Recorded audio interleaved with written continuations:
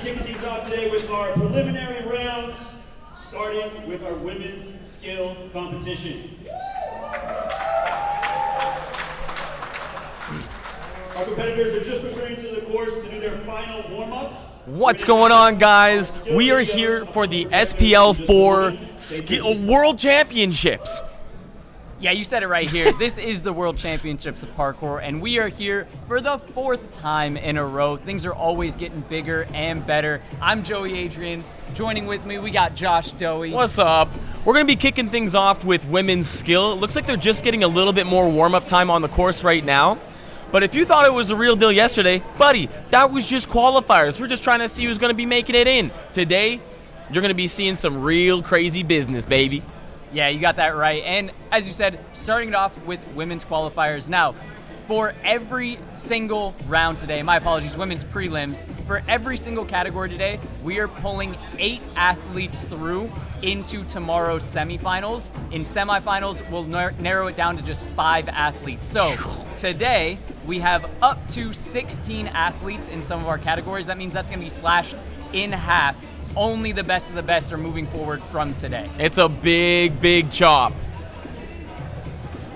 And as we're sitting here, we do have our women competitor out there warming up on the course. Now, they're not allowed to do any of the challenges, but they are allowed to get their bodies moving as they should and eye up any challenges. They're not allowed any dynamic movements on the actual challenge itself, but they can kind of mimic the challenge in other areas. And during this round, I believe it's all competitors on the course at the same time. So it's going to come down to who can complete the challenges the fastest. Yeah, you said it right. There are going to be 6 challenges on the course. The faster you complete it, the better. What's going to be the tiebreaker, basically, if multiple people complete all 6 challenges, the tiebreaker then is who did it the fastest. So I think we're going to throw it to a quick skill explainer video to show you some of the challenges that'll be going down today. I can hear like the whole screen with the headphones, and it's real distracting because it's like a full second delay.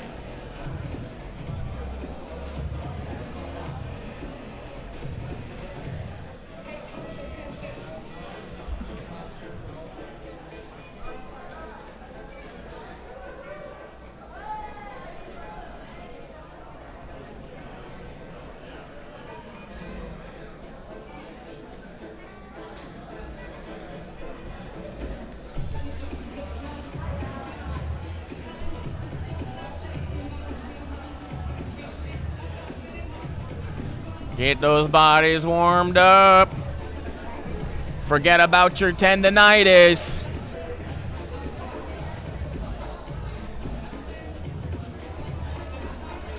You can see Louisa Chang there in the middle of the field.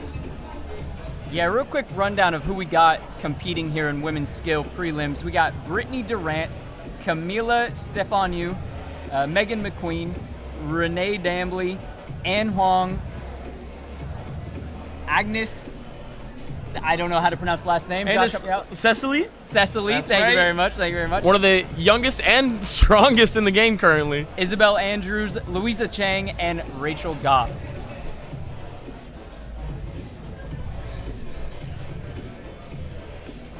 And I believe here we go with the little explainer-rooney.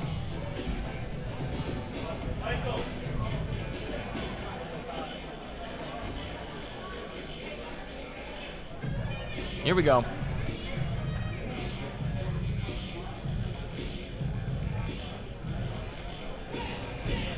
Video examples of our 5 skill challenges, 6 skill challenges are up on the projectors right now.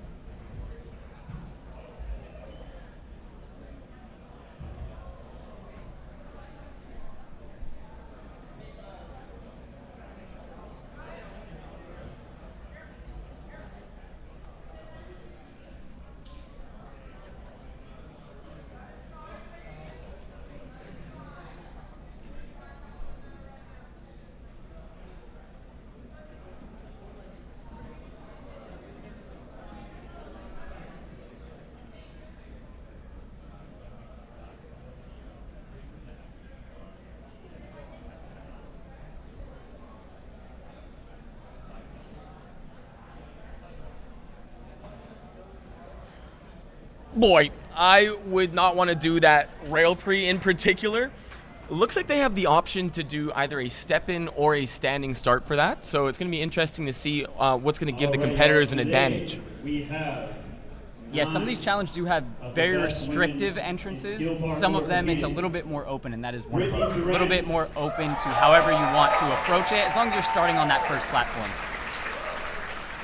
And the community skill round, historically one of the more chaotic ones to follow, but also one of the most exciting ones because all of these athletes are fighting for space to make it on to semis tomorrow.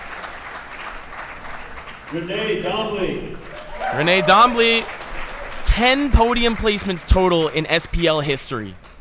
And 1.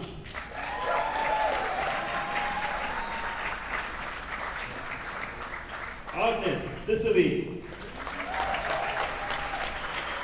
Up top. Isabel Andrews. Louisa Chang. And Rachel Goff. Yeah, this is going to be extremely interesting because, as you said, Renee Dambly, she has some of the most victories and podiums of any athlete across SPL and APC championships. Now, she's going to be coming in from a long hiatus and going against some current champions, the likes of which have been going crazy. Yeah, we haven't seen her since SPL1, I believe back in 2019, 2020, something like that. Sounds about right. She'll be up against people like Megan McQueen, who's been going absolutely nuts in skill and speed. SPL4 officially starts now. Here we go, kicking things off. Starting off with Brittany Durant, looking like she's going for the plyo cat. All about the control on that first one. You need to land so well on that rail while just a slight lean forward. If you're a little bit too far over your toes, you're not going to get the power for this cat leap because it's a massive cat leap. You need to generate power on this first jump. It's not something you're going to be able to do from a standing leap. Big focus from Renee. I think she can flash this challenge if she hits it just right. And Correct. She does. Beautiful. That's what I'm talking about. And as we had eyes on Renee, Megan McQueen did tick off the first challenge. No way. And Louisa going for that big old standing free. Wow. Going for one of the most mental of the challenges today. Out of the corner of my eye, I saw Megan tick off that plyo free as well that Brittany's stepping up for right now on your screen. Whoa. Rachel Goff also getting her first challenge. 2 for Megan McQueen already. Here comes Brittany, and still just overshooting that first jump. There we see Renee. Oh. Camilla Stefano with 1 point on the board. Let's go, Louisa. Here we go. Oh, yeah, you can see just a little archy there. I see Megan McQueen's legs flying. Now she's going to a lache pre on that bar. And here's Camilla. This one's really tricky. They have to do this turn vault drop pre. Oh, executed quite well. They're not allowed to stop on that branch bar at the top at all. Any pause and it won't count. Yup. Oh, no! That was really good commitment there from Louisa, but as we saw yet again, her arches were just a little too far forward. Nice, Renee. Are we taking that? It's going to be up to Jacob, our judge. It looks like he may be explaining why he's not giving it. Okay, looks like that's a no. And Agnes just taking a little bit too long on that bar. Also one of our shortest competitors, so she has quite a distance to drop down. Nice, Louisa. Oh, Louisa! Just healed the fingertips. Oh, that's got to be it for Camilla. Nice one. Nicely done, Camilla. Currently, we have Megan McQueen in first place. If Camilla did get that one, that will put her tied for first place, both with 2 challenges completed. Oh! We got a tie in first place with 2 apiece between Megan McQueen. And I think Renee Dombly and Louisa's about to join them. Oh, just fingertips. Oh, so rough. Yeah, as we just heard, a 3-way tie between Megan McQueen with 2 challenges completed, Renee Dambly with 2 challenges, Camilla with 2 challenges. And it looks like Rachel's getting a tester on this one. Nice, does commit to the bar. Now the tricky one there is they have to start from a cat position and they have to basically jump back into the lache. They can't have any extra swings. All right, looks like Agnes just got another one. Oh! There's one for Brittany. Agnes and Brittany both just stomping through that challenge. That one wasn't a make? Yeah, hard to tell from this angle how their feet are landing. Obviously, if it is more than half the foot, it will not be a count. It also may have to do with too many steps. They get 3 steps on that platform before the Kong. Okay, Camilla's got this all day. Two-way tie in first place. Oh! And is she trying to wrap her hands around the sides for that? Yeah, it looks like she's going for the lower grab and not trying to grab the top. I do believe that would count as long as she stays on the wall. No way. That's techie. And we still have that fight going on between Megan and Renee. Megan, we can see in the back of the screen right now, wiping her shoes down up on top of that purple. Not going to be a far reach for her. Oh. Oh my goodness, and Agnes is also going for that wraparound cat. No way. And that's 2 for Rachel, is that correct? Yeah, it looks like 2 for Rachel and 2 for Camilla. And here comes Renee. Oh, textbook. Nice, Renee. That's the champ. Oh, she is looking strong. Yeah, and that will push Renee into first place with 4 challenges completed. She has 2 left to get done. Looks like she's heading over to the lache challenge. Gotta set your feet up real high to get a good swing. And here's Anne.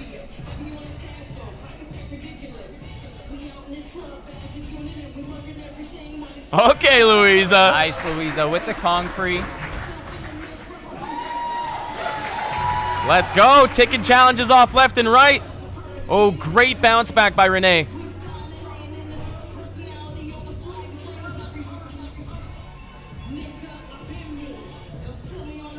Ooh, not quite high enough with the with her right foot.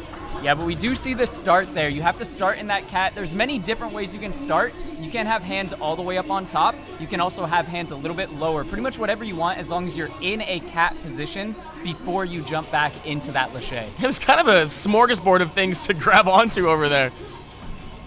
In terms of the cat. Plyo. Ooh, okay. We're heading to the Goldilocks zone. Dang it, it just looks like Agnes is stuck on this downwards underbar or lache challenge. Yeah, it's always curious hearing some insights from the athletes. Oh, so close, Rachel got in the back. Oh, very, very close from Renee as well. As to what their mindset is when they either get stuck on a challenge or just like really obsess over a single one. Is it because they want to complete it for themselves, or is it because they... Oh! Don't Renee forget to bring a laughing that one towel. off. Because, yeah, I would like to see when athletes do tend to get stuck, I'd like to see them move on to a different challenge, then maybe come back. You do have 20 minutes, so sometimes even just taking a second or two as a break to reset your mental can do wonders. Let's go, Camilla.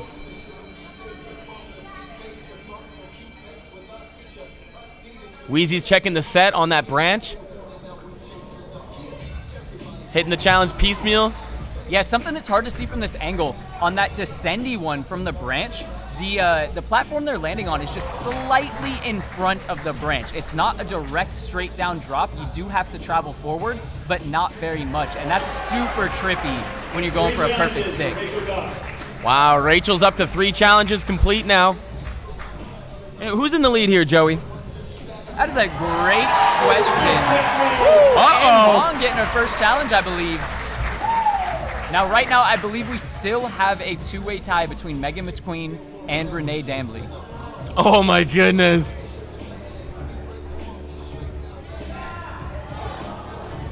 All right, Agnes just has to spend a little bit less time on that branch. I know the height aspect makes it a little bit scary. Okay, we're taking that. I think that was right on the limit. Kind of everything to slow down, but never coming to a full stop. Oh, Archie Comics for Louisa Chang.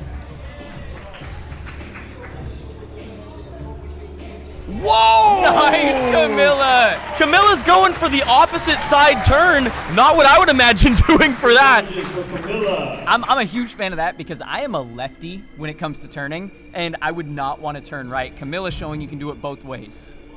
And I know that some challenges are set up with that turning right catback in mind, but if you insist on going left, all you got to do is hit the 270 and I guess go blind into it. Yeah, that's a specific thing when setting challenges. Most athletes, for one reason or another, do turn left on their laches, on their 180s, on a ton of different skills. And so keeping that in mind, when creating these challenges, SPL does try to have a good mix of both, but leans towards that right-hand turn to make things challenging. Camilla, no way you're going for that grab. Oh my goodness.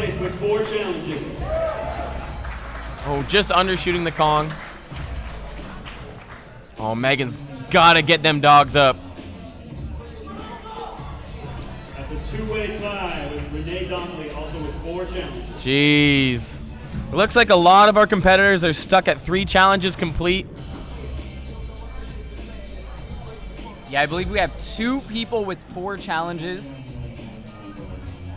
And Not Rachel into it. Goff is one of them. Yeah, Renee's saying, hey, I'm not going to do that one. Let me come back to this swing.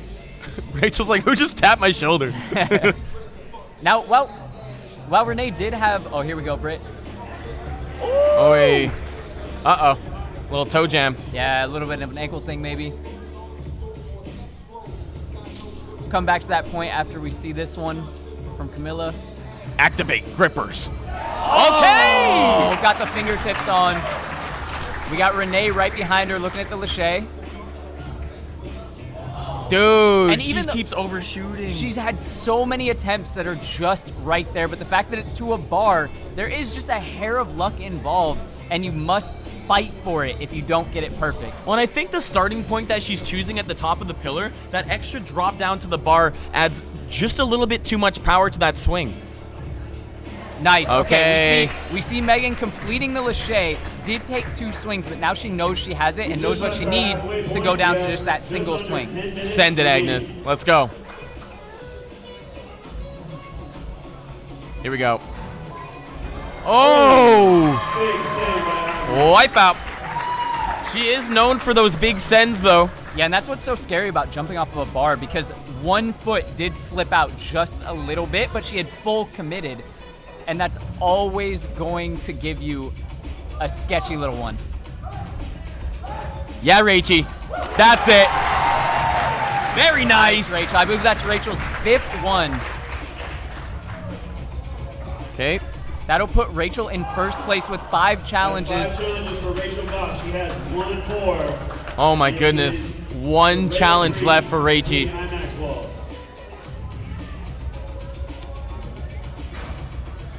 Oh! That's Louisa's 3rd fingertip cat. See, look at this starting point and watch the energy that it adds to this swing. That's a lot of power. Oh, okay. She was able to dial it back, though. Now, I'm curious if that little bit of a taco bail earlier. There we Camilla's go. so strong. And a nice climb up, Camilla. That's one of my favorite things to see. First of all, is a nice climb up. Second of all, is when they chalk up and go for a strong cat and you just see the dust fly. Oh, it feels good. It's like you're closing an old book. And Rachel's measuring out that jump right now. Yeah, and that big drop free to the rail is Rachel's 6th and final challenge. And one of my least favorite challenges to do when I'm training in the gym. That one.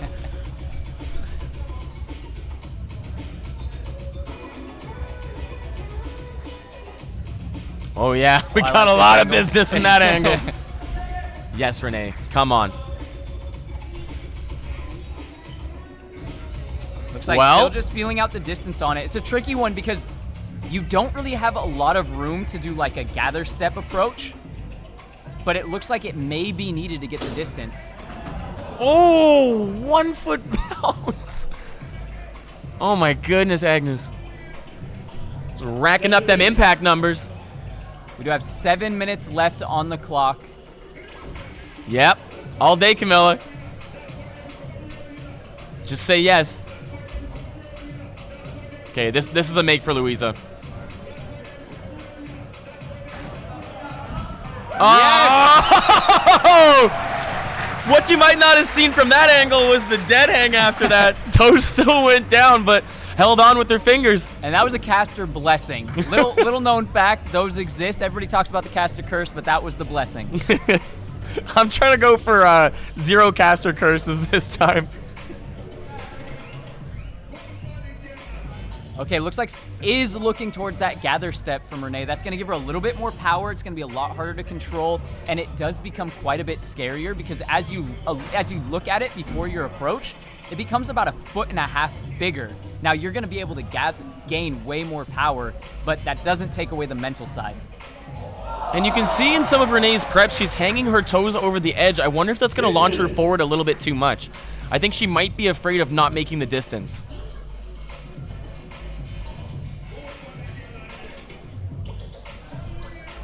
Trying to get as much power as she can out of this. With this gather step, she absolutely has it. See, look at that overhang with her toes. There we go. That's a little bit better.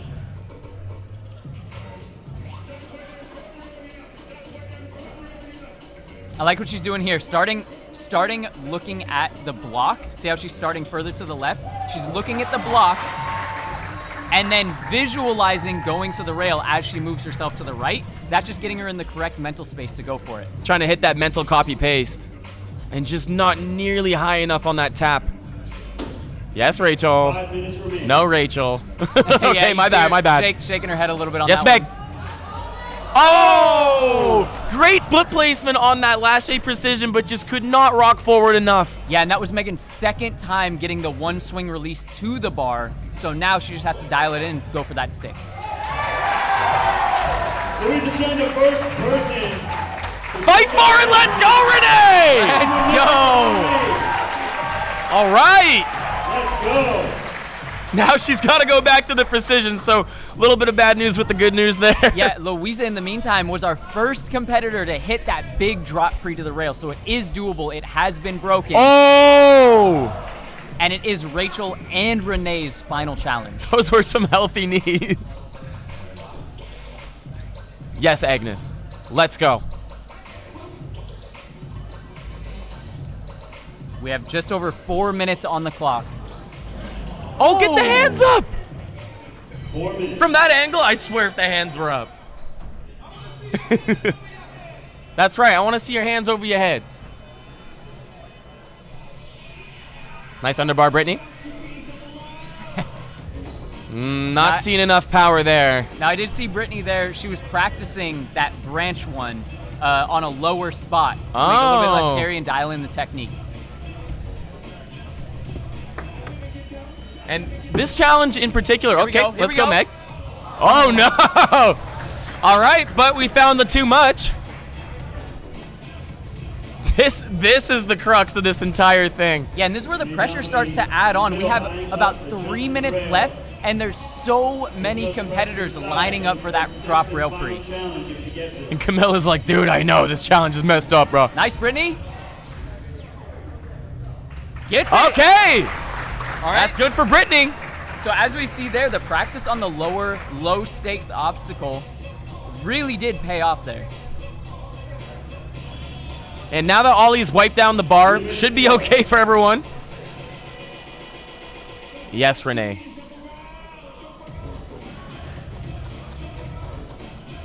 Yeah, she's in. She's in for sure. Here's the send. Good send. No way! Come on! The first send from Renee gets the stick locked in. You could see it right before she went. Just how locked in she was. And that is her 6th and final challenge, moving her forward in a guaranteed first place into our semifinals tomorrow. Oh my goodness, back and better than ever. And I guess sticking around for some moral support. Getting dapped up by the homies. Uh-oh. And I believe we saw Louisa Chang also hit that branch drop pre at the exact same time Renee hit that big drop rail pre. Camilla's got this for sure. Yes! Oh, wow! Hitting it so high! All right, Megan McQueen, I believe that is her 5th challenge.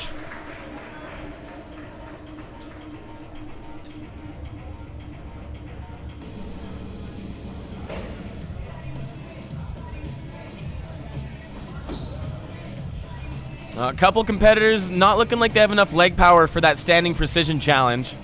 Yeah, and we are seeing Rachel favor her foot a little bit. 90 seconds. Yeah, I wonder what's going on with that. I believe she only has 1 challenge remaining, but sitting down with the shoe off means that it's probably hurting a little bit too much. Megan Oh my McQueen! goodness! First jump! First stick! Dinger right away! Ding dong! Unbelievable. Oh my goodness. Megan McQueen looking One more. polished. And that will push Megan through in 2nd place with all 6 challenges completed. She's like, that was scary. We have about 30 seconds remaining. With 6 challenges apiece. So that's Megan McQueen and Renee Dambley guaranteed to make it into tomorrow. Could have seen that coming. Yeah, Britt. 30 seconds. Oh! Now, what do you think about that hand placement on the Kong? I'm not gonna lie, I did not see it. Okay. Your thoughts? Forget about it. All right. Here you go from Camilla. She is working with a pretty injured shoulder, and I know swings were something that was bugging her quite a bit. And she's saying no to that one. 5, 4, 3, 2, 1. Oh, almost with the buzzer beater, Very Agnes. close to the buzzer beater. And that's going to wrap up women's skill prelims. 2 1-bangs on that rail pre. 2 1-bangs on the rail pre. To warm up for our men's skill competition, we're going to do a big shout out to our sponsors. QS Fencing, this new bar right here, completely sponsored by them. Any fencing work you need in Vancouver, in the lower mainland, hit them up.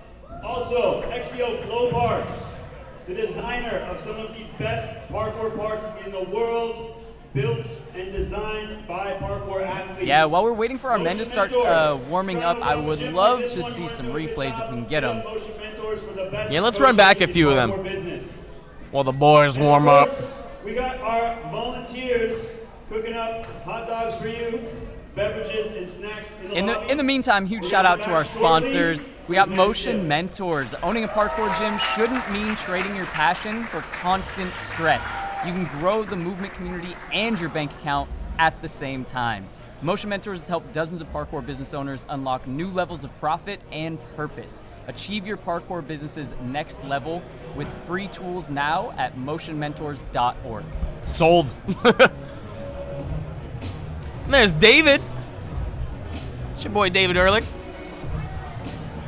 And we will get you those final standings for our women competitors here in just a minute. We got to go to the back, tally up the scores, make sure we have it all right, and see exactly what those final standings are for those top 8 moving forward. Man, I hope Rachel's okay. Shoe off is never a good sign, especially during a heated training session like that.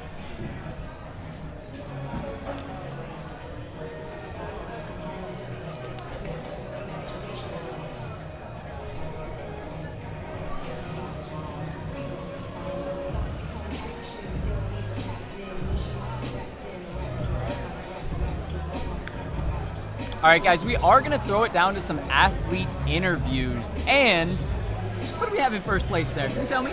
Oh, in first place? We had Renee Renee Dambley. Dambley. I would love to get an interview with Renee if we can make that happen. In Love fact, to talk to Megan McQueen. Yeah, our top 3, Megan McQueen, Renee Dambley. I would love to get them, and Rachel Goff. I'd be really curious to hear what's going on with that foot and how she feels about her performance, because she did do amazing until that injury popped up.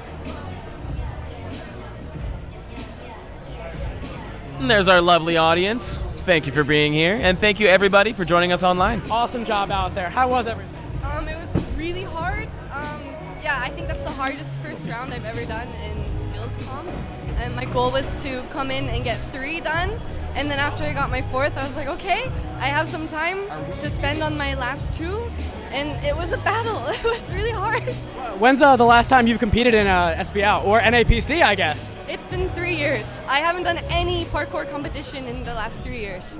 Yeah. So, Did you do any preparation before coming here today? yeah. I've been doing a weightlifting program for the last 6 months, and then a little bit of parkour and some speed training, but not much. Yeah. How are you feeling about the other competitors? How are you feeling about being back at Origins and everything? I love everyone here. I'm super happy to see everyone again because I don't get to see them all the time. So I'm just psyched to see everyone and see how they've progressed. And I was really nervous about coming back, but once we did speed practice, I felt like I was having fun again and more relaxed. So I'm happy to be here. Yeah. You're competing in both speed and skill today. Yeah, I'm doing both. Yeah. Awesome. What do you think was the best challenge out there today that you did, or the hardest one that was overcome? I think the hardest one to overcome was the down to rail pre, because I haven't been doing so much parkour. Rail precisions are more of a mental block, so I really had to take the time I needed to send that jump. Yeah. I saw from the crowd reaction. It was, and I peered over from skill jump number 6, so peered over and it was explosive reaction from you. Yeah. So sorry. All right, thank you so much. Awesome job. Yeah, thank you.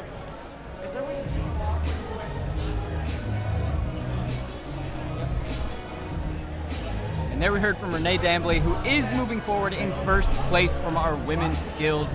If we could, I would love to throw it back down and get an interview with Megan McQueen, our second and only other competitor to complete all 6 challenges, not to mention our reigning champion.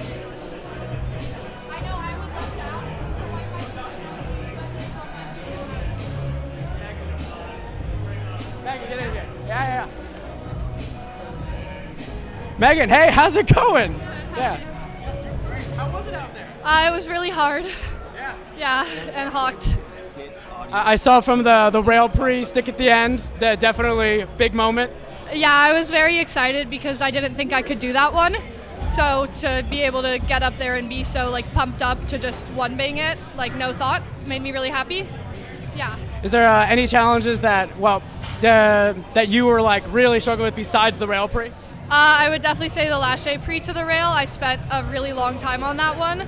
I was so scared of it at first, and then my foot kept slipping, and I just couldn't get the momentum right after that. So like, spent like 20 attempts on it. I don't know what that Are you doing both speed and skill today? No, I'm just doing skill.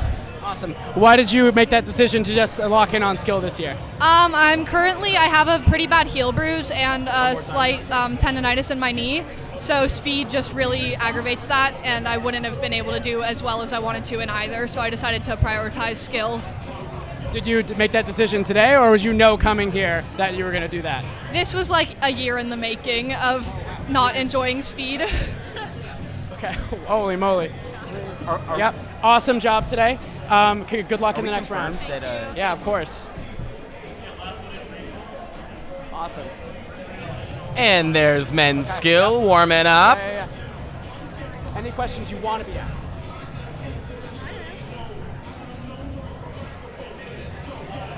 In the no shirt with the black shorts over there, that's Mark Rachel, Chassin. hey, how's it going? Yeah. Awesome job out there. Thank you.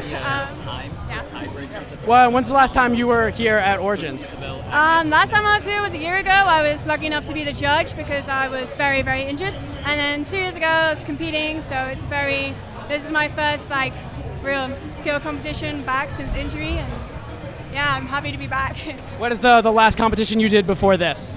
I actually don't know. Did you compete at Project Underground or anything? I did, but I did do skill. I just did all the challenges on 1 foot, so as you can imagine, I didn't do very well. Okay, so how fresh off of injury? Okay, I see injury, yep. Right now, I'm still really struggling with the injury. I had an operation back in October, so it's been a lot of rehab since then. My left leg is just very, very weak right now, so I'm really feeling that in my jumps that I cannot jump as far as I used to. But the nice feeling is I feel like my technique is still there. So I was able to get through 5 of the challenges, but that standing pre, I just absolutely, I couldn't do it. I didn't think I physically could, and I attempted it just straight away, like full send, and really hurt my foot at the very start of the round, and then just did all of the other challenges just kind of hobbling. So I'm not sure whether I'm going to carry on with the competition. I'll have to wait and see tomorrow morning. 5 challenges, though. That was awesome first round for you. Yeah, genuinely, I'm just really happy to be back. I was told by 2 doctors that I'd never do parkour again, so I'm just really happy to be back. And I want to say a huge thank you to my surgeon and my physios, Bert and Kato, and the whole team at SMAC, because otherwise I wouldn't be here, like, being able to compete. Well, what gym are you representing today? I'm representing Hal 5 and Nova City. Let's go. Thank you so much.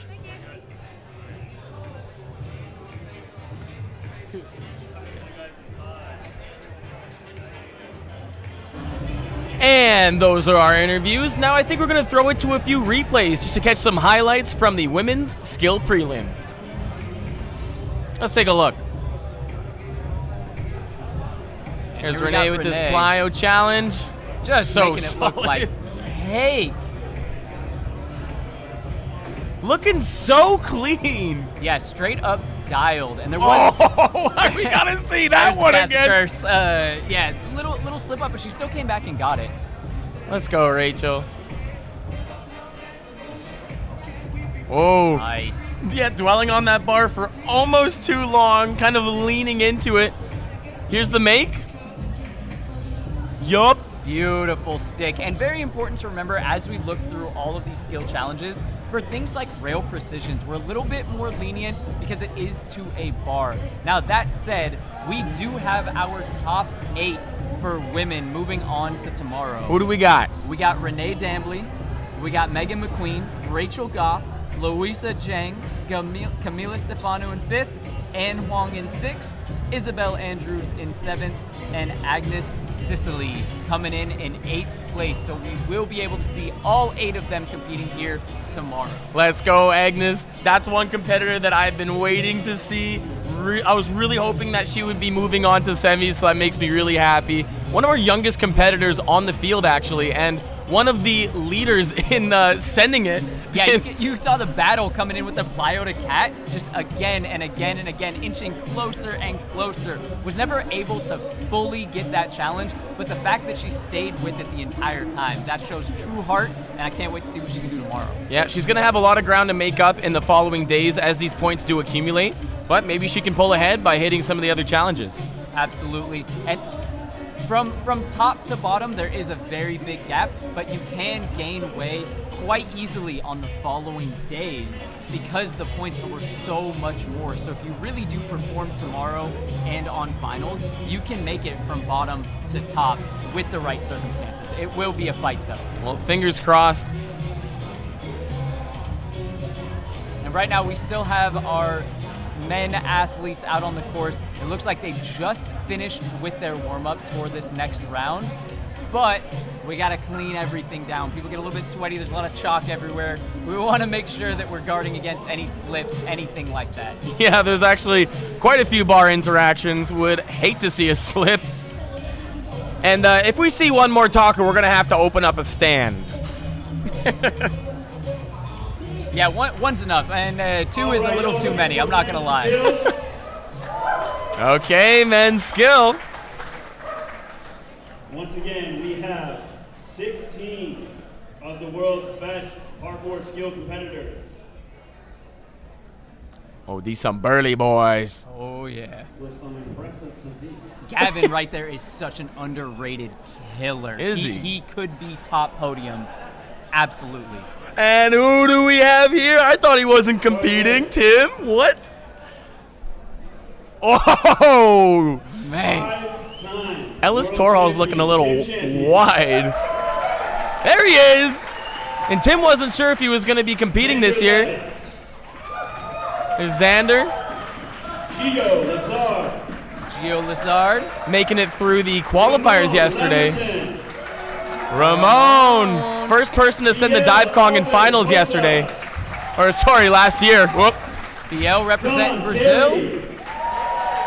Got Don Terry. Had he gone first T on that dive Kong last year, could have been first. That's crazy. We got Mark. Ari Dofer. Mark Chastanet, the more or less inventor of the Lash A360. Now, I think Lash A360s existed before that. Daryl Stingley coming in, and then Eris Torhall showing up in qualifiers yesterday. The dark horse. He could win in skill and style. Kevin Franzen, not to be underestimated. Yeah, he told me he's way more excited about skill this year. Donda Winter coming in. Oliver Thorpe, the speed climbing master. Short and stout. Defending champion, Brandon Hooper. Brandon Hooper He's defending his champ. title. His last name's not champion, but he dethroned the champion to become the new king. I heard if he wins, he's stealing Tim's last name.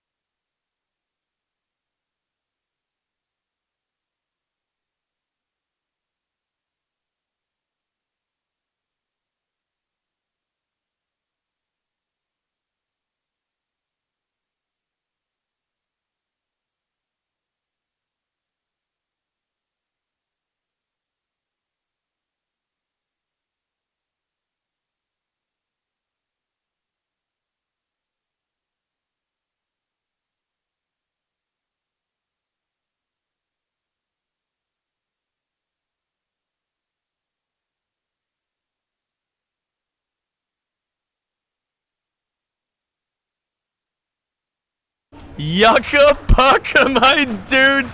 Those are some grim challenges, and you got to be the first one to complete it. You're racing against a bunch of other burly boys. Yeah, with that time being such a big factor, you know you're against the best in the world. Only half of you are moving on. You need to get every single challenge done as quickly as humanly possible. And I had to verify with you, that Kong to underbar to me is like, if you do any approach, everybody here's got it. Everybody in this event has it. But the fact that they have to start on the sandwich and they get such a small run up, and that's why we saw that tack approach from the video. Even the tack off the purple wall, like, if you don't got the sticky shoes, you're going into the drink. All right, Here comes Brandon Hooper. Out here with the king himself, Brandon Hooper. First he nope. Overpowers it. And there's Joel Vicey. Spicy Vicey.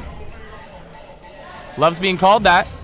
Oh, almost. Great foot placement, though. Overdue for Hooper, underdue for Vicey. Let's see if Thorpe can get it. That's a prep. Uh-oh, Tim Champion's looking good. That catback looked too simple for him. Watch out, Brandon. For Kevin Franzen, Xander Levitt, and DL. Wow. That's one for Ramon right here. We got Kevin Franzen, Xander Levitt, BL, Mata, Tim Champion, and Ramon, all with 1 point on the board. Oh. Let's go, Kevy. That's one for Mark Chastanet. Mark Chastanet getting his name up on the board. Got to dial it back. Easy. Yeah. Absolutely. And I don't know if Champo's going to be able to fit through those bars. It's a tight space, and this run-up makes it so difficult. Okay, it looks like any approach. Are these preps? Are they allowed to go from there? I'm not positive. Oh, Wavy's looking good, but can't lift that foot that much. Ruh-roh, Xander's killing it. This challenge is gross. You got to stride out of that tack back. Yeah, Xander Levitt right now in first place with 2 challenges completed. And on that tack back, if you split your legs, you split your eggs, bro. You gotta be real careful. Oh, it looks like Biel just got it. Yes. Jeez. Oh! Letting you know he fits. Oh He my can goodness. fit. And Biel in the background from Brazil, we see him there. He did just get this tack back stride free. And did Tim Champion just budge Ellis Torhall? Let's go, Hooper. Oh, Okay, next one for sure. Oh, yeah. Yep. Oh my goodness. Tim Champion pushing himself into first place with 3 challenges. Tied up there now with Xander Levitt. Oh my goodness. Brandon hitting that stick. Is that true?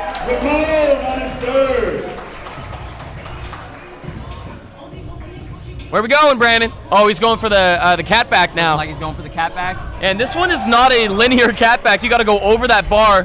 Whoa! Oh, geez, T-Dog! Looked like he had to force it a little bit. I wasn't sure he was going to make it there, and there's just a perfect stick.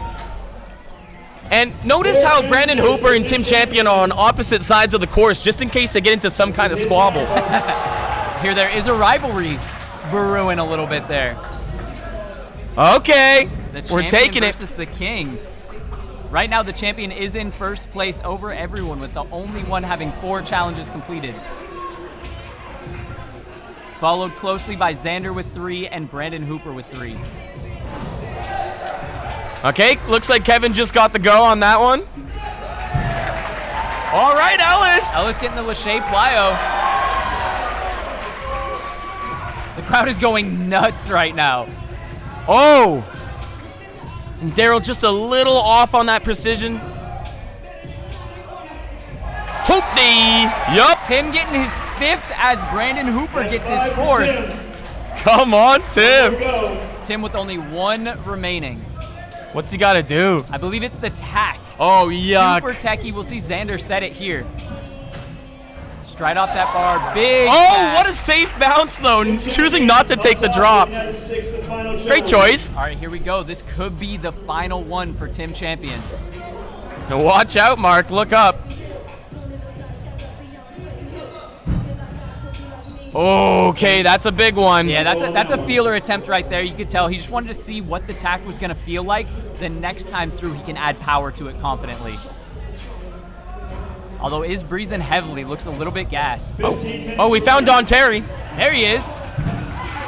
And he's working off an injured shoulder, I believe. And Xander's up to 4 challenges complete. Yeah, sitting comfortably in second place. Only other competitor with 4 challenges completed, other than Tim sitting at 5. Whoa, that is a big tack. Now, what makes this tack so hard is that your approach basically gives you no power. You have to have this really techie step, and then, oh, okay, well, Tim's got too much What the legs. It's all generated from that one leg. It's almost like you're doing a standing tack, just because of the placement of the wall with that bar. What is he doing? What was that, Tim? I like that approach there from Brandon. He got his foot super, super high, almost on the corner. And big send from Gio. Here we go. Oh, my goodness. All right, Tim overdoing it on that last one. He just has to hold back a hair or really fight for that stick. Let's go, T-Dog. There it is. Yup, and So that is perfect. all challenges complete. Keeping his last name at least for one more day. There's a little throw up, a little celebration. I was going to say not even so much as a smile from him. It's light work for Tim. He came here to take his throne back, and that's exactly what he's doing. And Looks did like it Brandon lit a Hooper get fire. that? Yeah, you see that? It looks like it lit a fire under Brandon. He said, "Okay, you won. You got there already. Let me catch up." Xander just hit 5. Xander's at 5 challenges complete, but this Lachey tack challenge is proving a little bit difficult for Brandon Hooper. Here we got Art. Oh my goodness, Xander. Xander's getting close on that. That's Joel. I thought it was Ari again. Yeah, let's keep Joel and Ari away from each other too. I'd love to get a look at where Xander's at because he is on his 6th and final challenge. The only other person. Brandon getting that 5th challenge done. Now he is also on his final challenge. Where's he gotta go? Oh, nicely done from Ellis Torhall. Okay. Ramon looking stoked. There's Don DeWinter. Setting up for this Kong.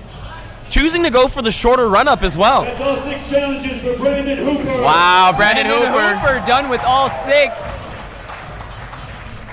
Don, it's going to be an underbar. Yeah, Don getting the cat, but needs just a hair more for that underbar.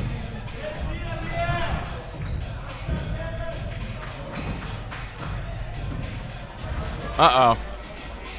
Ari's slipping a little bit on that wall. There we got Xander. This is his last challenge.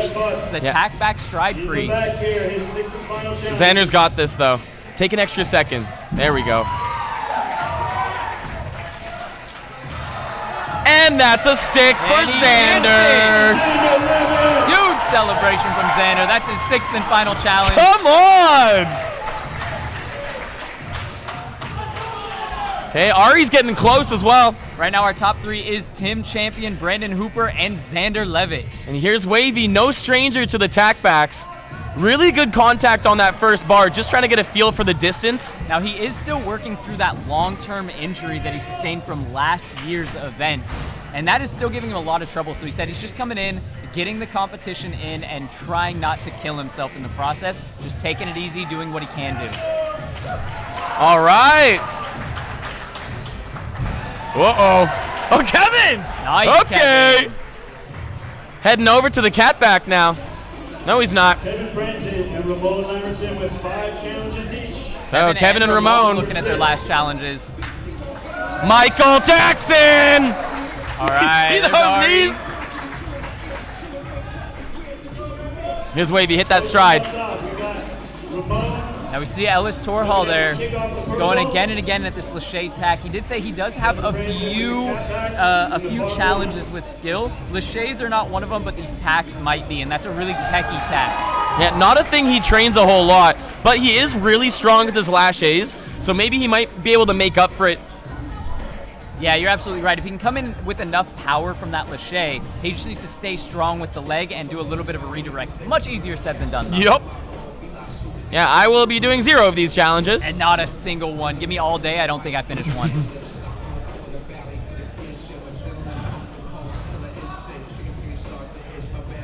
And here's Don Terry, swinging around the corner. Uh-oh. Oh, he's so chill and relaxed with all of his movements. 10 minutes remaining. We're halfway done. Ooh, a 10 little minutes low on remaining. that tap. Yes, Wavy. Nice. Okay. Wavy's looking gravy, though. Yeah, that was a super confident stride there.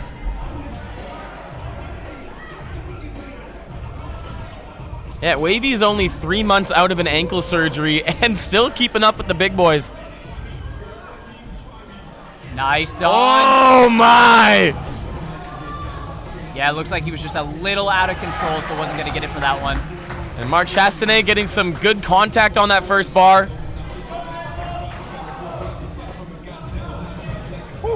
Yo, they're almost taking one. Ooh, and a little bit of a slip on the purple wall. Nice from Kevin. Light work for Kevin. 6 challenges for Kevin Franzen. Kevin's in the Champions Club. 6 Yes, challenges complete. sir. And I did just see Daryl tick one off there. Joel, dial it back, bro. And here's Ollie Thorpe. Oh, tacking a little close off the bar. He needs enough space to get a proper contact on that purple wall, or else his foot will be slipping downwards. Nice work from Joel. Yeah, Joel making that one look nice. Oh, almost the Cheney. A hair too bouncy on that one. Oh, right away. Nice. Oh! Nice. Oh! Yeah. Let's go, Ramon. And I think Gio just ticked off that plyo challenge. For Ramon. All 6 challenges complete for Ramon. Ellis took one look at that cat back and was like, I don't know. That's 4 athletes for sure. Moving on to tomorrow's competition. Joel Vicey nailing that cat back right away. Yeah, I believe we have 5 competitors who have completed all 6 now. What you thinking, Ari?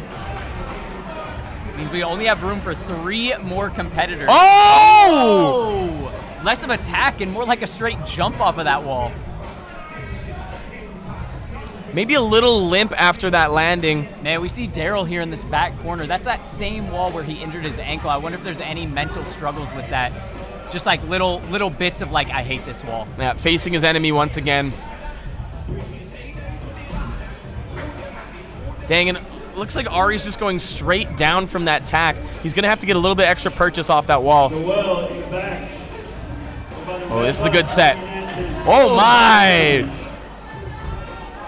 Yeah, that's a really good prep that we see coming out from them. Getting a lot of power, but it's redirecting in the wrong space. They're going to have to kind of go out on a limb and push more forward when they really commit to it. And here's Daryl looking at that cat back. Come on, Daryl. Yeah, Okay. it looks like he's feeling that ankle out when he's up on the wall. And that will be a heavy ankle impact when he Wow, Gio, it's not a style run, though. Not meant to be a style challenge. Okay. Nice. Ollie's getting in there. Yeah, you can see their feet on the tack is getting higher and higher. And everyone that I've seen complete this really well has gotten a very high tack. Okay, really high cat back. I like what he did there. He went for the precision, but specifically took the impact to 1 foot first and then had the second one come down as kind of a fail-safe. That's going to get you super comfortable going for the stride. So I think Gio's got attack from a little bit further left on this wall. All right. Yep. Or just do exactly that. He Sure. knew it. Because previously he was getting pushed off that wall a little bit too much. What the heck? What changed there? Ari made that look so simple. That looked like maybe his first attempt actually straight at it. He got much more power coming out of that. Yes, Wavy. Let's go. That's 6 challenges for Ari Dulfer. 6 challenges for Ari Dulfer. How many we got with 6 challenges complete now? I believe we have 7 athletes with 6 challenges complete. Don't quote me on that, but I think that's where we're at. That means the next person to complete all 6 guarantees our top 8. Holy crap. Ollie's also in the bag now. Yeah, and this challenge is going to be the most off base for Ellis. He's going to have to really put it together. Yeah, there's a great shot here. We got 3 competitors. Nice, Daryl. Let's go. I was going to say 3 competitors on this tack free, and then we got Daryl fighting for that 180 free, or 180 cat. Nice, Joel. And That's Mr. it. Vicey. 6 challenges for Joel Vicey. And everyone else is going home. Now, I believe that is our 8th competitor to complete all 6. Do not quote me. We will find out in 5 minutes because that's all we have left remaining in this round. Okay, Mark Chastanet is getting a lot closer on that plyo. But all eyes on this tack challenge. One of the crazy things for this bar stride at height is you could be so focused on that stride that you might forget about the wall entirely. So you gotta collect your mind for 2 really mental foot placements. Here comes Don. Making the plyo look okay. He's making that look small, dude. He really is. It's like a warm-up challenge for him. I love how calm and composed he is every time he goes.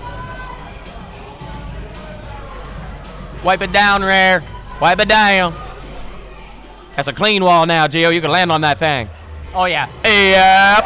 Nice, Gio. That's what I'm talking about, Gio. That's 5 for Gio. Gio's got just 1 more. We see Gavin there fighting for this Kong underbar. Now, I know Yes, Gavin, Wavy. his biggest strength is his laches. Oh! Nice, Don Terry. 6 challenges for Don. He will be moving on. That is his 6th challenge, and I believe that seals it. That was our last spot. Now there are still 3 minutes and 35 seconds to play out. And you never know. These placements do matter because if somebody drops out due to an injury, which is very possible and it happens more often than I would like to admit, that will be their spot. Yep, you might be feeling good now, but you might wake up in the morning with an ankle twice the size that you remember it was. Damn, Wavy's looking jacked. And that's it for Ollie. Whoop! Whoop! 5 challenges complete for Daryl Stingley. Tell you what, if I was 3 months out of ankle surgery, I would be watching the stream. Yeah, I'm right there with you. And this was, when Ellis was interviewing the other day, the 180s, the climbing things, those were where he felt a little bit weaker. And this one in particular is a really big 180. Okay, textbook, Gio. All right, Gio completing all 6. All 6 challenges for Gio Lazar. All right, Gio's got 6 complete, so I guess he's going to be in the hole for tomorrow's competition. Gavin just kind of inching his way closer to that bar. Still committing to the side right now. Yeah, get them shoe wipes in, Daryl.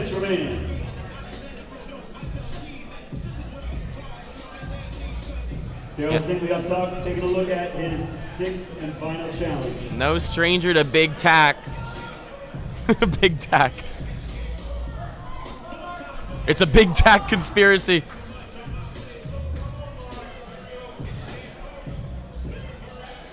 Good contact. Crowd hyping Daryl up a little bit. Longtime SPL competitor. Competed in speed, style, and skill across many years. Just recently putting out a video, Hardcore Parkour, one of the most hyped videos I've seen in a while. Makes me want to train so hard.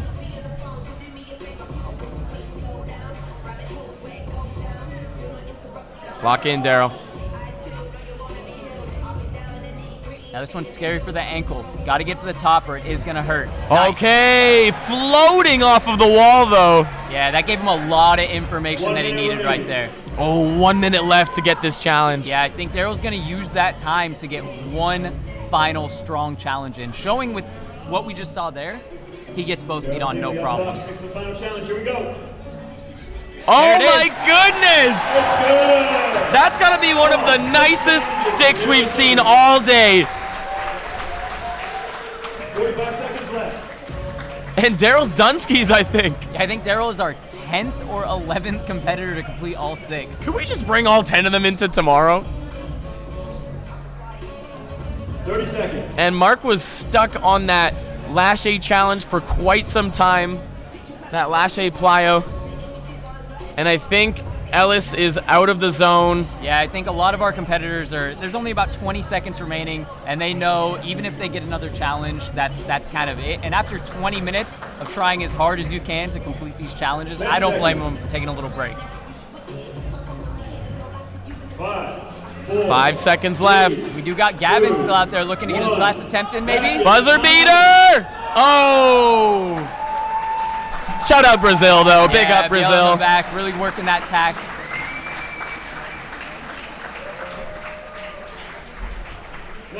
What a showing for men's skill prelims. Boy, Tim Champion was thinking about not competing and then completes them all the fastest. That was insane. Completed them all in under 6 minutes. Can you believe that? Securing himself, going through in first, and more importantly, getting that confidence boost and telling everybody, reminding everyone that this is his throne to take. And now we're going to have to really see how it heats up tomorrow between him, the rest of the competitors, and especially the reigning champ, Brandon Hooper. Wow. Yeah, those two were looking pretty close today, man. Now, Let's throw it to some replays. Yeah, I believe. All right. Most satisfying sticks on that challenge. Here's Joel Vicey. Yes, sir.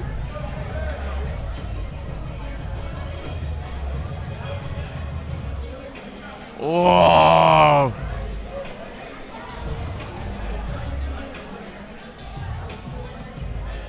Here we go. Man, Dawn makes those look easy. Ollie Thorpe. Oh yeah, great stick there. Yep. And even though some of our competitors may have completed all 6, they might not be moving on. And that's still, there can be a lot of pride in that, knowing that you are good enough to make it through every single challenge and you have a chance to compete with the best of the best. And this has to be one of the most stacked men's skill divisions we have ever seen at SPL. Yeah, pretty much every single one of them. Every time I think about it, I'm like, oh, that's shoe in for podium, shoe in for podium, shoe in for podium. They all could be on there. Yes, sir. And now I think we're going to throw it to a quick little ad break.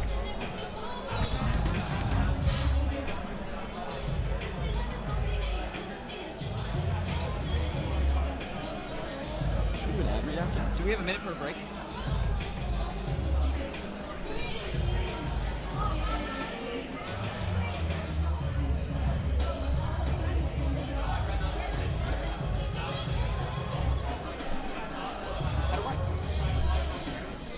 I don't know how to work this thing. Oh yeah, probably not. Are we doing like this round brought to you by? Should we do motion mentors again and then? I was thinking about doing Exio. Cool. Yeah.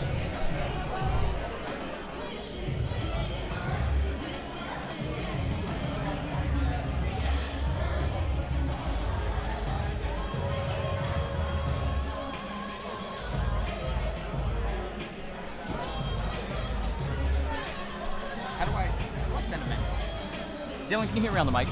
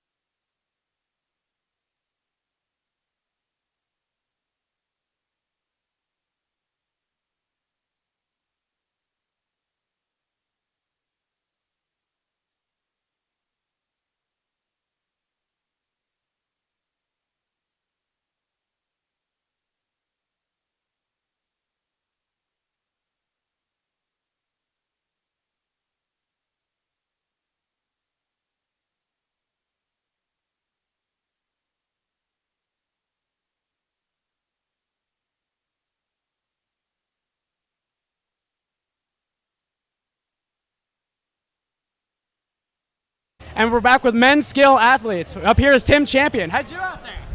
Man, it went so well. I wasn't expecting it to go that well. So what can I say? Pretty chuffed with that. You were injured for a little bit before this, right? Yeah, I actually wasn't going to compete this year because I had just a string of injuries at the start of the year that meant I couldn't prepare in the way I want to prepare. Like I usually have a really intense 3-month block getting ready for this, and I just couldn't do that. So I was like, oh, screw it. Like I'm not going to do well if I don't prepare properly. But I got here and I felt healthy enough, so I thought I might as well just give it a go, man. Why not? Well, I'm a huge fan as well, like of SPL and everything else going on. I saw the ad on the SPL Instagram last night. You walking in all like black and white and stoic, and with the mist. That was crazy. Yeah, I'm probably looking a bit bigger this year because I didn't take the couple months of like less gym training that I would normally do and like more parkour. So I'm coming in a bit more stacked, but hey, maybe that just intimidates the other guys a little bit more. We got to know, everyone at home, are you actually natty? Yeah, I'm natty. Good to know. Thank you so much, Tim. I'll jump out there. Have a good one. Next one in. All right. Thank you so much. Yeah. I have to do the bit. You're doing good. How many are we doing? We got like 5 guys out here. Well, I'm pretty much going to run through all of them. Brandon, get in. Yep. Tell me when. Yeah? Oh, Brandon, how's it going, man? Doing good, David. Yeah. Doing great. Play second? Yes, I'm very happy with it. Obviously wanted first today, but I can't be mad about what I did out there, so very satisfied. Awesome job. How did it feel to see Tim Champion out today? We didn't know he was actually competing, did we? No, there was like rumors about it leading into it, but seeing him out there makes it so much more competitive, a lot more fun.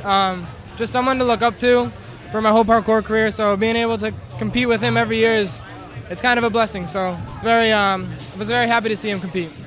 You're not the only one representing Boston today, are you? Who else is doing skill today?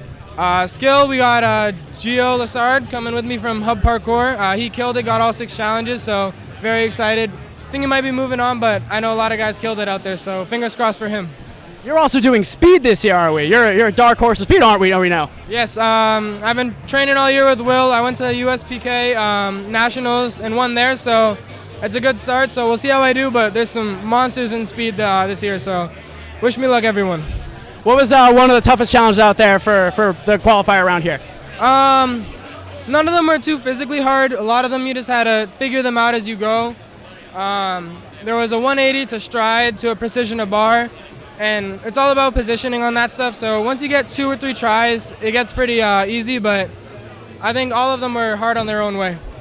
No, it's pretty early on in the weekend, but do you have any quotes for the people back home? Who do you think you are? I am. All right, thank you so much. Crush it out there. Yep, have a good one. Xander will take you in.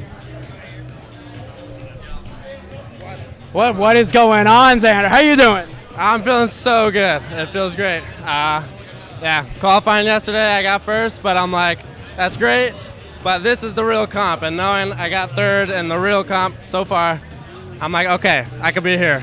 I'm ready. No, I saw you yesterday looking really strong, and you're coming back from an injury, right? Yeah. I like just, these past couple weeks, I've finally been like pretty uninjured, able to actually train hard, and it's paying off so far. So yeah. Awesome. What gym are you representing today? Sessions. Shout out Sessions. Shout out everybody there for making this trip possible for me. Shout out my mom. Shout out everyone. Who is here from Sessions with you? Because I think they come as a big group, a big crowd. Yeah. I mean, we got Rai, gonna compete in style, gonna throw down today. Still got that. That'll be sick. And then we got like 8 of our coaches here to support, and them cheering me on is also huge for me. It's really nice. Anything you are looking forward to in the year? What did you actually do preparation before this? I mean, like I said, these past couple weeks I've just been grinding and like practicing stuff that I'm not really good at. There was a challenge. There's been challenges where I've been working on those exact things, but not on my opposite side, and these have been on my opposite side, but I'm like, if I could do it one way, I could do it the other, so it works out. All right, thank you so much, Xander. Crush it out there. Sorry. Kevin, we'll take you in. Camera's right there. Yep. All right, Kevin Franzen, nice to see you. Nice to see you. What team are you representing? Keepa. I'm sure no one at home knows that. No, I drew this in case you were wondering. Oh, that's beautiful. Thank you. Yeah. How was it out there? Intense, I think I was here 2 years ago, and it was very intimidating. And I'm considerably smaller than the more other skill athletes, or at least then. So it felt good to not feel out of place this time, and not get all the challenge as well. Yeah. You all 6 completed. Yes. Super irritated at myself a little bit. There was one 180, cat 180 cat from my wrong side. I think most people's wrong side, but I've been specifically training for the last 10 days or so, which is not that much, on my wrong side because I know these guys said things over the right shoulder.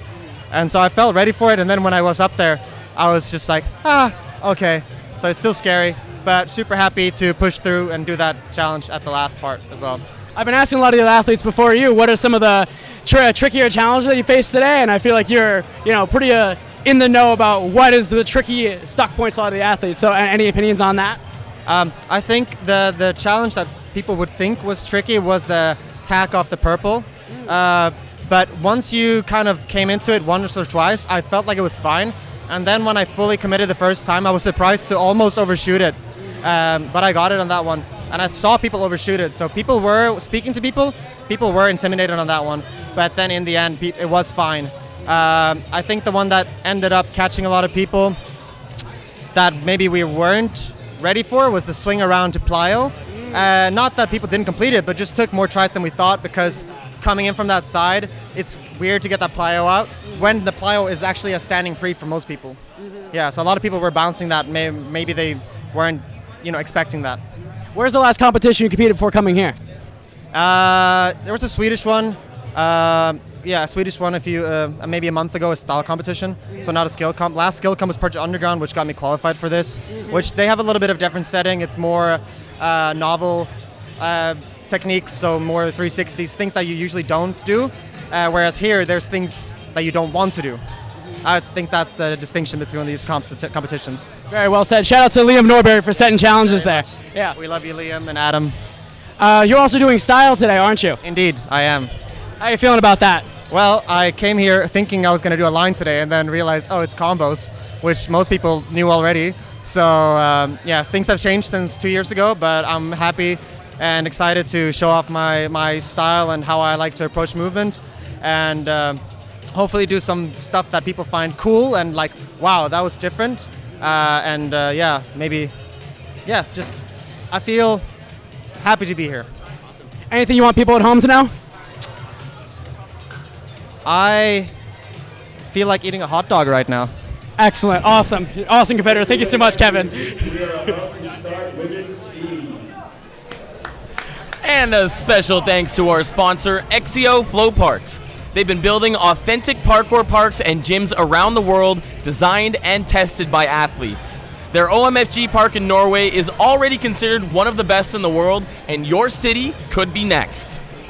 All right, and with that does wrap up our entire skill round. We are going to be moving forward into speed, starting with women's speed. They are out there right now on the course, getting things warmed up so that they are ready to take off when the time comes. We got a nice little horseshoe loop going on here. Yeah, this one's a little bit interesting. There's a couple tricky spots. One right at the beginning as usual, going through a rail, over a rail, between a rail, kind of choose your path there. As always, we do have the flags. Yellow flags must stay on your left. Red flags must stay on your right. In just a little bit, we will show a view of that course. But first, let's take a look at the leaderboards and see what we got going on from that last round. Yeah, man, how many challengers we have completed 6 rounds? Let's take a look. Yeah, it's crazy. We have Tim Champion in first place, as we know, completing everything in about 6 minutes. Not far behind, only about a minute behind, we have Brandon Hooper, followed by Xander Levitt, Kevin Franzen, generally known for his style, popping off, coming in 4th, going through there. Following up with Ramon Lamartine, Ari Dolfer, Joel Vicey, and our 8th and final competitor moving on to tomorrow is Don Terry. Don Terry, of course, a shoo-in for finals. All right, let's throw it over to the floor and introduce our women competitors for speed. All right, it's time for our women's speed competition. Single file, let's go. the best speed athletes in the world competing. Ima Balstoro. Ima making it up through qualifiers. Allison Lind. Dara DePaulo. Dara Dara DePaulo DePaulo. coming in. Amy Baldwin. Amy Baldwin turned into a little bit of a speed The demon. most award-winning athlete in SPL history. She's like, stop it. Dombly. Renee Dombly. A little bit of embarrassment. I want to see pride for the most Come award-winning on. athlete in SPL history. Champion, Miranda Tibling. Miranda Tibling. She has won before. Jess Can she do it Chan. again? Jess Chan. Always smiling, always showing up. Snacky Chan, I hear. Snacky Chan. That's what they call her. And defending speed champion, Audrey Johnson. Defending her title, Audrey Johnson. Competing in multiple events, Let's I take a hear look tell at maybe today's even course. skill next year. But we'll Ooh. see. Let's take a look at this course and see what's in store for our athletes. Women's speed. Starting going through the laser gate. There's that first bit. They can go, as long as they go between those flags, they can do whatever they want through that rail. I think we're going to see a lot of under, having to go.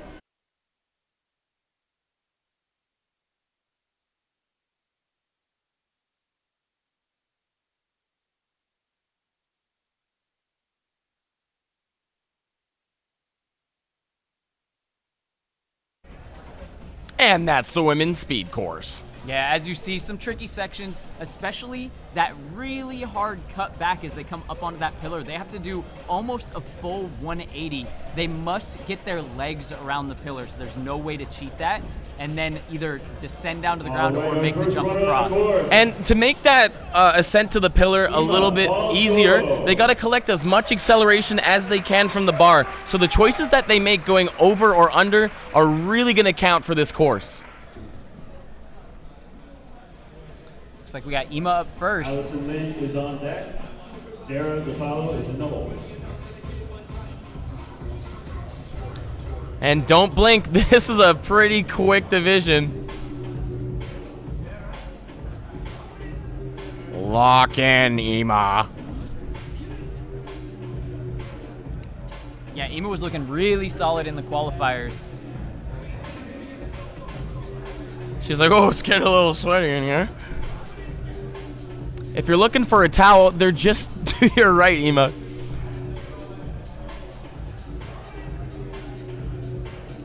Grab the towel.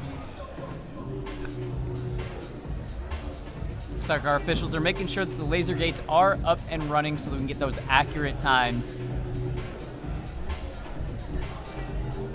Now, as we said, we did talk about that 180 cutback, but another really important part of this course, and we have some chase tag athletes, some people that regularly compete in chase tag.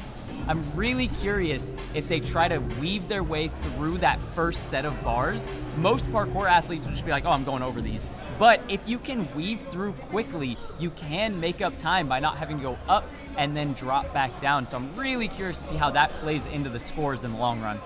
Yeah, down to up is going to beat up to down, unless you can maybe get 2 feet on top of that bar and accelerate from there. But I think for the most part, if you're going up and over the first, over that bar, it's probably going to be a step vault. All right, timers are set. Timer's Let's all go, setty. Ima. And Ima's going to kick things off. Let's go.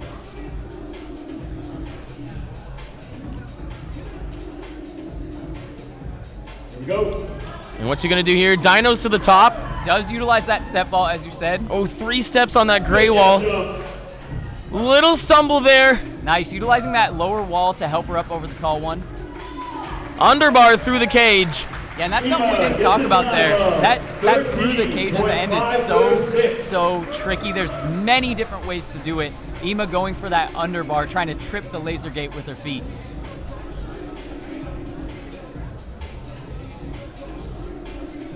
And 2 things that I think are going to separate the good from the great are how many steps they're taking on that gray wall portion going towards the pillar. And also, I think any athlete that goes head first or does an underbar through that final bar cage is going to have a significant advantage. Yeah, if they're comfortable diving head first, that is going to give them a big time advantage because they can continue to propel. And chat, let's take some bets on how many back bumps we're going to see in the bar cage. Let's go, Allison. Allison up next. Ema did get a time of 13.54. Oh, going underneath, but not quite getting the speed she might have been looking for. But doesn't need it so much because she didn't have to climb up and over. Yeah, quickly across that portion of the course. There we go. Nice dive pull through. Yep, that's that headfirst exit that we're looking for. Yeah, and that's something that's really tricky, or that's something that's really important to keep your eyes out for, because had she gone up that first ascent the same speed that she did and then went to go over the top, that would have taken a lot of extra time. But she utilized that time going straight through instead. 12.525. There we go. Biggest drop of the course there. And a time of 12.25.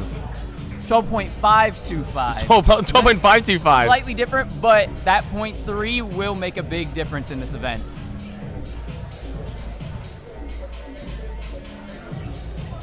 Looks like Dara up on the course next. Watch your head on that bar.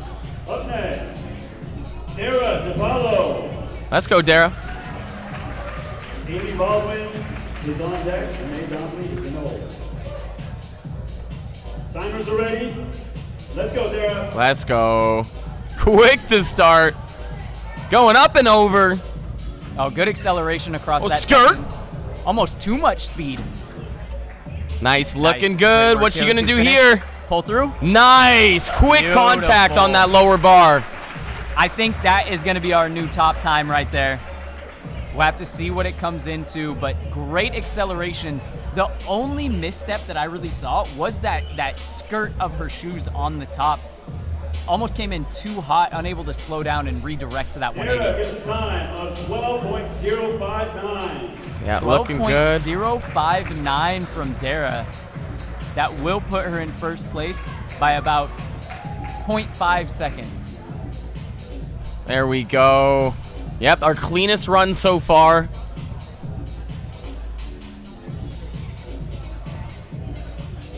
Amy Baldwin coming up next.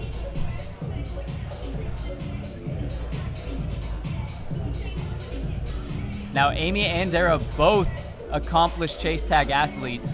They are no strangers to dive threading through, as we saw at the end there from Dara. Up next. Who would have thought that training for parkour would include doing tag? Renee Donnelly is on deck. Miranda Tidling is in the hole. Timers are ready. Let's go, Amy. Come on, Amy. Yep, Oh, that that's was what great. we're looking for. 2 steps on the gray wall. Good use of the corner of the wall to slow herself down. Nice work on the gap jumps. Let's see the thread at the end. Absolutely. Great work. Super good clearance on that bar. Yeah, and there we really see that comfort, getting your head close to the bar, because on that first ascent, she just ducks her head under, doesn't have to slow down almost at all, and continue to increase her height while accelerating forward. Yep, I would be happy with that one for sure. Probably our best ascent through that first bar portion we've seen so far. See there how she used the corner of the wall to slow herself down, able to make that turn directly into the jump. Yes, great kickoff from that gray wall. Oh, wow, that was a blazing fast time. 10.751. 10.751. Shaving off almost 2 full seconds. That's wild. Now, who could get a sub 10 but Renee Dambly? They've just been getting faster and faster as we go. Renee, not so much of a chase tag athlete, but an absolute legend in the parkour world. Let's see if she can beat that time. Oh, she's locked in. Yes. Oh, yes. Really quick footfalls here. Nice, using her hands to redirect around the corner. Small slip there. What do we got here? Wow, that was fast. Scrambly finish. Yeah, we had a bit of a slip coming up and over that wall, and then another one on the concrete. It looked like her foot just slipped out behind her. Didn't cost her too much time on the concrete, but going over the wall, missing that step. Yeah, I don't know if that's going to be a sub 10. Man, look at that acceleration. Using the hand to pull herself back down, and then we see that slip there. Oh, and a slip here as well. Oh. But makes up for it with maybe some of the quickest movements through that bar cage we've seen so far. Yeah, that was the fastest acceleration we've seen. 11.192. That Not will put her in bad. second place with a time of 11.192. And I think if it wasn't for those missteps, that could have been in the 10. And Miranda Tibbling a little bit taller than the other competitors. We're going to have to see if that's going to prove to be difficult on that bar cage. Yeah, and she's incredibly powerful. Let's go, Miranda. I'm expecting to see tons of acceleration and no stranger to taking height drops. Yeah, just an incredible amount of power. Pure concentration. Blitzing up and over the wall. 1, 2, yep. Here's where it Little becomes stop. important, right here. Okay. Yes, straight down. Quick Finish strong. connections. Yes. That's right. Oh, man. Doesn't Okay. look terribly stoked on that final landing, but I don't know. I thought that was pretty good. No, that looked amazing to me. Obviously, it doesn't matter what happens after you pass the laser gate, so I don't know if that's where she's frustrated. I think the slowest point for me was right at the beginning. Ooh, maybe. Oh. The quick freeze frame. The freeze frame made it look like a ponytail cap. No way! 9.746 She's like, what the heck? for Miranda. And as I was about to say, the only slowdown that I saw was that first descent. Everything else was pure speed. And we were thinking that it was all about slinking through, but Miranda goes over top and still snags that first place. Timers are ready. Take it away, Jess. Snacky Chan, let's go. We were told we could say that.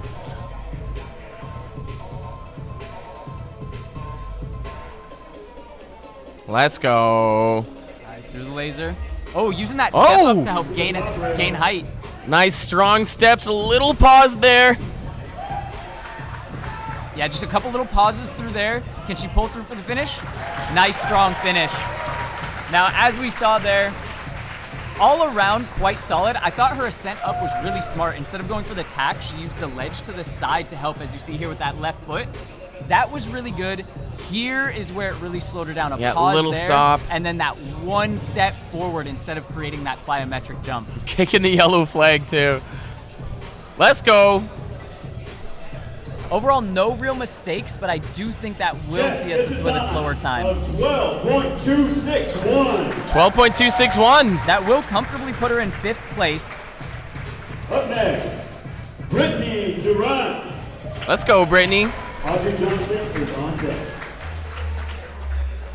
Timers are ready. Let's go, Brittany. Looking the calmest out of all the competitors so far. Definitely. Watch out for that laser gate, though.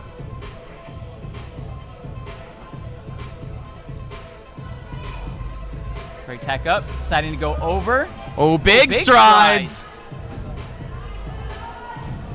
Oh, just a little bit of a skirt on that green wall. Yeah, looked like a couple heavy landings there. Now, I'm going to guess 13 seconds on that one. I think you're about right. The ideas were there. It looked like the landings were just a little bit too heavy to control. And when it's a little bit heavy like that, you'll see on some of these landings. Boom, going for those boom. strides, it's just slower than the full acceleration. And right there again, you see those just slight pauses due to that heavy drops. Woof. Yeah, it's looking pretty close for our leaderboard so far. 13.027. 13.027. Fun with that, Josh. 13.0. Might not be my first rodeo. In women's speed, Audrey Johnson. Audrey Johnson was looking really good in practice. The acceleration that she can get on that middle portion of the course is unreal. Let's go, Audrey. Come on. A little bit of self-talk. Yeah, pure power coming off. Here we go. Yes! Such a good pull. That's the stuff. Little stumble there. Able to link the jumps directly into the climb over. This is looking good so far. Yes! Oh, yeah. She's not looking stoked on that, but I do think that is going to be one of our top times. Now, there was a bit of a slowdown here. You'll see this was perfect. Really quick there. Here, had to redirect, hold, and then add a little hop, but that acceleration up and over that final tall wall was perfect. Yeah, it's almost like she had too much momentum coming off that brick wall. Now, I think that's going to put her in about second place. I don't know if it's enough to beat Miranda. 10.649. Wow! 10.649. That will put Audrey into second place, just ahead of Amy Baldwin and just behind Miranda Tibbling. Imagine the time she would have got if she didn't go a little bit too far on that pillar. Yeah, it almost looked like chest was a little bit too far forward, almost carried her all the way to the other side. Had to put a rogue leg out to stop herself from falling, then regain composure. And that is enough to cost you about half a second. Yeah, she said, actually, we're going this way, legs. Now we're going to get a little wipe down of the course. Now, still, as we said, an extremely respectable time from Audrey, and Miranda taking away with our fastest time on these leaderboards. We have our top 8. Going through the top 5, though, we have Miranda Tibbling with a time of 9.705, the only athlete to break into the 9. Dude, sub 10 is crazy for that. Then we have Audrey Johnson with 10.6, Amy Baldwin with a 10.7, Renee Dambly with 11.1, and Dara DePaulo with 12.0. And it looks like we're going to throw it to a quick little ad break, so don't go anywhere. Watch the ads.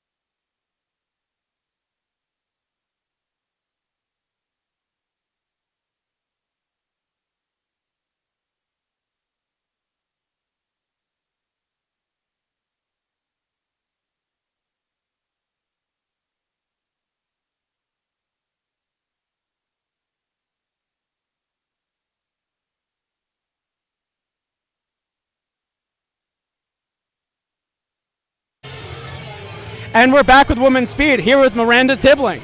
Yo, How'd you do out there? pretty good. Like, better than I thought I would, so I'm super happy. I mean, placing first, that was absolutely incredible. Wonderful time. Yeah, I was very surprised. Like in my head, it felt like it was going in slow motion. So after when I did my round, I was like, I was okay, maybe 10 seconds. Then I heard 9, I was like, what the hell? I was watching from up in the stands, and on the end of your run, you stumbled down. Did you hit into the gray block onto the floor? Yeah, almost, I think. I don't know. I don't remember my run. I don't remember anything. It's just like, you just go autopilot, and then you're done. Did you do anything to prepare before this? What was the last competition you did? I did World Games like 1 week ago, so I've just been resting for a week. So no training, and now I'm here. And any injuries you're working through right now? Yeah, I always got like some small injuries, but not anything big. It's just like was a lot at World Games, so I'm still pretty like sore from that. So my plan is to survive these 3 days, and then I will be happy. I would say more than survive. You're placing first, so you're thriving. What gym are you representing today? What team? What gym? Oh, gym. I don't really have a gym. I guess street, but I don't know, street mentality. Not really, like, I just train everywhere, so yeah. Perfect, all right, thank you so much. Awesome job out there. See you in the next round.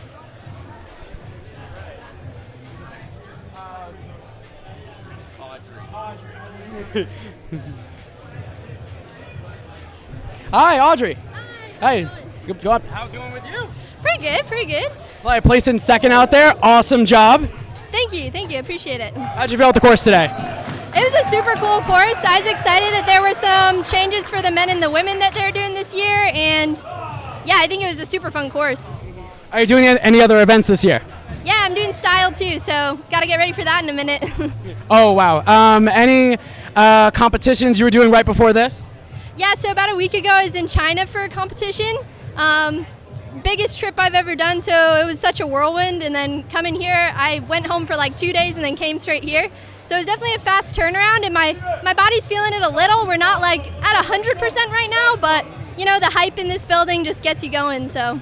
Back-to-back competitions. It's really crazy, like going halfway around the world, just the other side of the world as well. Yeah, for sure. Yeah, doing it with all the travel and like trying to get time to train in between, it's been a whirlwind of a year, but I'm loving it. It's great to be going to all these different events, seeing everybody, for sure.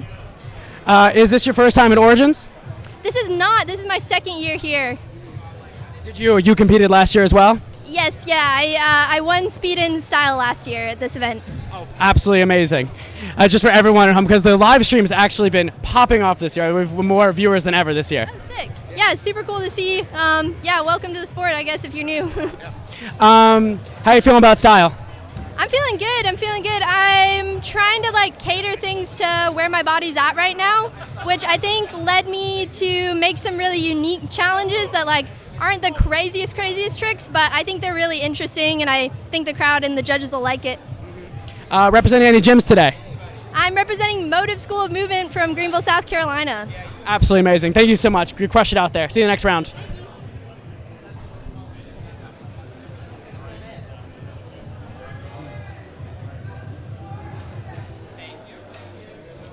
It's okay, it's taped down. Okay, you're good. Hi, nice to meet you. Nice to meet you, I'm Amy. How'd you do out there? Good, I'm pretty happy with how I went. Obviously, there's always ways where you're like, oh, I could do that better, but I didn't fall over, that was my one goal. Placed third, absolutely amazing. How did you feel you were going to do today? I felt like I was going to do kind of how I did, as long as I didn't fall over, so that was literally my one goal. I'm like, don't fall over, so. It's your first time at Origins? Yes, first time in Origins, first time like really competing in any big event, so. First time competing at all? In any big event. I've done the smaller ones like in the US, West Coast and Nationals and stuff, but yeah. So did you do anything to prepare before coming here today? Today specifically? Well, any training lead up to besides the other competitions, like if you're doing speed courses at home, anything like that? Speed courses at home, yeah. I train at Tempest in California, so lots of speed courses, lots of rail running, and yeah, just cardio. We run track and run on rails, yeah. Do you do tag as well? I do, yeah. That's kind of my main thing, like, but yeah. Awesome. Yeah, glad to hear it. Doing any other events today or just focusing on speed? Just focusing on speed. Hopefully awesome. Next year I'll be back for multiple. I've been seeing you actually on Instagram training a lot with Fletcher. Are you doing like a tour right now? What is going on? No, just he came out to LA and we went around a few places, but no, I'm not doing a tour. I wish, that'd be sick. But maybe in the future. Awesome. Thank you so much, and have a good one. Good luck in the next round. We can take Renee. Hey, Renee, back at it again. How do you think you did out there? Well, obviously I would have appreciated a smooth run, but my body is tired from skill. I really put my heart into skill, and so my legs just gave out. And I recovered as best I could, so not 100% proud of it, but it's what my body could allow, so yeah. I was saying, like, back to back, that was incredible. Double threat out here. Yeah, I mean, I did like, I don't know, a million bounce backs on one of the skills challenges, and I tacoed pretty hard, so I'm definitely feeling the effects of that bail. And yeah, it's not much recovery time between events. Did you do any other preparation for speed before coming here today? I definitely asked you about this for skill, but anything for speed? Yeah, I mean, I did my best to try to do, I think I did 3 speed runs in preparation. I didn't have much access to a parkour. Did you say 3? Yeah. Oh, wow. Yeah, like I think last month, in the past 4 weeks, I've done like 3 speed runs, and then otherwise, other than that, it's been 3 years since I've done speed at all. So, I mean, I'm happy with being 4th. I'll take it, honestly. Yeah, absolutely. Awesome job. Yeah, you're making it through, and have fun the next round. Yeah. We're good.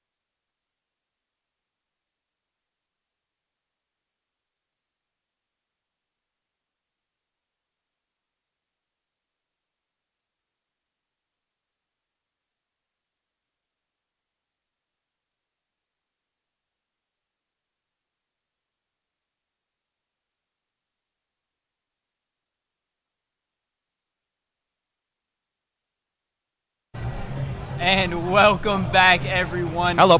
Our men competitors have just finished up warming up on the course, and before we throw it down there to our men's speed prelims, we're going to give a quick shout out to our sponsors, Hopsco Apparel, carefully designed apparel made with training in mind and parkour culture baked into every item. You can find their products and free community tools like their terminology library and spot map at hopshop.com. And without further ado, we are going to throw it down to our men's speed athletes and get introduced to who we're about to see. Fastest man's in the land. Mateus Gabriel. Mateus, where you at? Shout out Brazil. Siba Vanderspiker. Siba looking so good. He took a bit of a spill in warm-up, though. Mr. Vanderpiper. He was looking quick, slinking through the bars in practice. Ben is my absolute favorite. Let's go, Ben, number 1. Come on. He's on the up this year. Brandon Hooper, first time in speed, I believe. Taya! Joel Vicey. Joel Vicey. Koen ten Hegler. There he is. Ramon Lamerton. Machine Ricketts. Machine coming out of nowhere last year. So much power, man. There he is. It's got the fridge. Joseph Unruh. Joseph Unruh, no stranger to the podium. Yeah, or dive. Will Hess. Massive. Will Hess, let's go. And returning champion, Tanguy Shinge. Tanguy looking really, really springy in practice. Yeah, we were just talking about Tanguy. His practice has been looking on point.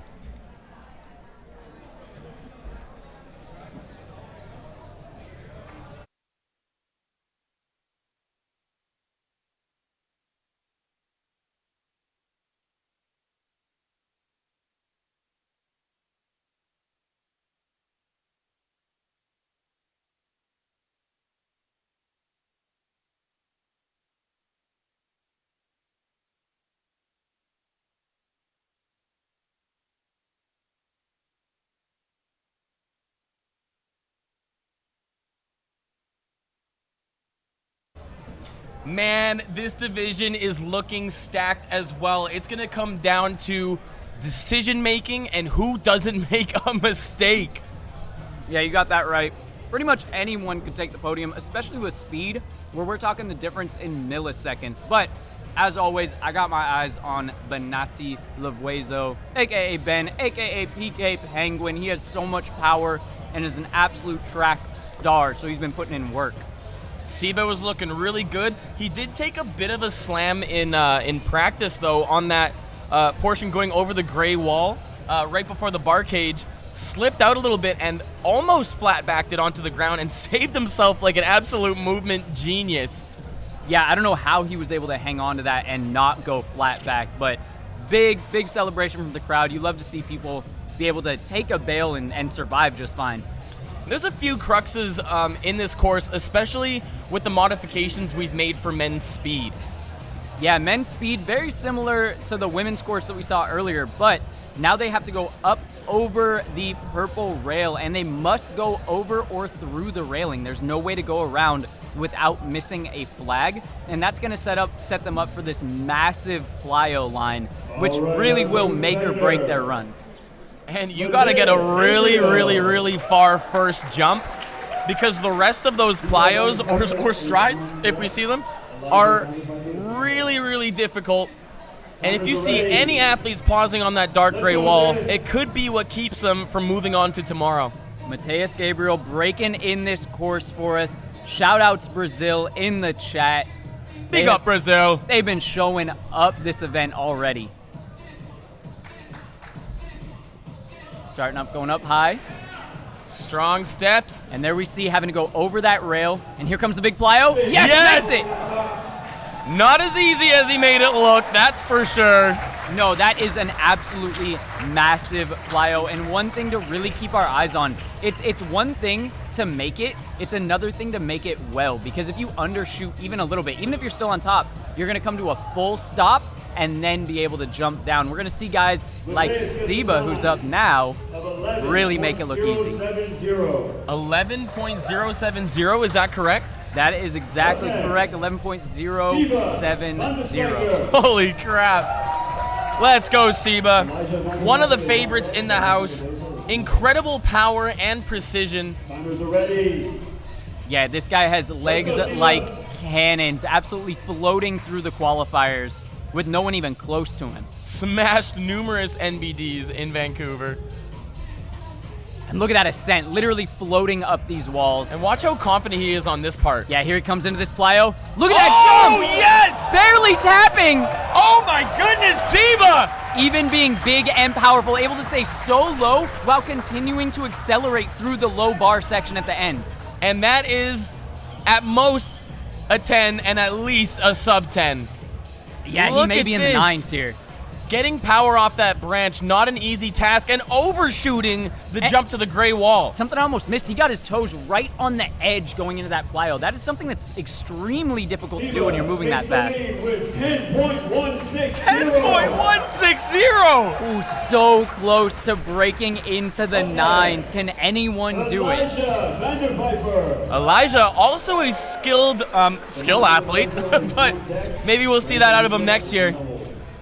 Yeah, Elijah's been like taking training to another level recently, really digging in and trying to get those level ups, and it has been paying off, as we're gonna see here. Oh, slinking thread for the down. Oz. Oh, another one. Can he make the plyo? Absolutely. Yes! Come on, send it. Little lofty off the gray wall, might have bopped his head. This guy is pure swag. Every time I see him, he's one of my favorite movers to watch. The way that he just slides between these rails. Look at this. Wow. And this one here. Cross step on that high rail. Are you kidding me? Through. And he's got the legs to back it up, too. Oh. It looked like maybe caught just a little bit of his shoulder coming through. Elijah pulling into second with 10.743. 10.743. There is not a big difference. Yeah, 0.6 behind first place. And here's my main man, Ben, the PK Penguin. He has all the power you will ever need. It's about knowing what he can do and putting it together right here on the world stage. Yeah, watch this leg power on the initial ascent. Look at that! So explosive. Ooh! Little stumble. Can he make it up on the plyos? Nice, straight to the bar. Oh. Just undershooting that plyo, and that's... Almost double man. coming through there. Yeah, you can see he came down a little bit too heavy from that taller block down to the low one where he needed the plyo. Just came in a bit too heavy and actually bounced off instead of absorbing and redirecting the momentum. Yeah, it looks like he landed a little too close on that first bar as well. Yeah, you could see there, just was unable to absorb. And usually with speed courses like this, it all starts with that first little mess up on that first rail. Benatti gets a time of 12.841. 12.841 for Benatti. Not the time he was looking for, and I know he wants more than that next year. But for now, we got Brandon Hooper coming up, the reigning skill champion. He has been on a tear with speed as well. Yeah, he was looking really good in skill. Let's see if he can stand up to the other competitors.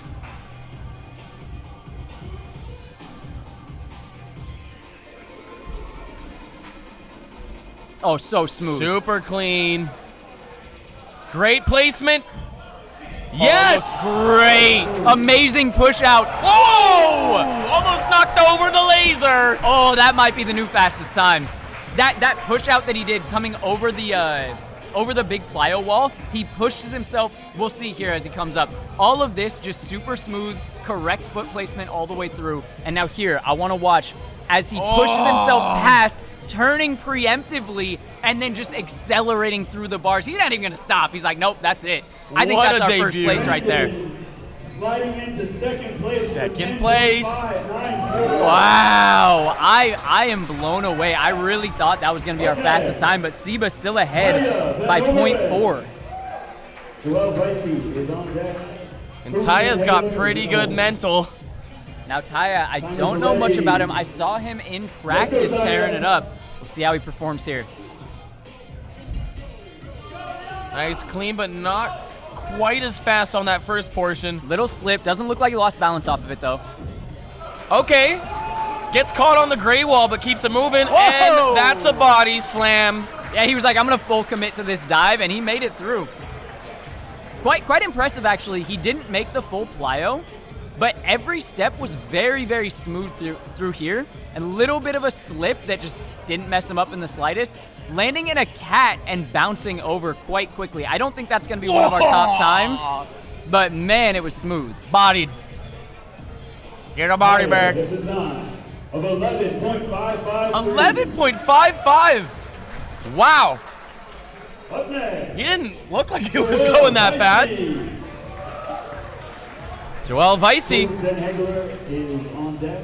Ramon Levinson is in the hole. Well, Vicey, we saw him earlier in skill. Now here he comes in speed. Going over top. Great boost off the branch. Go! Oh, took it a bit heavy again. And Crano on the gray wall. Woo.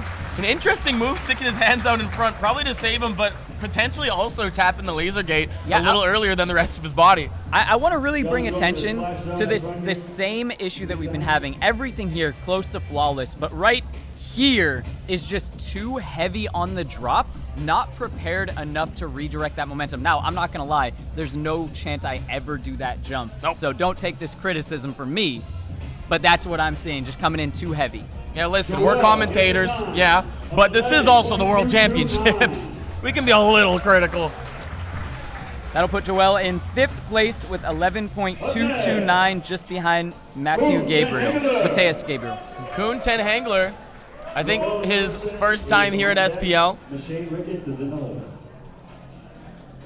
Timers are ready. Let's go, Koen. Let's go, Koen. Everybody taking a very similar route at the beginning. Ooh, staying low coming over there. Oh, just goes for the undershooting that first jump. Might have made up for it jumping off the green wall. Yeah, that was a completely different route than we've seen from our other competitors, deciding to go off to a lower wall and then vault over the tall one at the end. Pretty good start here.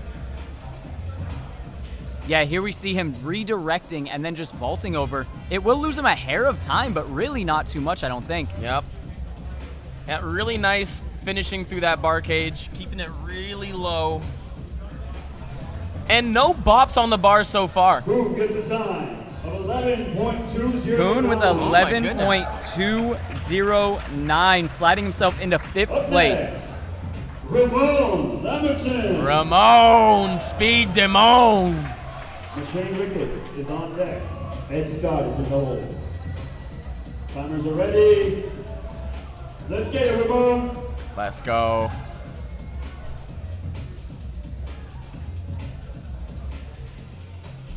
Wow, there's a different approach.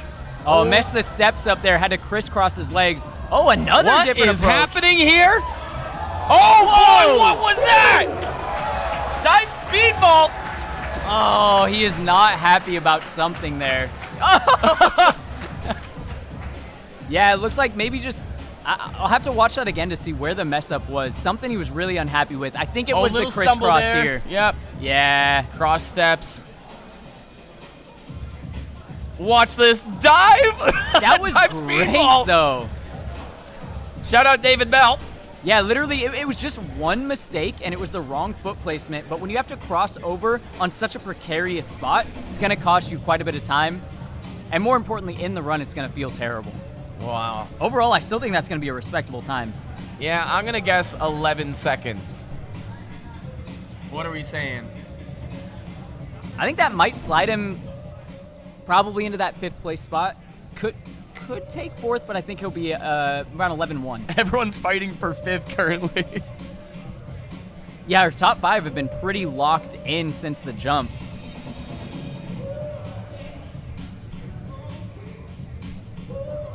And we are just waiting for that official time to come through. And as we said, like, this course is such a tricky one because there's a lot of what may look like small adjustments or small choices that need to be made, but they can make the difference between like 0.1 to 0.5 seconds, which is massive on a world stage like this. Time to be verified. Right after men's speed, we will be taking an intermission before we go into our style competition. Make sure you're first in line. We got shirts, we got shoes, and we got hot dogs. Oh, we're watching that replay again. That is such a great start. Oh, I see where it happened. As he was coming up out of that Kong, he actually clipped the back of his heel with his other leg, which made him stumble forward. And I think that's where the misstep started. Ramon gets a time of 11.42. Okay, I'm doing pretty good with these guesses so far. 11.42 will slide him into 7th place, which currently is enough to move forward. We are taking top 8. And Shane Ricketts, really fast and a lot of power. Yeah, Machine probably has the strongest legs of anyone in the building. Look at this! From the ground. Completely skipping the tack. Not as confident in this upper portion here, but he could make up for it. Right here is where he could make it up. Oh, slip dash. All right, and that foot first exit out of the bar cage is going to help with his time. Yeah, it looked like he was able to trip the laser gate before actually landing on the ground, which is what he was looking for. Sneaky. Look at that Kong up and through. But not here, as confident on the high bar portion. Missteps and then just caught the toe coming through. Both of those things costing him a bit of time. But look at that power on the plyos. Only competitor that we've seen hit the dash over that. Wow. Gets a time of 12.683. That'll be 12.683. Not quite enough to bust into the top 8. Ed Scott, longtime SPL competitor, one of the most decorated. A fierce competitor, not only in parkour, but also in running. Literally Mr. Consistency, always putting in work in skill, speed, and style. Looking good. Oh, looked like he missed the foot there. Let's see if he gets these plyos. Good recovery. That might be enough. All right, all in all, not a bad run, but also not the run he was looking for. The mistakes that were made were pretty minimal, but they will cost just a split second here or there. Ah, just did not get the height he was looking for jumping off that branch. Came in for that crane landing and was able to pull himself over the wall quite well. The biggest time sink there was going over the rail. It's a time of 11.642. 11.642, even with that slip up on the high bar portion. Yeah, respectable time, but not enough to bust into that top 8 yet. That'll put him in 9th place. Uh-oh. Joseph Unruh. Second shortest of our competitors. Joe Unruh is one of my absolute favorites to watch in speed every single year. He puts it all on the line and just moves quicker than everyone. Yeah, he's got the scramble aspect. Yeah. Look at that. Oh, the cross Great step, sliding under. Uh-oh. Whoa! How did he get his dive? What did I tell you about putting it all on the line? Screw you, Lasergate! Wow. Holy crap. Landing in that super high cat position and then using a foot to accelerate. The crossover steps, sliding through now here. Watch how he lands really high on this wall, steps on top, and accelerates on the way down. Goodness. Somehow dives all the way through. Who does this? And what a crazy choice to land on his back. Will's like, I'm not gonna do that. Wow. I think that's gonna get him into top 8. And I think we've only got 2 competitors left. Yeah, you're right. We got Will and Tongi. And Tongi was looking really good in practice. And all 3 of these athletes, Joe, Will, and Tongi, obviously, our podium from last year, could easily slide into that first place spot. We haven't seen a competitor take over that 5th place spot in about 5 or 6 runs. Bro! Wow. Disaster bail. I like that he did the little gremlin crawl out of it after. That was something I was actually talking about when I first saw this course. I was like, Joe might dive through this. Joe might just full send it. A lot of people were telling me, oh, I don't know if it's faster, I don't know if it's faster. That looked faster, I'm gonna be honest with you. That looked like the move if you're willing to go for it. It's the technique. Joe, known in the chase tag world for his massive dives. He had 4 seconds to make a tag. Don't quote me on this, it's a bit of a paraphrasing, but about 4 seconds to make a sudden death tag. He dove from the middle of the quad, covering like 15 feet through 2 2-foot gaps. Wow. Steel bars made the tag. It was the craziest thing I've ever seen. It's a time of 11.260. 11.260. Where's that going to put him, Joey? That will put him in 7th place, Okay. able to make it on to tomorrow, assuming he doesn't get knocked to 9th by our next 2 competitors. Oh, there's still snap. that possibility. With Will Hess on the course. Big Will. Bigger personality. Whoa, whoa, whoa, whoa, whoa, hey, Oh. hey. Wait, is that a disqualification? He can do magic? Is that allowed? And for his next trick, he will be sliding into 1st place. Nah, the spring's on Will. He is, though being called Big Will, not the biggest competitor that we have. Wait, what? But his legs will propel him the furthest. Yes, sir. Yeah, he is springy. Some of the most powerful front flips in the game. We won't be seeing those here, though. I haven't seen him do a single one all day. You don't think we will? Will he? Well, we're setting up our timers. Our top 8 competitors in 8th place. Yeah, we'll run through that top 8. We do got Seba. Oh, sorry. In 7th, the time of 8th place, we got Ramon. Joseph Unruh. 7th, we got Joseph Unruh, who we just saw, 11.229. Joel followed by Joel. In 5th, with a time of 11.209. Kuhn Ten Hegler. We got Kuhn, Ten nice Hegler. 4th, with a time of 11.07. 4th place, we got Mateus Gabriel. In 3rd place, with a time 3rd, of Mr. Swaggy himself, 10.74. Elijah Vanderviper. Elijah Vanderviper. Let's go, Ja. In 2nd place, with a time of Our reigning skill 10.59, champion in 2nd place, Hooper. Brandon Hooper. Could be a double podium. Wow. And then in 1st, we got Seba. Seba Vanderspiker. Yes, Siva.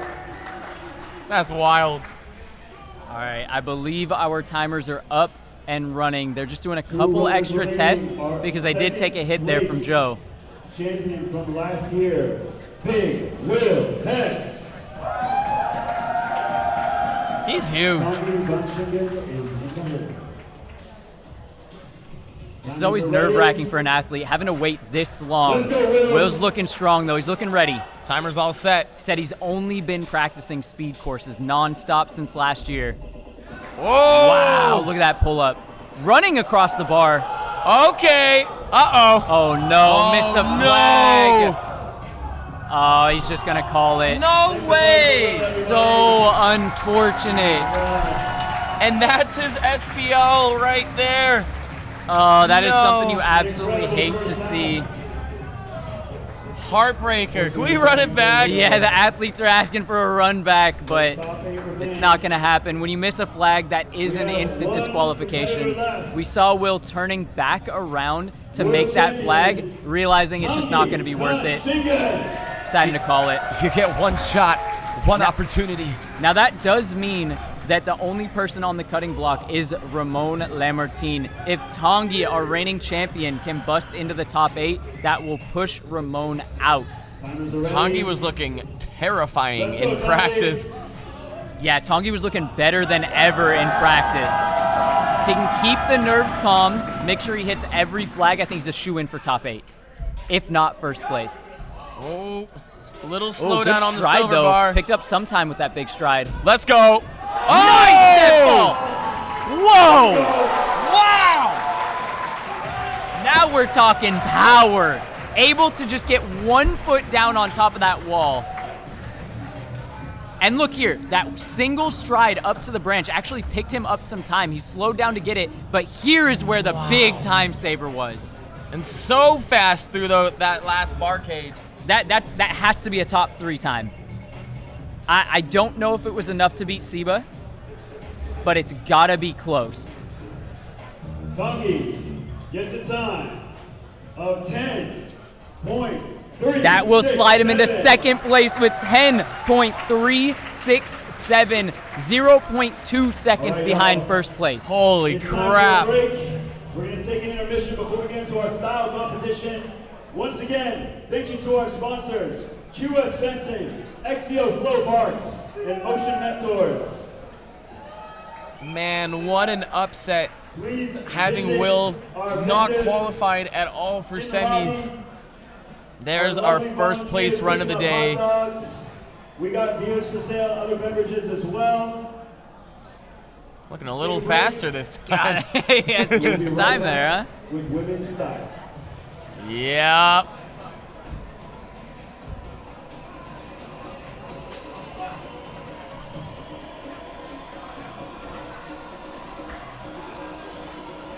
Benatti. Little stop on that wall. Yeah, seeing that again, just chest was a little too in front, couldn't get that propulsion. Brandon Hooper looking amazing. Such a smooth mover. Wow. Slippery finish and still some gas left in the tank. Here's Joel. Not Ari Dulfer. Oh, just not enough ups. And a froggy finish. And here's Kuhn.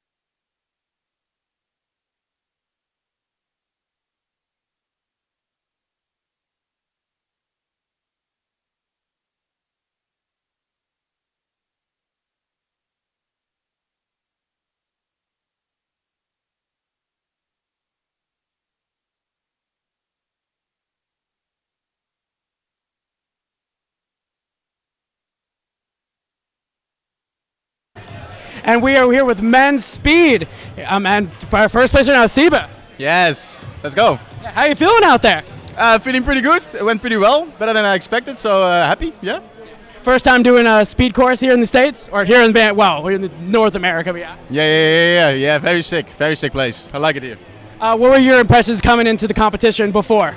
Well, there were a lot of good athletes, so I was a little bit stressed about it, but very nice to be around so many good athletes, and we pushed each other, so it feels very nice, very sick. What was your training like before coming here today? My training before I came here?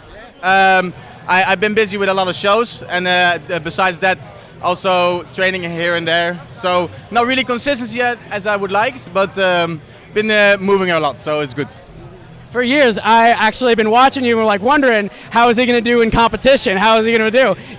I saw yesterday you dropped out of skill. What's been going on?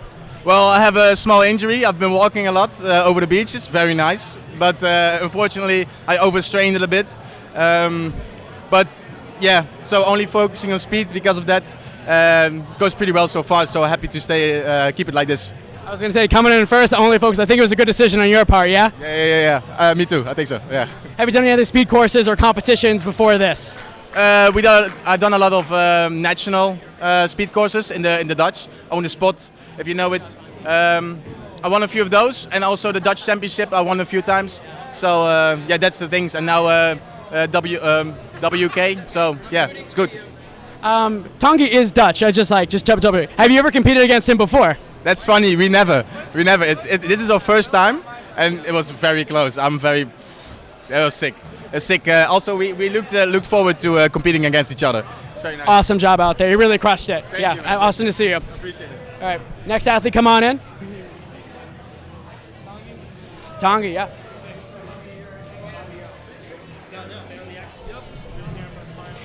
Here with the former men's speed champion, Tongi. How'd you do out there? Sorry? How'd you do out there? Oh man, okay, could be a little bit better, like some things.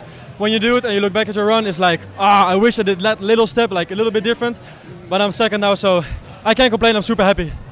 Well, watching from the stands, I actually thought that your run was the most efficiently done with all of the right steps all the way through. Did everything go I just said you missed steps, but did everything go exactly as you planned? Yeah, all the steps that I planned went perfectly fine. I just could have done a bit more power, a bit more fast. But all the steps that I wanted to do was perfectly executed, so I'm happy. Tomorrow a bit more power. This was the first one. Now we're warming up. Tomorrow, day after, so we're chilling. I was here with Siba a second ago and asked him about, have you guys ever competed before? And because you're both, from Netherlands, yeah. No, actually never. It's or he's competing, I'm not competing, then I'm competing. He's not competing, or I'm injured, he's injured. He's in some different country, or me, it's always just not. But now we're here together. I didn't even know he was coming. Really? But yeah, I saw him posting a story yo, I'm in Vancouver. Yo, let's go. Finally, we're here. It's a bit of a surprise. Yeah, actually, yeah. It's cool. When during speed practice today, any really big stuck points, anything that you were oh, that's going to be tough out here? Not really. Just looking at the big jump from the, you turn around the pole, the big purple ball, then boom, boom, and then the big plyo. It was yo, that looks pretty big. But when you stand there, you do it once, okay, all chill, no problem, bit more power, and then you saw quick speed step. So most of the times when you pull up, oh, what's happening? But when you do, it's okay, it's pretty chill actually. Very well done. Any gyms representing today? Any gyms? Jump free run, man. Jump free run, my G. Come on, man. Always. All right, thank you so much. Crush it in the next round. So you be much. good. Appreciate it. Thank you. You're good. Yep. There we go. Yeah. Okay.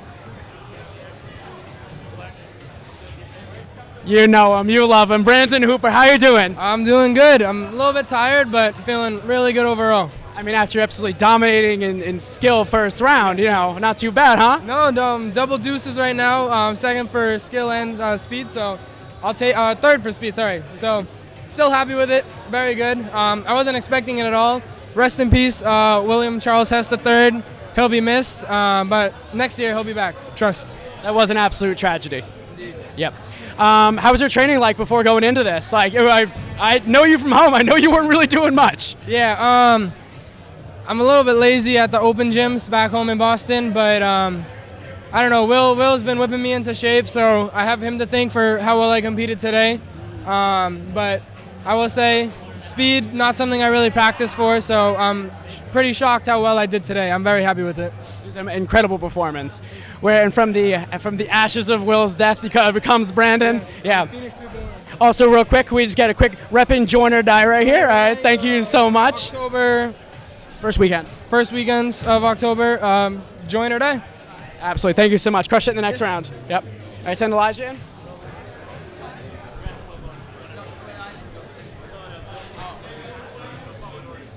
Will.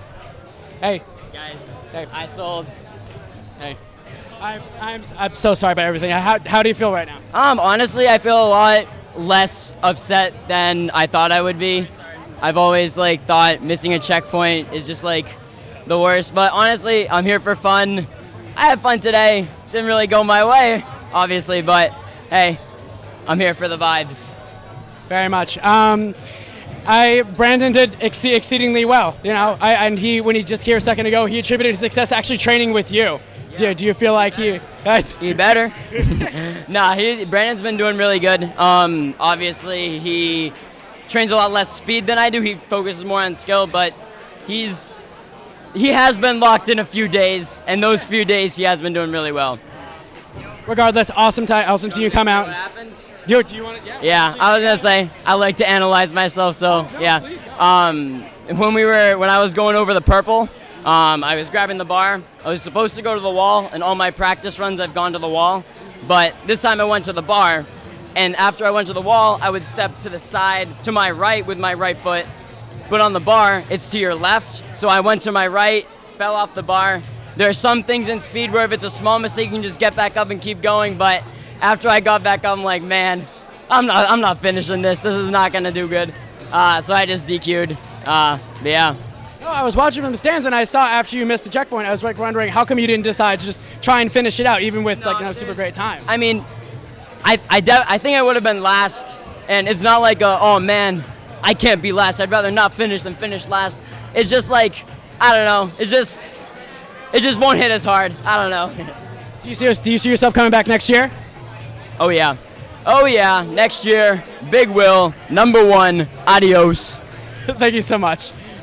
Elijah, you're on. Elijah, awesome seeing you. I was up in the stands and I have to say that seeing you run out here, one of my dark horses, absolutely incredible performance out there. How did you feel? Appreciate it. Warm-up went really well, and then the knee pain started setting in, so I was a bit bummed about that. The big fat plyo kind of bummed it out towards the end, but the threads, the footwork, it all kind of worked out, even though I was a little stumbly. So I felt smooth, but a little stumbly in the beginning, and towards the end, just kind of had to clutch it up, though. No, watching you run, it was definitely one of the more unconventional ones, going through the bars. How did you feel in practice? Practice, it felt really smooth. I thought it would feel really slow. Chase tag kind of came in handy this time. Other times, I just try to do what feels good and feels natural for me. And in the moment, those were the choices that felt the best option. So. Is it your first time making it into the SPL? So technically, this is my first time making it past preliminaries. I qualified for NAPC, so pre-SPL, SPL. In the before time. In the before time, but I missed practice time back then, so I didn't do very well at all. So yeah, first time qualifying and making it on. So with the injuries you have now, how do you think you're going to go in the next round? The knee is going to be very stiff, and the ankles aren't going to be happy tomorrow, but we're going to have fun and try to do our best. Absolutely. You think you're going to crush it. Good luck, Elijah. Thank you so much. And we're going to Matthias? Matthias? Yeah? I don't speak Translator? Yeah. Hi, David. Nice to meet you. Nice to meet you. I'm Kawad. Yeah, Matheus. Nice to meet you. For first time at SPL? Primeira vez na SPL. Yes, it's his first time. Fala pra ele que é a primeira vez que eu estou saindo do meu país e foi a primeira vez que eu andei de avião. It's his first time out of his country and his first time entering an airplane and going somewhere else. Wow. Yes. Awesome job today. In Brazil, what was your, you had a national title of some kind. Were you doing speed or other type of national competitions? Ele perguntou se você já participou de outras competições no Brasil e de nível nacional, assim, as suas maiores que você já participou. Já a gente tem o Desafio Volts, que ele é em teoria o nacional do Brasil. O último ano eu ganhei como campeão de speed, mas a minha praia não é o speed e sim o skill. Sure. His biggest competition he has ever been is the Volts competition, which is considered in Brazil the biggest one we have. It's considered like a national one, and he got like first place in the speed competition. But for him, he considered himself better in the skill competition. Yeah, but unfortunately his flight got cancelled and he got late for this competition, so he couldn't compete in the skill one here in this SPL. I am so sorry to hear that, but awesome. You coming out and crushing it in first time in a big international competition, first time seeing all the competitors, first time seeing the gym. Did awesome. Sorry, could you repeat? Sorry. He did incredible at his first time here. Yes, he's doing great here. Ele falou que você está sendo incrível para sua primeira vez aqui, tipo, maravilhoso, muito foda. He's thanking you. Yeah. Awesome. Thank you so much. Enjoy the next round. Thank you so much. Thank you. We're now going to style preps. Thank you so much. And big up the chat. Sounds like I was looking a little greasy. Not anymore. Sorry. Been eating a lot of hot dogs. Shout out to Pizza Dog, you know what I'm saying? Like, it goes kind of crazy. Where's mine? It's in my belly. So, looks like we're getting set up for women's style. It's going to be a combo round.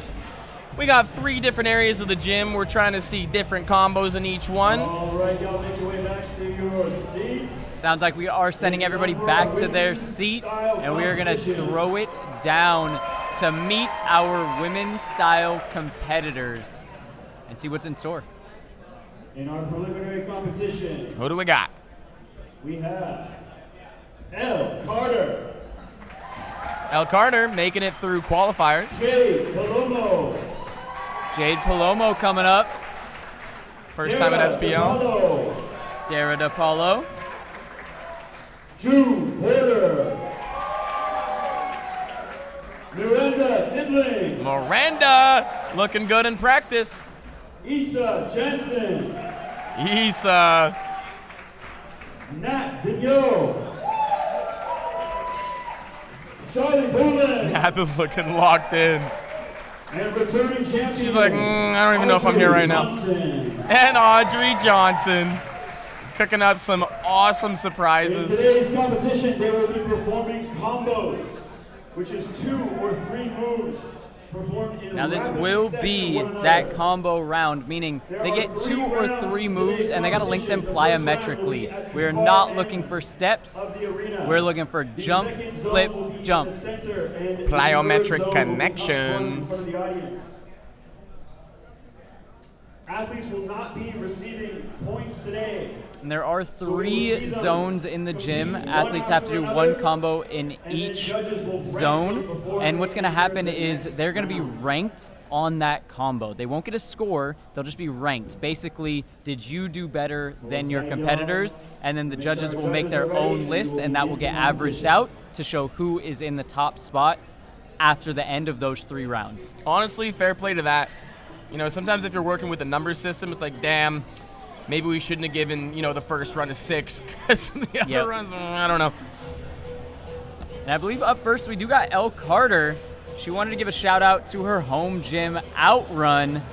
And I'm going to throw a couple names in there just because, she sent me a message, wanted to get it out there. So shout outs to Jesse and Justin Clark, Travis Lee, Alana Nell, Michael Lesh, and many other coaches at Outrun, as well as her son, Rowan Carter. And shout out Flip Legs, the internet sensation. Our first competitor, Elle Carter. Alrighty. Elle Carter, let's see what you got in the chimney corner. Now the main couple things they're looking for is connections and scale. Coming up onto the bar, going for that forward swing into the ping. Little throwback to yesterday. Now that is really what we're looking for. We do that kind of forward circle directly into the ping. And this is going to be a rapid fire round. We're rolling right into Jade Palomo next. Judges ready. What she got here? Let's go, Jade. Maybe a side flip.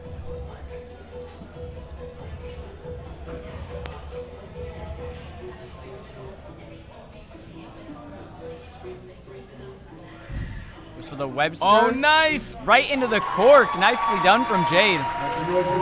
Now there is an extra step there. It's not plyometrically connected. It's that Webster land step into the cork, and that will likely ding her a little bit due to that lack of that perfect connection.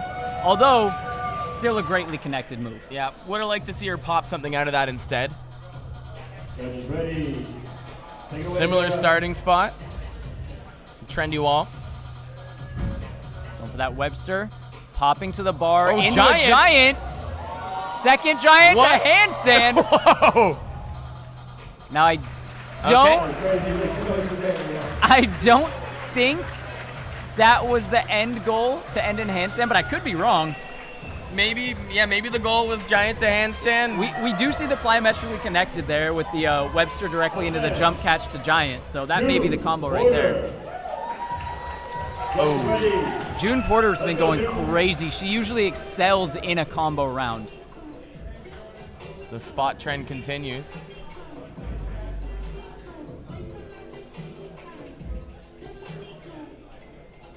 Lock in.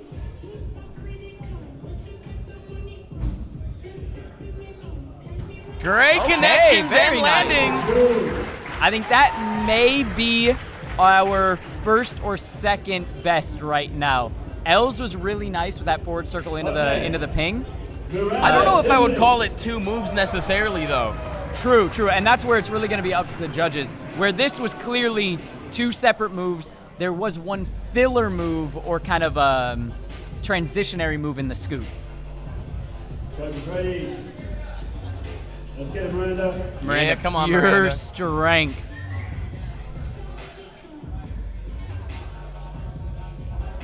$180 to the bar. Oh, I love it! That's actually one of my favorite moves, that hand-on front handspring. That was perfectly connected. The 180 directly into the flyaway. As soon as she lands, goes into that front handspring. That's got to be our top spot, in my opinion. You got to place that flyaway pretty well to be in the right spot to get that Webster correctly without making any steps in between. Yeah, especially because you're doing this backwards momentum flip directly into a forward skill. Representing courage, Isa Janssen. Judges ready. Courage, wisdom, power.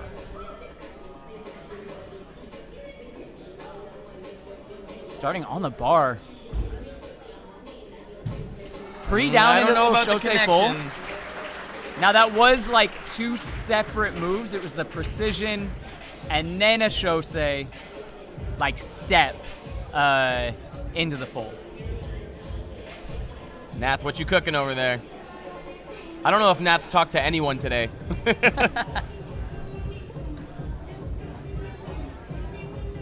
But she's looking pretty locked in for the competition this year. She's made some big changes to her training style. Up next, Nat Vigneault. Judges ready. And she's going to be throwing some moves that are very different from some of the other competitors. Likes to get a little off-axis with it. Going into the room with that backswing. Okay. Flyway 90. Kips up into the fly full. All right.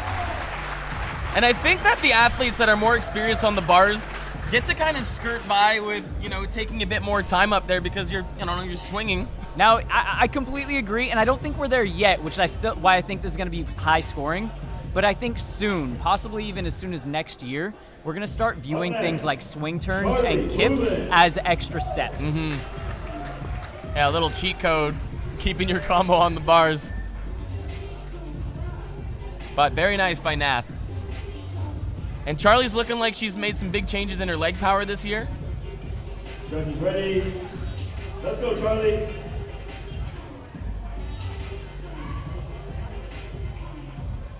Whoa! elbow spring. I started with an excited oh, and then ended with a oh, because it was the ending wasn't exactly what she wanted, but the idea was really sick. The back handspring to swing step into the wall back handspring would have been fire. What's Audrey got?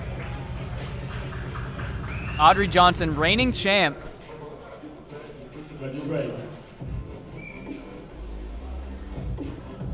Here we go, big upstart. Whoa! Caught it upside down! Whoa! That is a low wall to be hitting the worm cast. That was wild because she caught that flyaway 90 literally upside down. She was staring at it, pops the hand on, catches, lowers straight into the hang cast position. That was my favorite so far from the reigning champ. And that is going to do it for round 1 in this section. It would be great if we could get some replays as we move over into section 2, which will be a completely new section of the gym, and that will offer up new variety of moves for our competitors. Yeah, let's run it back. The Barbie's got a significant advantage on that one. Now for you, what was your top combo there? Top combo, definitely Audrey's. That was real nice. Yeah, really tricky flyaway regrab to the wall. Yeah, I think for me, I got Audrey. Audrey hit, beautiful connection.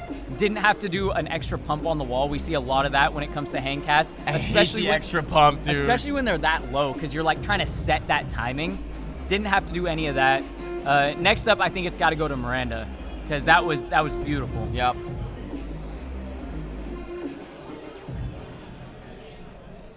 And the athlete's got to stay in the zone because it is not done yet.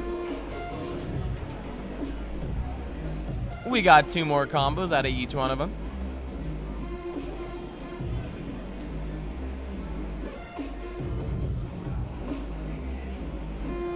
And it looks like judges did agree there. Yeah, the judges did agree on that. It looks like Audrey Johnson coming into first place.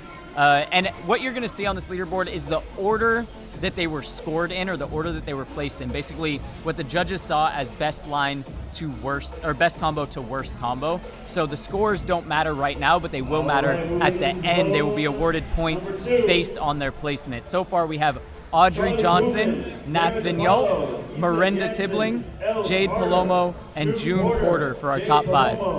Miranda Tibbling, Nat Vigneault, and Audrey Johnson in first. Let's go, Audrey.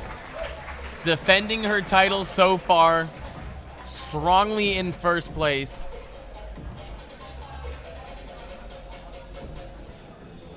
And tricky starting point for Nath too. You don't want to bop that door frame.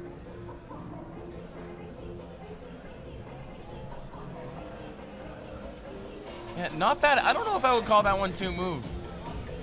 Yeah, it does get a little bit tricky in there with those really close combinations.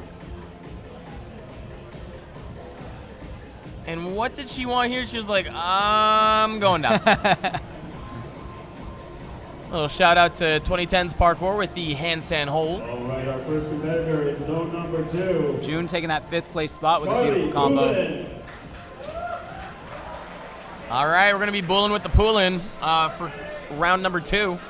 And as I was saying before, the idea was there. Had the execution been on, I think she would have moved up about 4 to 5 spots. Let's go, Charlie.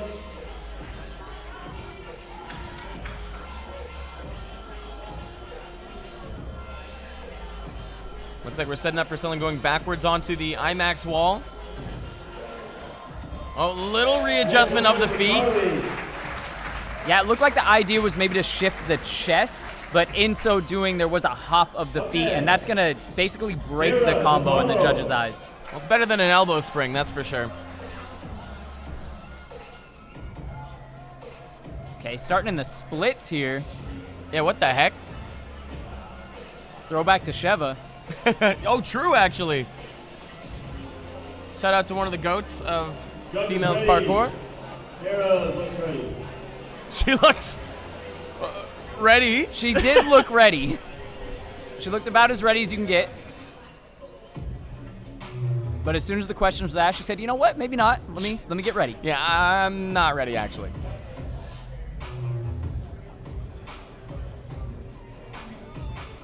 So, okay, there we go. All right, which direction am I supposed to face? Let's go, Dara. There we go. Let's go. Very nice. Now, really nice first move, but finishing with the connection like a back handspring. I would have loved to see one more trick out of her. Yeah, and something our judges are always looking for and keeping in their mind is obstacle interaction. Those flat ground tricks tend to score quite low. Mm-hmm.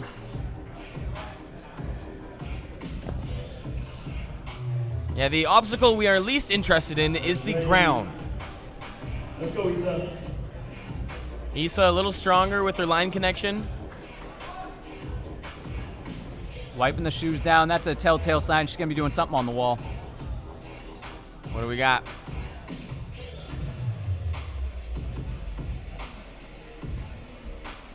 Wall flip. Okay. Nice connection. Quite safe, quite controlled. The scale was relatively low, but the connections were on point.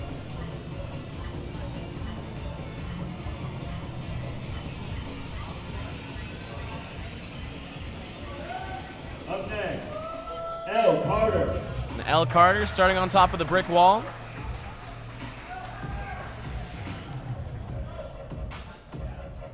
Ella's been showing up with some quite creative movements. Maybe something going down onto the sandwich wall down there. Let's go, L. Yeah, I think you're right. Starts off with the back full. To another back full.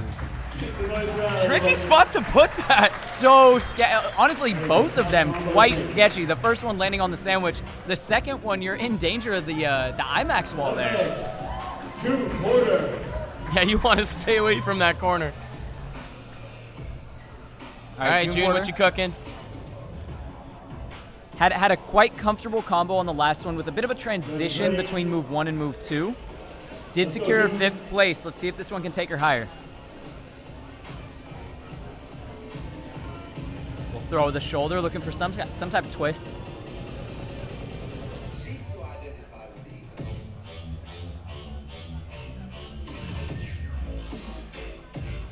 Let's go. H was great. Oh, connection. yes. Side flip. There's a higher level combo. That's what we're looking for. A big drop from that A-twist pre to the sandwich directly into the side off. That's the stuff, June. Up next, Jay Palomo.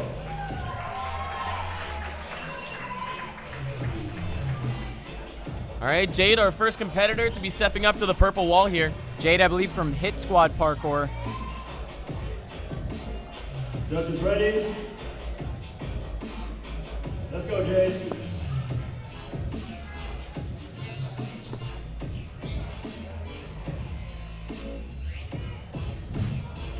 Nice. There we go. Very nicely connected. Yeah, super tight first Webster. Aiming for that one opening on the block into the A-twist down. Yeah, let's go, Miranda. Up next, Miranda Tibley. Opting to go in a different direction off the brick wall. And I believe Miranda's going to be all about the scale. We're talking big tricks, Let's go, Miranda. big heights, big distances.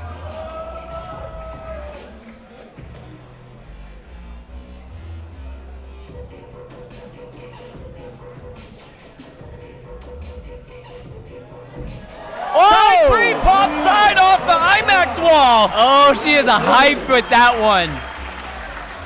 Let's go. And like I said, big flips, big distances, big height. Hitting that drop side pre perfectly into the second one. I tell you what, there's all kind of things that could happen if you miss your feet on that side pre. Yeah, I think Miranda and June have got to be sitting pretty this round right now. Absolutely.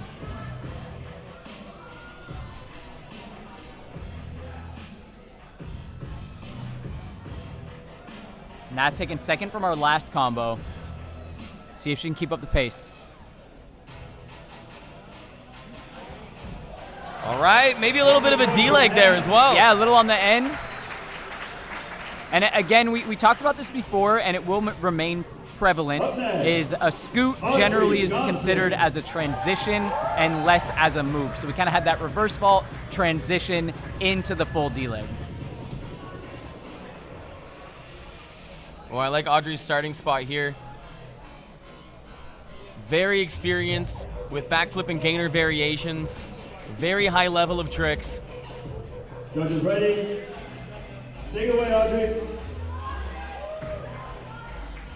Going towards that wall. Punch back to the sandwich. Yo! Wow! And it's not just about the level of that first skill, that punch back straight to the sandwich, but the way she pivoted her body to immediately upon landing propel into the back full in the correct direction. A really smooth pivot as well. I wouldn't even call it a misstep. Moving on to zone 3. And can we get a quick replay on that one? I'd love to see that back. Okay, there's everything. And there we can see the contrast of that little hop instead of the pivot. Oh, would have loved to see one more move here. Yeah, I completely agree. I think from both of Dara's, one more move would have gone a long way. Yeah, maybe one too many steps in there. Back full. Oh. Wow. Yowza. And June with a perfect absorption connection. Yeah, that's a tricky direction change as well. And I like that there from Jade, continuing the momentum forward. And Miranda. Obviously, she landed heels off on that first side pre too. Yeah, that was a delay. Let's go, Nat. Oh, okay. There was just a hair of a slide upon landing, but otherwise she was beginning that pivot in the air. Wonder if the judges saw that.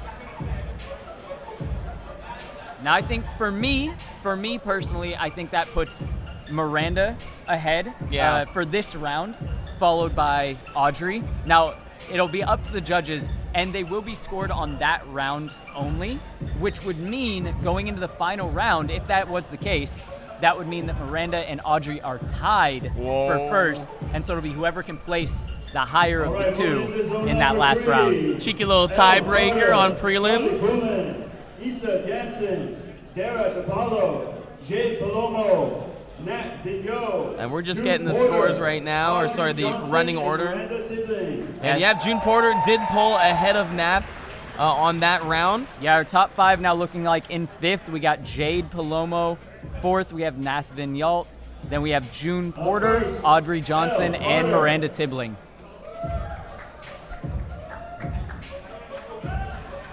Looking for something a little bit cleaner out of L for this last combo.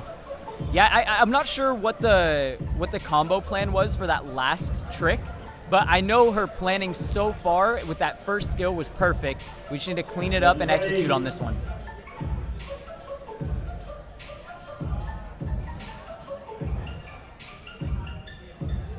Okay, pistol back off the bar cage. So a creative setup into it. I will say that. Yeah, and I think that encapsulates it pretty perfectly. Not smooth enough to call it a move into it, but it was a creative setup into it, which will add a little bit, but not quite as much as a full combo would.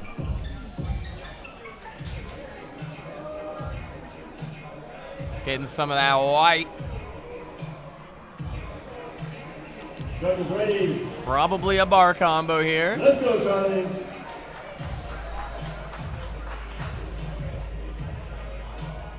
Right you are, Josh.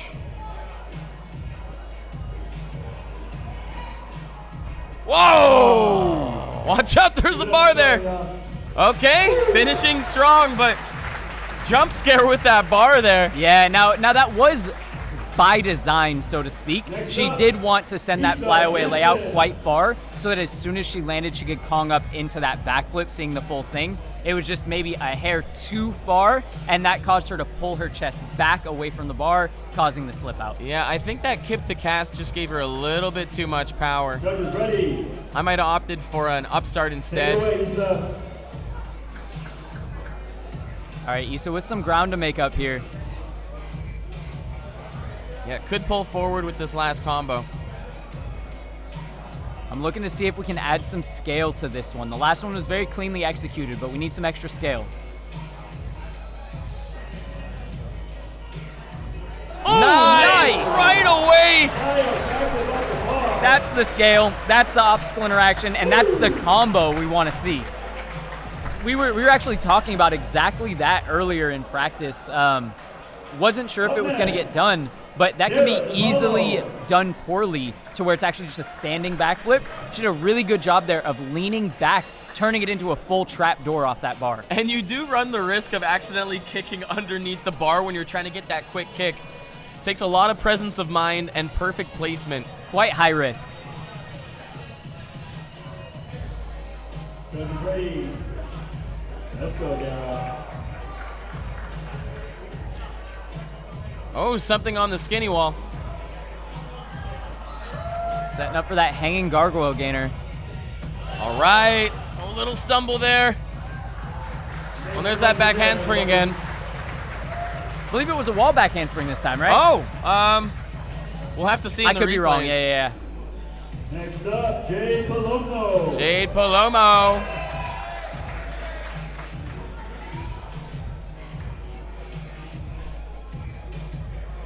Shout out God. And same thing for everyone in this final round. Anyone that needs to make up some ground, we're really looking for those two things. Bigger scale, whether that comes from harder tricks or bigger distances, as well as how many obstacles were in use in your combo.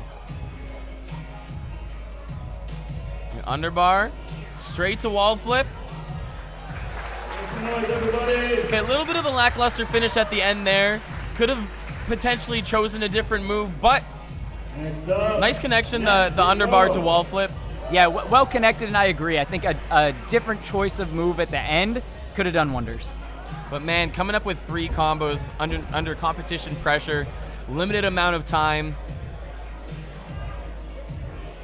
It's hard enough to come up with 3 lines in one day, but when you've got only, an hour or 2 to come up with all that, it's a lot of work. Mentally, physically, spiritually. Emotionally? Emotionally. Side. Nice. Whoa! Pistol. Tarada side, I believe. Yeah. Not reading the chat after that one. Now, really well connected. And what I like to see there is obviously the Kong up can sometimes be considered as a transition move. Right. But the fact that she went up to the single pistol squat position, I think that counts as a piece of the move now. Yeah, kept the combo going. All right, side pop side. Really good at those pop sides. Very, very good with those pop sides. You Definitely. need to go again. The judges did not see you. We sure? All right, sure. Okay, Big thumbs up from the judges. Looks like the judges did see what was happening. Definitely a step down from the previous combo. The A-twist aside was much more difficult and used a lot more things with the pre on the first one. Well, especially with the A-twist, if you accidentally twist a little early, it's sending you way off. Done that once or twice. Okay, really excited to see what Audrey has here.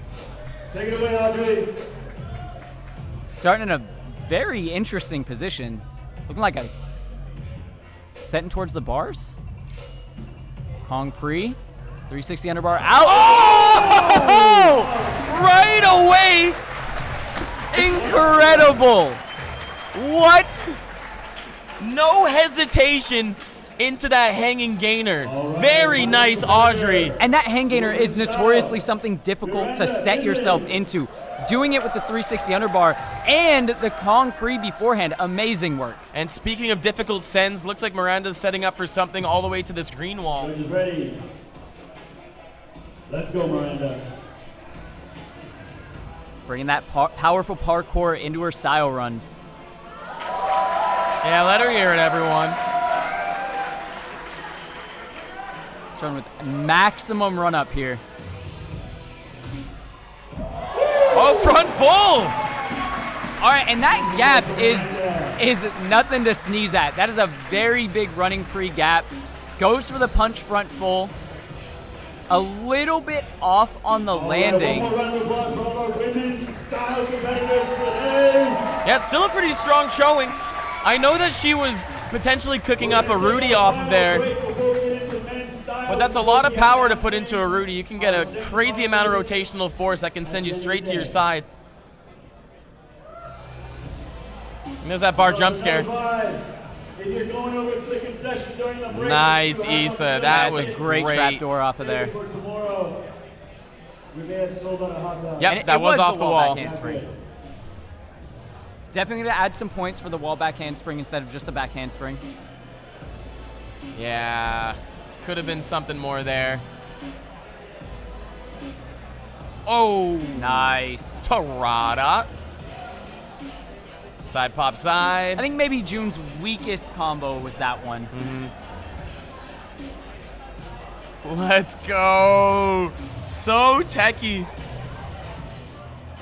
Oh, actually a much better landing than I initially thought. I kind of lost view of the landing. That was significantly better than what I thought I saw. Bro, I keep checking the TV just to see that I'm not sweaty. Chad told me I was sweaty, and now I'm like, I don't know. Sweaty, greasy. Hey, you know, we up here working? Working. I don't know what we're doing. Sitting, yelling, screaming at times. Especially next round, I'm going to be sweating. Oh, my goodness. Well, my personal favorite combo was definitely Audrey's in the bar cage. You got to be so quick to get that connection perfectly, and then that's not even to mention getting the correct amount of rotational force off of that hanging gainer.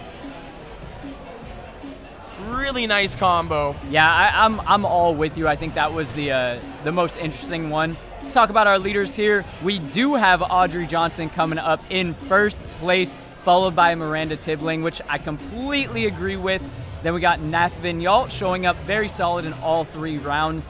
June Porter, Jade Palomo, Issa Jansen, Dara DePaulo, Elle Carter, and finally Charlie Poulin. Yep, those slip-ups will really punish her today, but I think we will still have 8 oh, there's 9. Yeah, it looks like there will be 1 dropping out from today, I believe. Don't quote me on that. We'll find out at the end of the day. But it looks like those slip-ups really do cost you, and I think it could have been a completely different story if on Charlie's first combo, if it had gone smooth. If she had gotten that landing out, that would have been an extremely high-scoring round for her. And the competitors who make it through to tomorrow will be putting together a line. I think they get 3 attempts at the line. Is that correct? They get 3 attempts at the line? This is news to me. Oh, wait, maybe not. I believe they get 1 attempt and 1 only at the line. Whoop. But we'll find out about that tomorrow. Yeah. Let's cross that bridge when we get there. Until then, we are going to be throwing it down to some athlete interviews and just talk to everybody about what's going on as our men competitors start warming up on the course.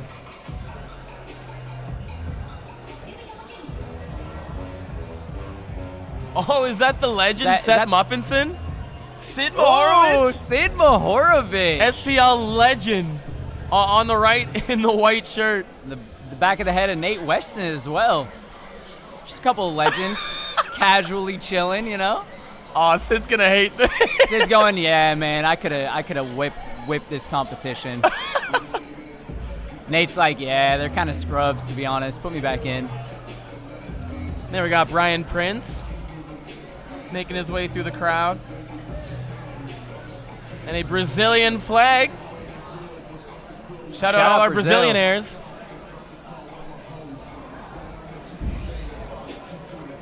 Oh, spoiler alert.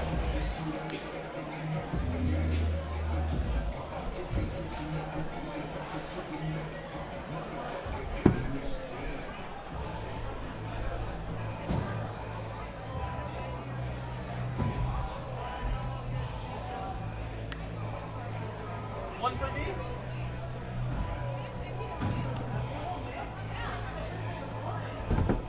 And I think I got a pizza dog on the way. We're getting the glizzy number 2, baby. Shout out Gloria's Glizzies. And spoiler alert with this practice, but we got some heavy hitters in the building. I was seeing some disgusting stuff in practice. The type of things that you might And we just wrapped up women's style, the combo round. First, we're going to have Audrey come in, the first place of the round. Go on. Audrey, welcome back over here. Thank you. How was that round for you? Yeah. Man, yeah, it's a lot going right after speed, but I was trying to like gauge how my body was feeling, and I think I did a really good job of like composing challenges that made sense for me to like be able to bang out today, and I was really happy with how it went. No, everything looked really solid, and no stumbles. Everything looked exactly as as you planned it, right? Yeah, pretty much. I think that's one of the first times like in comp that I've had almost a perfect round for me, at least based on what I was planning. So yeah, I'm super happy. Any one of the three combos that you set up, any of them were a little bit more tricky than other, or one that you were more nervous about? The third combo in the cage was like a little weird for me to figure out exactly what I wanted to do, but I knew I wanted to do that transition into the gargoyle, and I was super happy with how that one came out. I think it was a little bit of a different style for me, but yeah, I was super happy with that one. Now having a little more trad PK in there with the Kong down, that was absolutely, so a little scale as well. Awesome to see. How do you feel about you and Miranda neck and neck right now? How's that feeling for you? Yeah, I love being out there with Miranda. Like, she's a good friend for me, and I think we just like vibe and bounce off of each other super well. And yeah, she was killing it. I love watching Miranda do style. Like, her style is so sick. We're kind of different, but I think it's really fun like to see the contrast, and I feel like we work really well together. So yeah, super happy for her. She killed it too. Awesome season competitor. Thank you so much, Audrey. Have a good one. See you in the next round. All right, let's get Miranda in here. Miranda, welcome back. Absolutely awesome. Thank you so much. How are you feeling in that round? I feel pretty good. Like the two first rounds was good. Like the last round, I knew I was like 50-50 how it was gonna go because I didn't prep it that much. But I'm just happy with the side pre. Like that was the most important thing for me. Was that the scariest one going to, or was it punch Rudy, or was it? Yeah, like running pre punch Rudy. So it was not the scariest one, but it was just like I got too much speed from the running pre. So the Rudy was just like too much. Like I think like I felt like I was gonna over-rotate it if I hold it in because I felt like I was going way too hard. But it happens. No, you look really powerful going into it. How the side pre for you though was the scariest one out of all of it? Yeah, because I haven't done like any side pre's in like a year. But then it's like if you go to SPL, you have to push yourself. So I was like, I'm gonna do that side pre 100% as soon as I saw it. So I'm just happy. How you doing? Coming right off of speed right into this. Cooked. Like, I'm so tired right now. Like I can't wait to just get some sleep and stretch. Like yeah. You and Andre also back and forth right now, neck and neck. I was like just asking her, like, as well, like pretty much there's a little, I wouldn't say rivalry, but right now you guys are going back and forth between different events. Yeah, I'm so happy for her. Like I always like compete against her because she goes to like big comps too. So it's like I'm just happy like to see her going hard too because I know she also feels pretty tired from the last week. So I'm super happy for her. Between all of the days, because you're a seasoned competitor, are you more favorable of the combo round, the style, like more of a runs round, or big trick? Line for sure. Like yeah, I'm not a big trick athlete. Like I like to do like parkour stuff and like weird like creative stuff. So I feel like line is the best day for me, and also the least impact like on the body. So I'm excited for tomorrow. I was about to say, big day tomorrow. Thank you so much, awesome competitor. So come on in. Hi, Isa. Hi. Yeah, where are you from? I'm from Netherlands. Yeah. Are you here with the other the Dutchmen and whatnot? Yeah, with Koen and Dario. Why I called you in was the trap door off of the, was it more trap door or like layout back up off of the bar? Like both. Fair enough. To me, that was actually I think the highlight of the combo round. Like. Biggest surprise from the crowd, awesome job. Was that really scary for you setting up today? Yeah, for sure. Because like I was really scared to hit my head, but I like cleared it fine. So I'm really happy that I like landed it good. Yeah. Have you done other competitions before? First time out here? What is it? Yeah, I did like here or just yeah I did Project Underground. This year I went to WCPF. And I've been to like OMFG, KOTG, You did Kings at OMFG? I did what? The Kings of the Concrete? Yeah. Awesome, seasoned competitor. Thank you so much for coming out. Yeah, crush it out there. And we are off from a break. Thank you so much.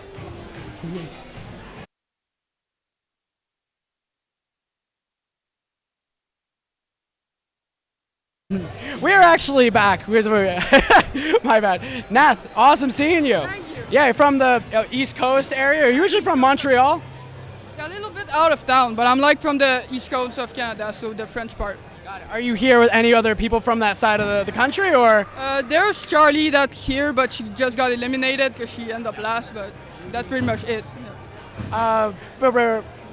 Refresh my memory, were you here last year, or did you do on-sites? Have you done any of the kind of competitions before? Yeah, I was competing in the 3 events last year, but I got injured in skills like in the prelims, so I continue in style, but didn't I end up in the final because we're only 5 women, but I opened my shin, so I couldn't do the finals. So you cracked open your shin last year? Yeah, I cracked open it, it's a big crack, yeah. Oh my God. How do you feel about your style round today?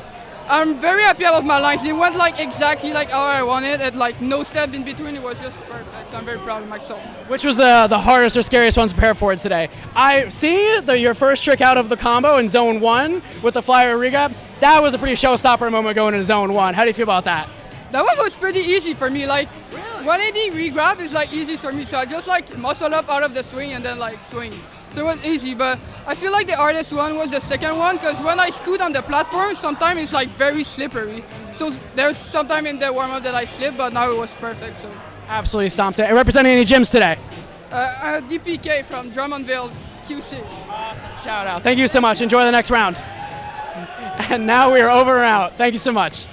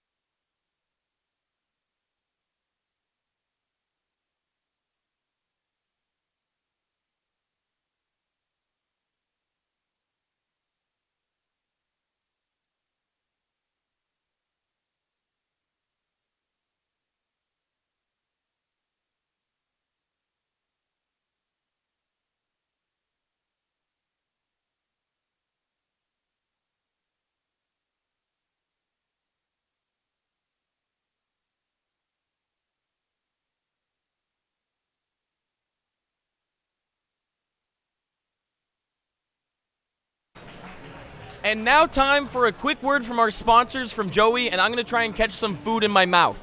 Yeah, big shout out to our interviewer there, David. Oh, come on now, that was you! Terrible. All right, guys, so we are going to throw things down to our style competitors, get introduced. But before we do that, quick shout out to our sponsors, Motion Mentors.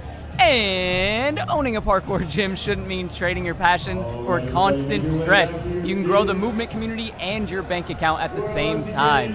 Motion Mentors has helped dozens of parkour business owners unlock new levels of profit and purpose. Achieve your parkour business's next level with free tools now at motionmentors.org. And we're going to throw it to men's style.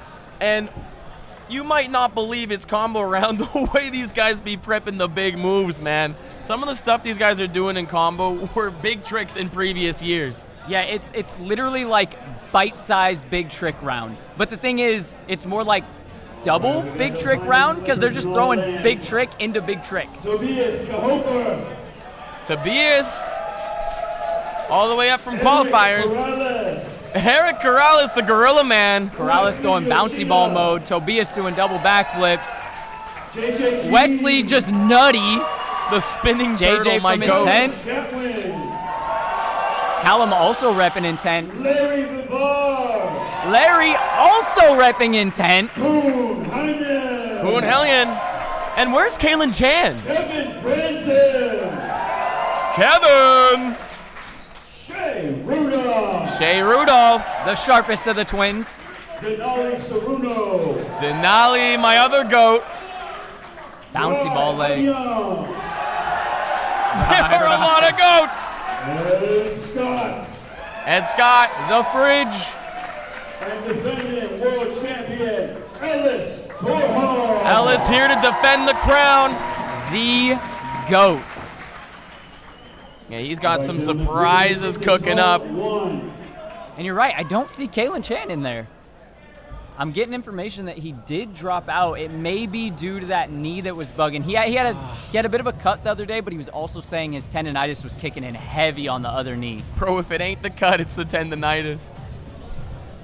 As someone who has recently joined the tendonitis game, I understand it's a lot more serious than it sounds. Yeah, especially Kalen coming out and competing in all 3 events during qualifiers. Qualifying through in first place for style in true Kalen fashion, Kalen Chan form, but that knee does sound like it gave out on him, and that is what caused the dropout. Tobias Kahofer. Tobias gonna kick things off in the chimney corner. Judges ready. Double back specialist. Yeah, started off his line round with a double back. Let's kick things off, Tobias. Really good starting point. Using gravity to his advantage. Lock in, Tobias. Front. Oh my froggy landing. Woo, looked like the hand slipped out just a bit right before he released. That's a hip opener. No bumpy on that one. Next up, whoa. Eric Morales. It's like I gotta follow that. Y'all remember hitting that? Nothing but smiles, man. And an incredible amount of flow and very different trick selection. Yeah, his level of flow is what carried him through. His flow and really just unique use of course. Oh, baby giant. Whoa, what the heck? What an interesting move there. Goes baby giant up into like half flyaway pre-down? I don't know. What was the plan? Oh, the spinning turtle, master of the solo session. Future GOAT of the sport. In the national qualifiers, he threw down one of the sickest combos I've ever seen. I cannot wait to see what he has in store for us. Nobody will be doing it like him. And this is the World Championships. You know he's going to step it up. Yeah, first time on the world stage. Whoa! What? No way, landing like nothing! What the heck? That was a wild, the variation on that. A-twist D-leg pre? No. Here's the crazy part. Because A-twist will not get you landing on that block in the correct way. He had to D-leg it in order to land perfectly to set up for that dub A. That's wild course interaction. Literally could not do that without that move. Judges ready. Let's go, JJ. JJ from Intent has been constantly leveling up. Intends to throw a combo. Oh, cheeky little tap. A-twist touchdown, a half out. See, I like to see stuff like that because you're expecting to see maybe a dub A. Then you see an A-twist and you're like, oh, really? And then you see the touchdown twist and you're like, oh! Let's go, Callum. This is the one area of the gym that I haven't seen what Callum was cooking up, but Callum's really stepped it up this year in terms of scale. What is happening here? Wow! Callum is quickly becoming the king of variations, has his own extremely unique style. Never letting a trick go stale. And that's what you like to see, you know, as the level of tricks keeps stepping up, we don't want to see everybody doing the same business, and Callum is making all the difference. Larry Vivar coming up. The GOAT of Intent. This kid has been going on a tear. Scary Larry, they call him. Okay. Hold on there. What do we got? Let's go, Larry. Oh, what is he cooking here? Signature Larry confidence coming in strong. First Reverse down to pop. Reverse popped up full. That was nuts. And look at our other competitors. Literal stone faces. I don't even think Ellis watched that happen. Bro. And Larry's half the age of all these guys. Up next, Koen Heinen. Here comes Koen Heinen. Qualifying through the European qualifiers, I believe. Yeah, Koen extremely strong in his lines. Let's see how he transitions to combos. I know he's been working on those bigger tricks lately. Oh! And what he was not going for that, but what he was going for was that hand tap to get that reverse and finish the last bit of a flip. That full commitment that we saw there is what would have made the trick so spectacular. Heading Missing straight that to hand, the timeout corner. missing that hand is obviously catastrophic. Where's the ledge? Not there. Here's the Kevbot. Kevin making it through earlier, I believe in 4th place in our skill round. Very well-rounded athlete and an absolute master of the 360 lache. Oh, who's that kiss for? Don't tell his girlfriend. Let's go, Kevin. Whatever you're thinking he's gonna do something else. I can promise you that much. One of the most enjoyable to watch athletes, and everyone get the heck out of his way.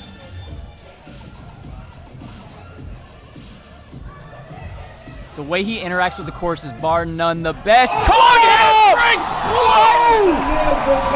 Wow! Taking the bow! Absolute masterclass!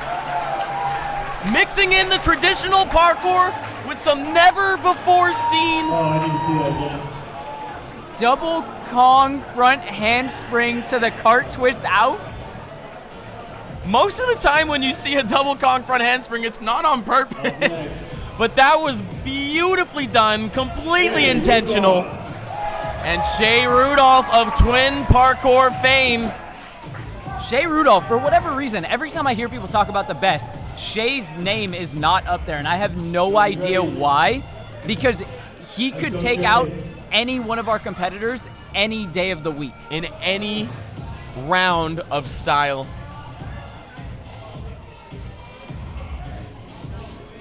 And this is an interesting starting point. Starting on the A-bomb, but facing the bars. What a cat! No way! Have you ever seen that? No way! I have never seen gate to cat. What the helly? That, okay. Bro! The obstacle interaction there, like, again, you cannot do that trick without that setup. And that is the key to getting high scores in combo. NBD's nuts, man. Holy crap. And next up, we got Denali Saruno. My Always favorite throwing athlete to watch. MVDs. Master of the off-axis tricks. He's going to do some stuff that there just isn't names for yet. Yeah, I'll do my best to name it. Judges ready. Let's go, Denali. What do we got? A little bit of impact, that's for sure.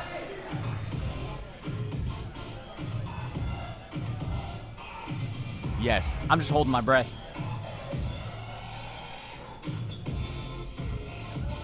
Whoa!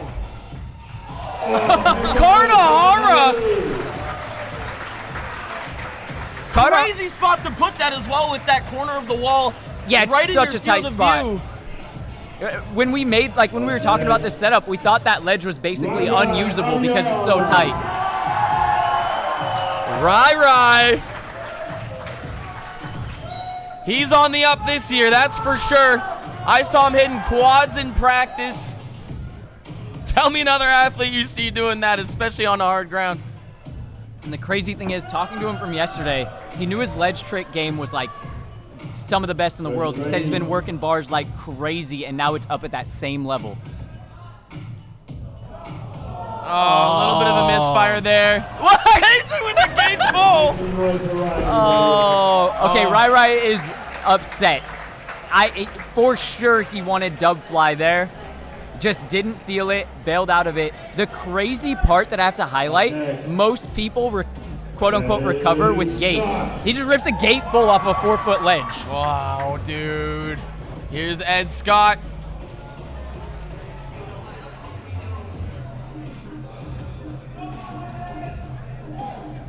Ed Scott, absolutely love his style. Always brings in the hard-hitting parkour stuff into every combo, every style line that he does. Great True to his fundamentals. style through and through.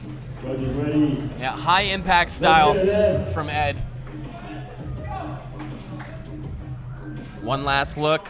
The wall is still there.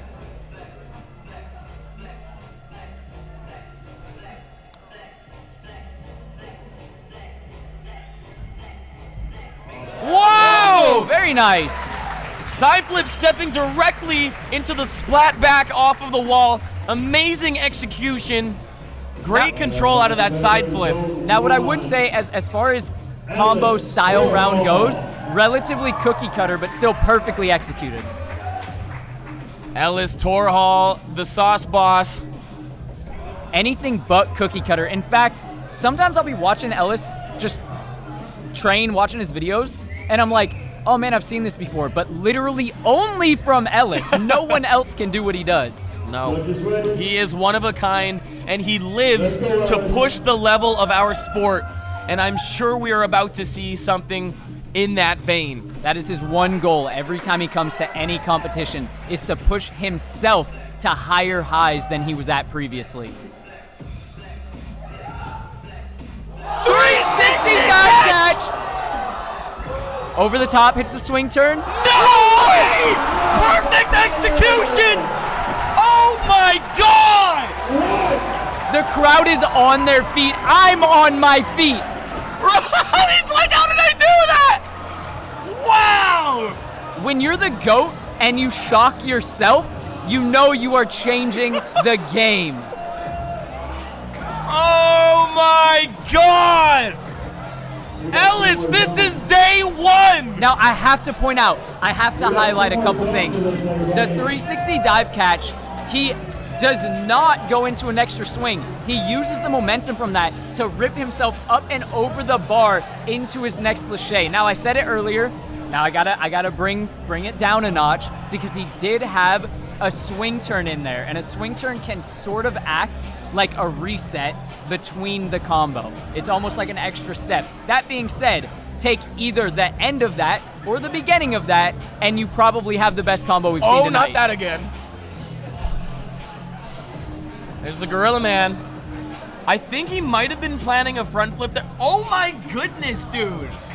A-twist D-leg. Bing, ding. There's the chat win. So we've got a rail roll. And he does Gumby, tack Arabian on half? Yeah. Like that could have so easily been tack full, but instead, and look the way Steezes it out. Larry hitting that dub full like it's zero impact. And here we can see the idea was to catch that hand, just ended up shooting a little too far. What is this? That was beautiful. Wow. The impact. Shay! Shay oh my Rudolph, God. man. Bro. I'm speechless. I'm actually speechless. That is an insane spot to put a... Denali's leg went over that L block. Wow. So maybe the variation helped him, and so Rai going for this dub fly. Oh, it looked like he was... he almost kicked the block here, if you see. Yeah. I think he had to hold back his tap because he may have been a hair too close to the block. Yeah, really tricky placement for a dub fly. And textbook. That first angle we saw there, you can see how big those distances are. The second to it looks easy, but that's just because Ed's so powerful. Oh my God, Ellis perfection. Oh, just the splat back to splat. Oh, splat off the. Look at that! Oh my God, dude! Pulling over. One swing turn. Ping pong. Oh. Ellis playing body ping pong, baby. He caught the bar with his heels barely hanging on. That was round one, guys. We're about to. What? We have two more sections for combo. Oh my God. Now the judges are taking their time, watching through those replays, making sure that they 100% have the correct order of best to worst in that round, which is not a job that I would want right now. My top 3 out of that round: Ellis, Kevin, Wesley. That's my call. My top 3. Oh, it's really hard. Ellis is 1, and I think that's easy. Shay. I have to put Shay second or third. I have to. Because the scale, right? The scale is crazy, and specifically the obstacle interaction. You cannot do that with any other setup. Where I'll say Kevin, his second move, like for sure the first move crazy, and then ending it off added kind of like the cherry on top. Yeah. Which is where I'm kind of thinking maybe third. And then similar to Wesley, like you can do that on a different obstacle, but specifically with that set of obstacles, you have to do that skill. Yeah. Which is that's the crazy part to me. And one similarity that Wesley and Denali shared was that their lines were possible because of the variations that they used, which is incredible to see, because previously variations were used kind of superficially and kind of just to add some sauce to the move. I'm sweaty, but using these variations in order to complete the line successfully, whereas they might not have been possible without, that is the next level. Yeah, speaking of these, I would love to see Shay's run again if we could. I'd love to see Wesley's again. Yeah, another angle of that one. Yeah, another angle of that would be fantastic. Those two were like, those are the ones where my mind just kind of popped and I couldn't fully comprehend. So we'll see if we can get a replay pulled up of that. In the meantime, like there were so many other ones, like even Callum's like Tack Arabian Unhalf, incredibly steezy, like what he adds to that. Yeah, it was kind of a juicy unhalf. There's the Kevo. Yup. Perfect catch. Oh my God. Like that's crazy. Denali. You see that leg going over the L. To the bar. Oh, I might have to see it again. Man, and I would have loved to see what was cooking up after this dub fly up. Yeah, see the place that he landed on the box. He might have risked doing a dub flyway pre. Oh man. Yeah, seeing Wesley would be great if we can get him up here. Yeah, let's see Wesley. How you guys doing? I want to see Wesley. Yeah, because the big thing we got to point out is like that L block is skewed. It's not a straight shot. So you literally could not do a twist to it. Your feet would be like on the skinny together, which doesn't work. Like he had to D-leg out to land this way to hit his double A twist, which is what makes that so incredibly impressive. Like Wesley's got flip prees in all directions. That is what he trains. Look at this. D-legs out. Oh, and that angle just blocks it. If we get this angle on that, that would be incredible, because you could really see the way that he lands on that L block. Wesley looking terminally chill, man. And hi, Kevin. Obviously, we got Larry Vivar, like just popping off with a big old reverse, plus a little extra half into that double full. And where he landed on that A-bomb, like he had to reach far to pull out that double full. Yep. And also, with a potentially high impact combo like that, the light landings, gotta respect it, man. All right, everyone. Larry's got gravity on half. That was a tough round to judge there. Yeah. Yeah, I actually had a quick moment with our judges just to say, good luck, guys. Yeah. There it is. There's our angle. Eric Corrales, Rai Abian, Callum Chatwin, Denali Saruno. Let's go, Wesley. JJ Jean, Ed Scott. Oh my God. Wesley Yoshida, Kevin Franklin, Wesley Yoshida. Shay Rudolph, and in first. So our top 5 here so far, we have Larry Vivar, Wesley Yoshida, Kevin Franzen, Shay Rudolph, Ellis Torhall. Wow. That is as close to my exact pick as I could have gotten. It's kind of a combination of both of our picks, honestly. So I guess we're moving on to round 2 now. Just in case that wasn't enough game-changing business for you. We will be moving to a new section of the gym, obviously opening up new possibilities and new NBDs with a new fresh setup. And with the level being where it's at these days, you know, they're going for some really high-level tricks, but they do run the risk of a misfire. Even more so than previous years, because these lower-level tricks would be guarantees. Yeah, and shout out for Kuhn for going for a move where he really hit it in a way where if the mess up happens, it's going to be a hard splat. But that's the type of thing you have to do. Double Kong. There we go. Very nicely connected. Super interesting to see that double Kong using that really low L wall to go for like that fat, almost ground Kong level double Kong. Combo that time. Yeah, that was a beautiful combo. This time he is touching the obstacles. All right, Tobias. Tobias had that bit of a slip out as well. Tell you what, he's not slipping out of those knees. Look at that chalk. Judges ready? Let's go, Tobias. Let's go, chalky knees. And like a gainer move. Oh no! Fudge brownie, dude. Oh my god.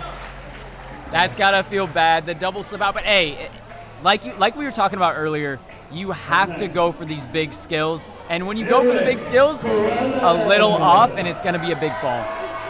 Eric Corrales always smiling, having a great time. Eric expressed disdain that he made it through, actually.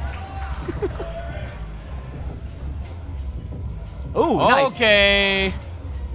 Oh, that's beautiful, Okay. Eric. That's something different. Come on, look at the style that he brings. It is 100% Eric. Anybody else does that, and I'd be like, did Eric build that line for you? Now, Rai's got to have a chip on his shoulder after last round. He's got a lot of ground to make up, but if anyone can do it, it's him.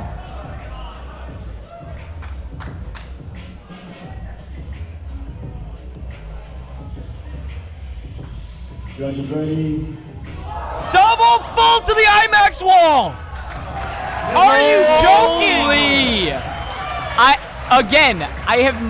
Have you ever seen double full pre? Nope.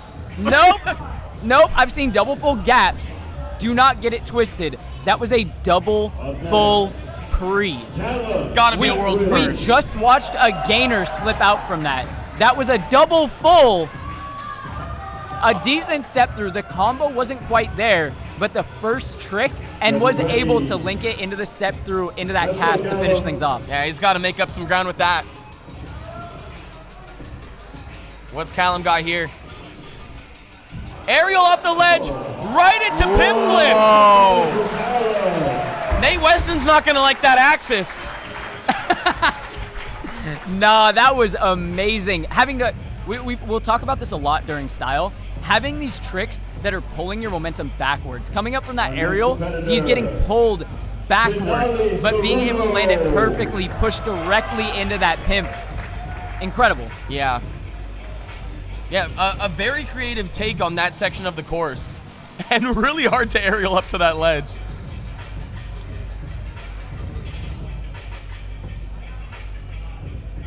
Yeah, Denali.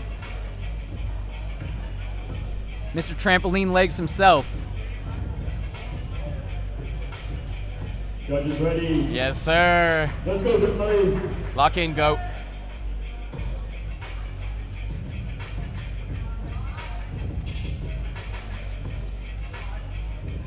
Eye of the storm. Oh! Oh no. Oh, brief pause. Whoa! Make some noise for Denali. I don't know if it was a misstep, a misleg. Leg gave out. It was hard to tell from the angle, but everything looked okay. But ended up kind of taking a sit down after he had landed the trick. Yeah. JJ Jean. Triple J, one might call him. JJ planted himself just like dead center of the pack with his last trick. Great variation on it. but we're gonna need something a bit more game-changing on the world level. Take it away, JJ. Oh, he's got something big for us. Reppin' intent. Looks like he's lined up with the sandwich. It's at the bottom of the brick wall. It's just off camera right now. Here we go. Oh! Gainer's over!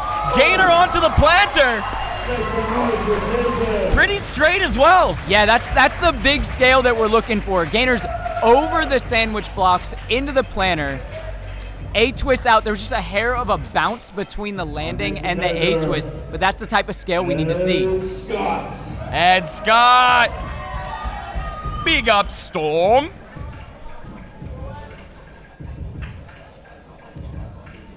Cooking up something in the same spot as Rai Rai. Wonder what he's got for us here. Yeah, we've had 3 competitors start up there. Tobias, Rai Rai, and now Ed. Judges ready. Gotta be something precision here.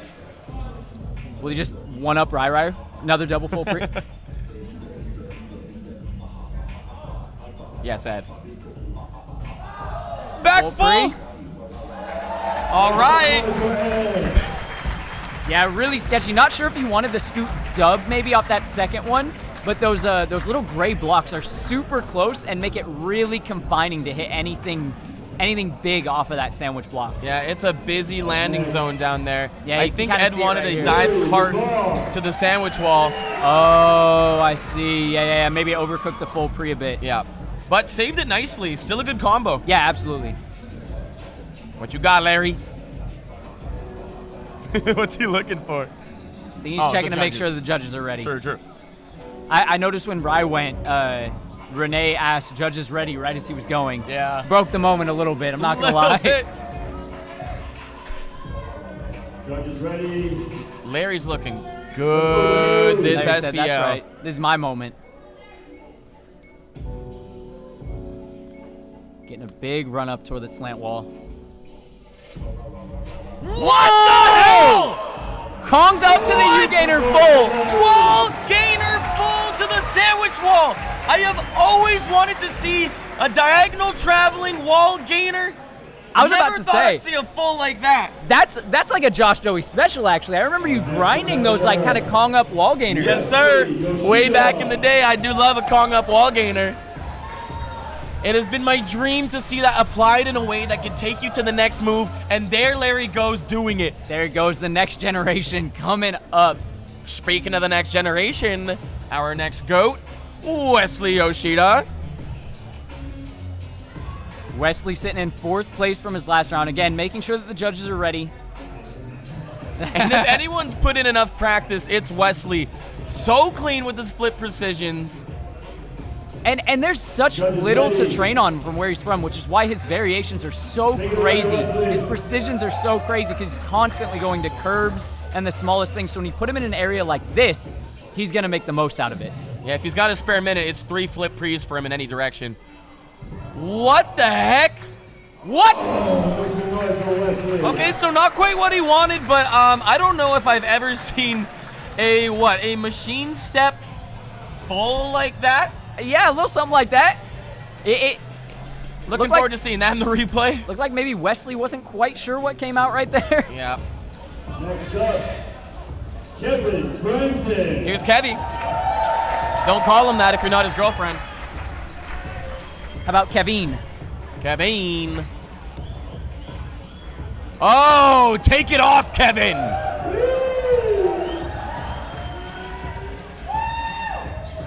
Damn. Judges ready. Let's go, Kevin. Full of surprises, this man.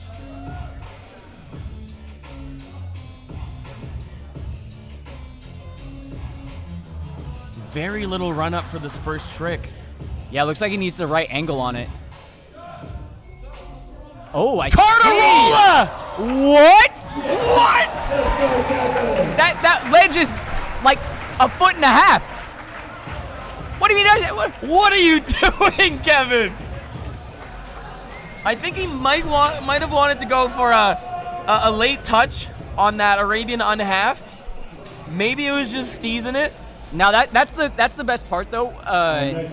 Kevin sets it up in a way where even if he doesn't get that touch, he's still safe. Wow. Oh, what's Shea got here? Shea Rudolph with the innovation on the last one, spotting out something that no one else has ever seen, which was that gate to cat. Are we about to see another game changer from Shea? And Shea can keep it cookie cutter. He can keep the level high. He can go wild with it. It's really a mixed bag, whatever he wants it to be. Kong gainer to cast him away. What? Hey, now still going? What are we doing? Okay, first of all, let's be clear.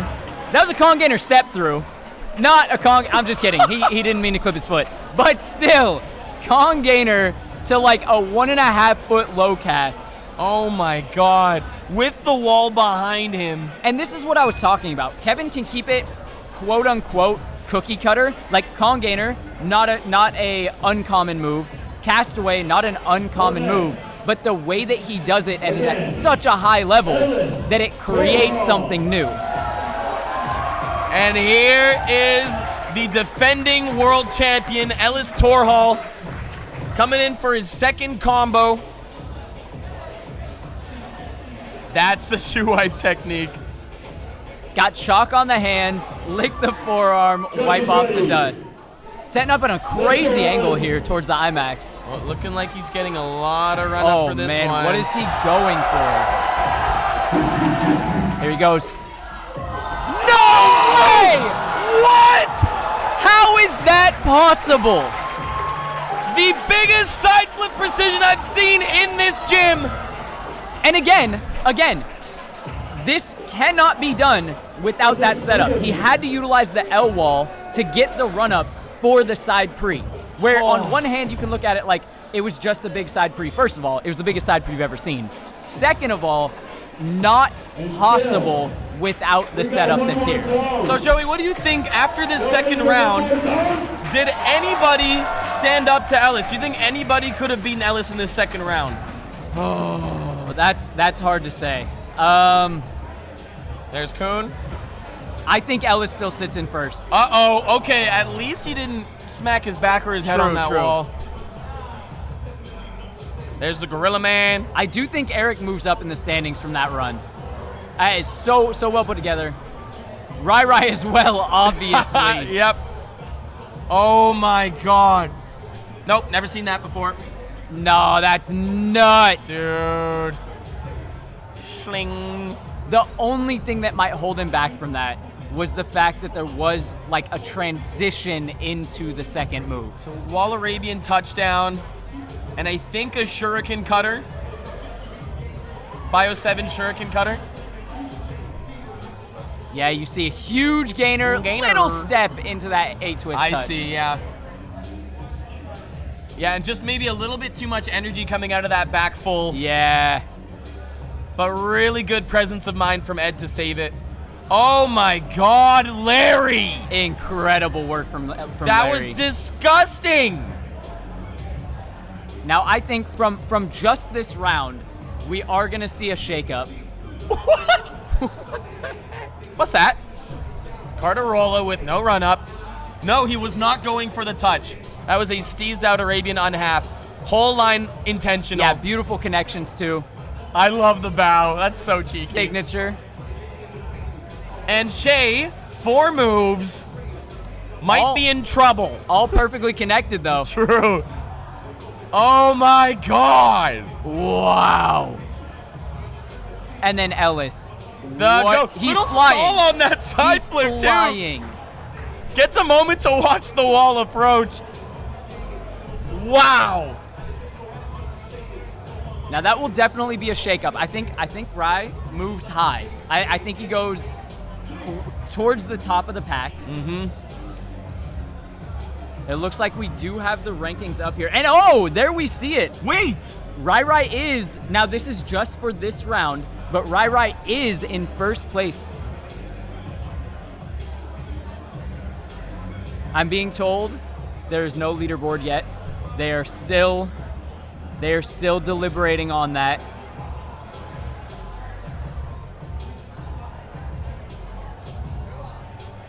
Wow. Yeah, I'm getting confirmation. This is not the leaderboard. They are still deliberating, which is why we are still waiting to go on to the next round. Honestly, would not be surprised if Ryan is at the top of that round, though. Yeah, I believe he should be close to the top, because double full pre is something I've literally never seen before. It's something that I would put money on no one else in this building would be able to do, given a full 24 hours of practice. No one else on this planet, honestly. Can you think of anyone who would go for a back double full pre at that spot? That's a great point. That's a great point. Nobody on the planet could do that. Now that said, I do believe Rye is going to move up quite high.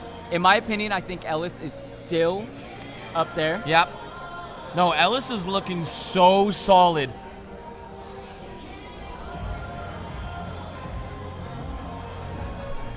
And I remember him saying he'd been training a little bit less this year going into competition. Did leave me a little bit concerned, but seeing what he's been putting out here, I am so impressed. And he is looking more solid than ever. Yeah. Yeah, and I think Kevin is going to maintain like a very, very high spot. Coming into this round, he was in second, I believe. I think he maintains that placing still. I think Wesley's probably heading down the rankings. Yeah. I think Larry's heading up the rankings. Agreed. Tobias Gahofer, Eric Corrales, Denali Saruno, JJG. Okay, Denali's got some serious ground to make up in his final combo. Heinen, Callum Shackwin, Shea Rudolph, Larry Vivar, Kevin Franzen, Ellis Torhall, and Rye Avian. And that's got to be official confirmation. Now, Rye did have the best combo. We are going to have to officially confirm all of this towards the end of the round, because remember, no one round matters. The accumulation of the three is what matters. So they will all be averaged out in the end, which meant for this round, we did have Rye on top, followed by Ellis, then Kevin, Larry, Shay, and Callum for our top 5. Let's go, Tobias. Moving into our third and final round. Let's get it, Tobias. Gate off of the corner. Straight into Popcast. Nice and clean from Tobias. Finishing strong. Up next. And can I just say that's crazy that that's like a midline combo? That's true. The Gorilla Man. And Eric Corrales, I thought he would be a little bit higher with that well-connected line, and that's why, because it wasn't a combo, it was more of a line, which does make sense. Thumbs up from the judges. And now you'll see he cannot do the dive roll again because there's a cage in the way. Maybe they put it there on purpose. Oh, yeah. Diving into that last pop flip. Now there's a combo I like to see. Little dive 180 kip? Yeah, dive 180 kip directly into the dive roll, landing perfectly for the plyo comp flip. Denali, what do we got here? I need to see Denali in semis. Judges ready. Let's get it, Denali. The off-axis king. Starting up on the bar cage. He's got a lot of height to work with and some extra ledge if he wants to utilize it.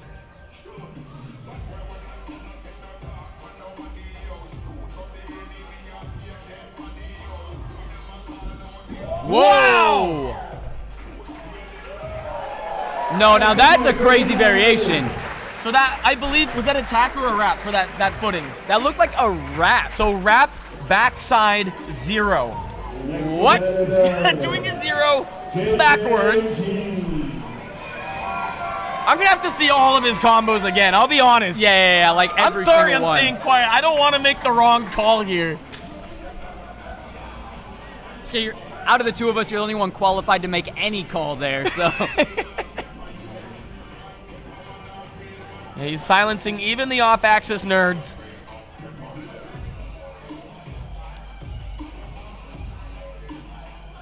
Judges ready. JJ, don't play. Let's go, JJ.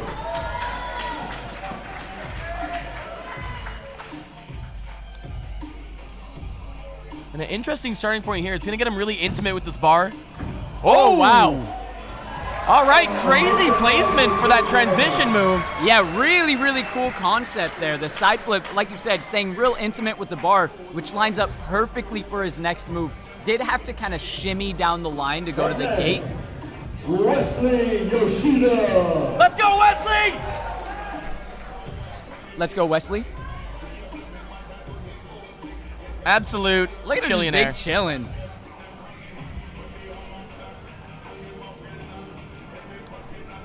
Getting dapped up by Silas. Yeah. Just waiting on the judges. It's a hard job, okay? It doesn't seem hard, but I promise judging is really hard. And this is a crazy starting point. Yeah, inside the bars.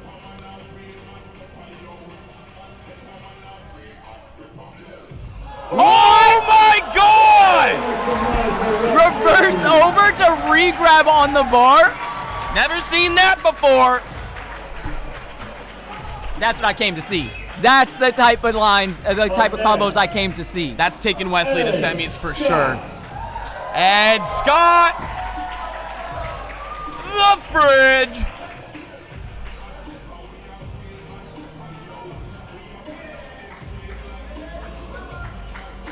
Starting at the purple wall and eyeing up the gray wall. Eyeing up the judges right now. Gets the thumbs up. Let's go, Ed. Come on.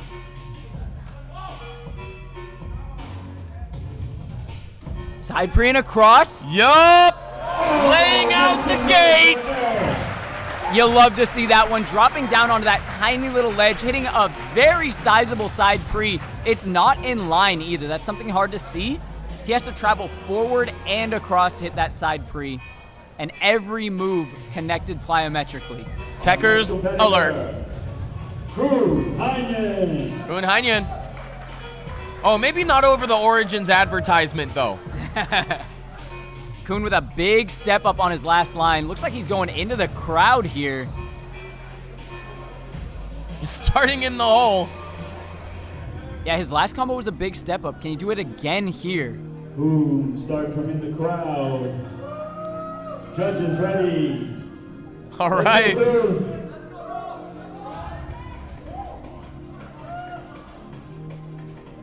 Kong. Toe shoot. Castaway. Okay. Super sketchy place to put that. If you push away too far, yeah, the back of your head's meeting the bar. Not only Whoa! That was so sick. What? Whoa! What? Was that part of the combo? I'm a little sad that wasn't part of the combo, but not only super tight because of the bar cage, but you have an extra wall in there with you now that holds the cage. Callum Chatwin is looking so locked in. Starting on top of the bar cage. Chalked up shins. Let's go. Take it away, Callum.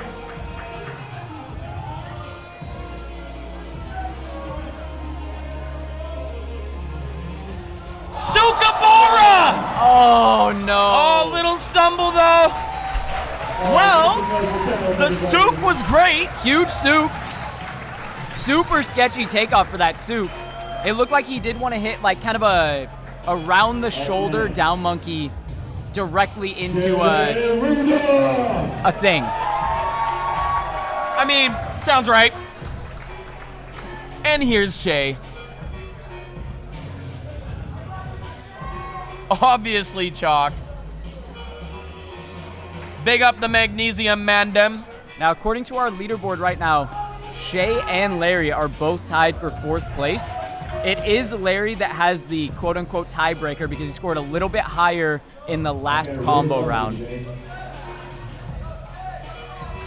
Judges ready. Let's go, Shay. Something to the bar.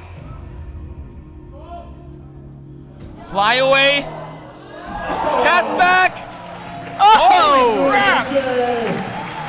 Narrowly misses his hands, but still very difficult to do a castaway and not land back on that wall. Yeah, pushing out maybe a hair too far. It looked like he wanted to get hands on as he came down directly into that gate. Still able to recover quite well with just a slight pause on landing. Larry! What's going on over here?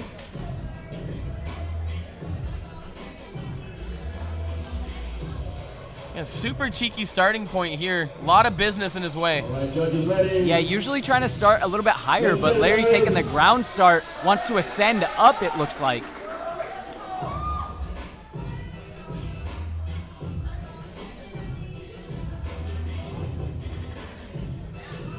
Oh! Okay, so the 180 kip to cast pin flip off the bar, looking great. Might have loved to see something other than a side flip before that. Yeah, it's one of those where you know the skill that you want to hit, and you're not sure what to do into it. Yeah. So it's almost like a cop-out side flip. Yeah, kind of. I'll make it a combo. First trick, but cashed out for the second. Exactly. The flying Franzen.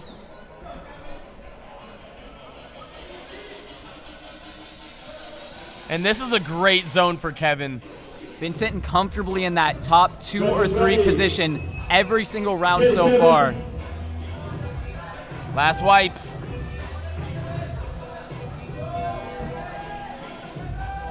Not afraid to wipe his shoes with the chalky hands.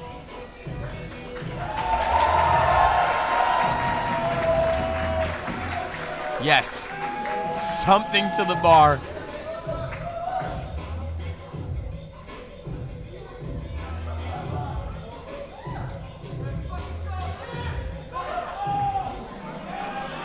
Yes, sir. Yeah, with the shoe wipes, it definitely seems like it's going to be a bar heavy. Everything is perfectly set now.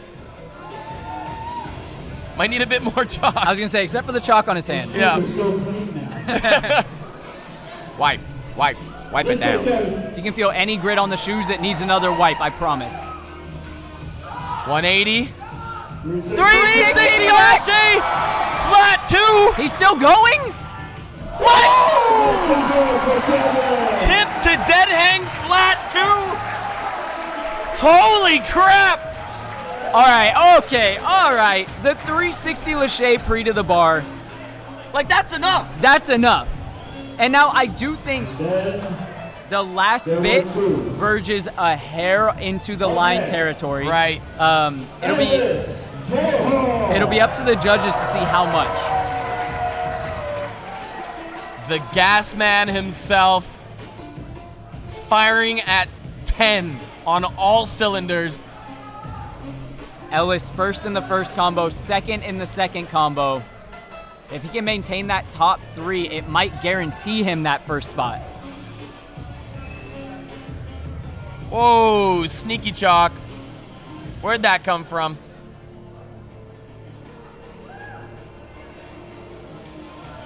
Duh, his pocket, dude, duh.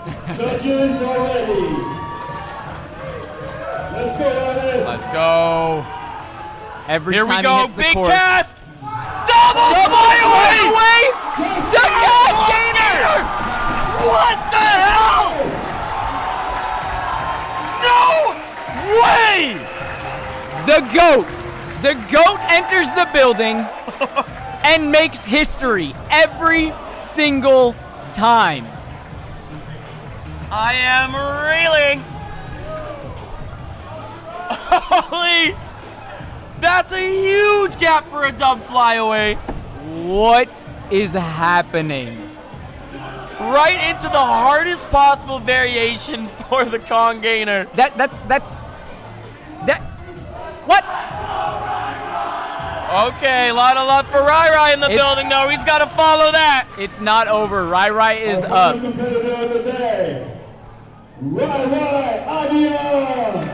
still has ground to make up.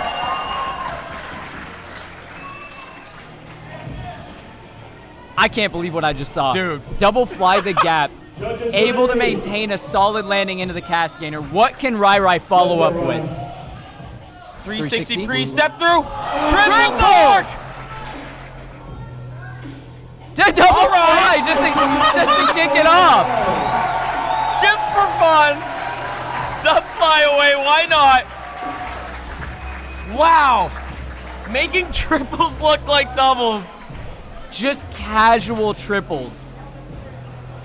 All right, everybody. Sit Wow. Now again, that combo may have been basically called by the judges after the triple. The 360 pre, which by the way, 360 pre across the bars, into the step through to triple. Yeah. What? A 3 to a 3. Now, it's crazy to say this, but it does not knock Ellis out of first for that round, which means Ellis is guaranteed first place with the average score. He took first 2 times and second on the third. Yeah. Can't be knocked out. Now, Rai, it will heavily depend on where he places here. First in one of our rounds, I believe it was 7th or 8th. And here's our replay. Yeah, D's combo out of Tobias. Oh, look at that jump to the side to make it connect. Yeah, quick last second adjustment. So Holy. backside 0. Palm gainer, pop full. Wow. Yeah, great stuff from Larry there. Just one step to the side. And here's the spinning turtle. Wow. Super techie combo. Started celebrating before he landed the trick. Threw that arm up. Mid-air celly. Ed Scott's looking great. Yeah, with the skill challenges like mid-run here.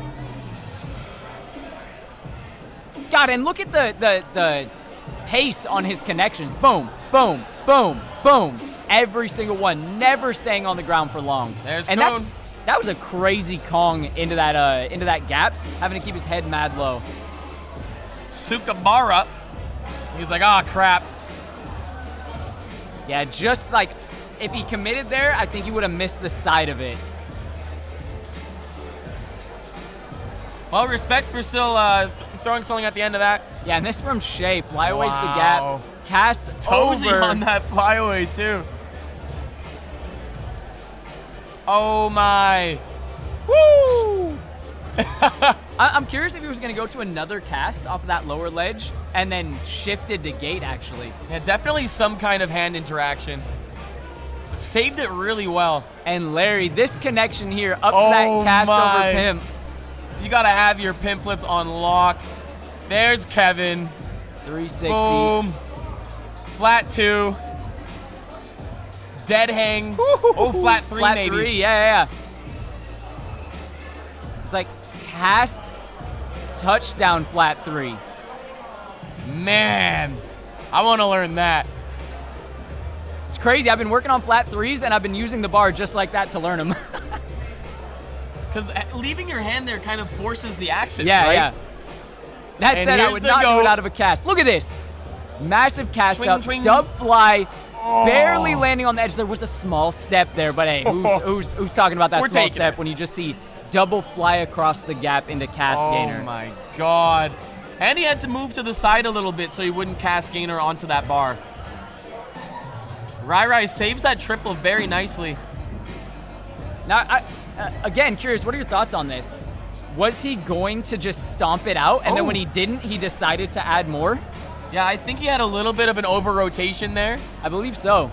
Not sure if that dub flyaway was planned, but he landed it like it was. Absolutely. And that was the craziest combo round I've ever seen. We want to make sure that our judges get ample time to make sure the exact right placement is done, because this could really shake things up. We had some expected people moving on.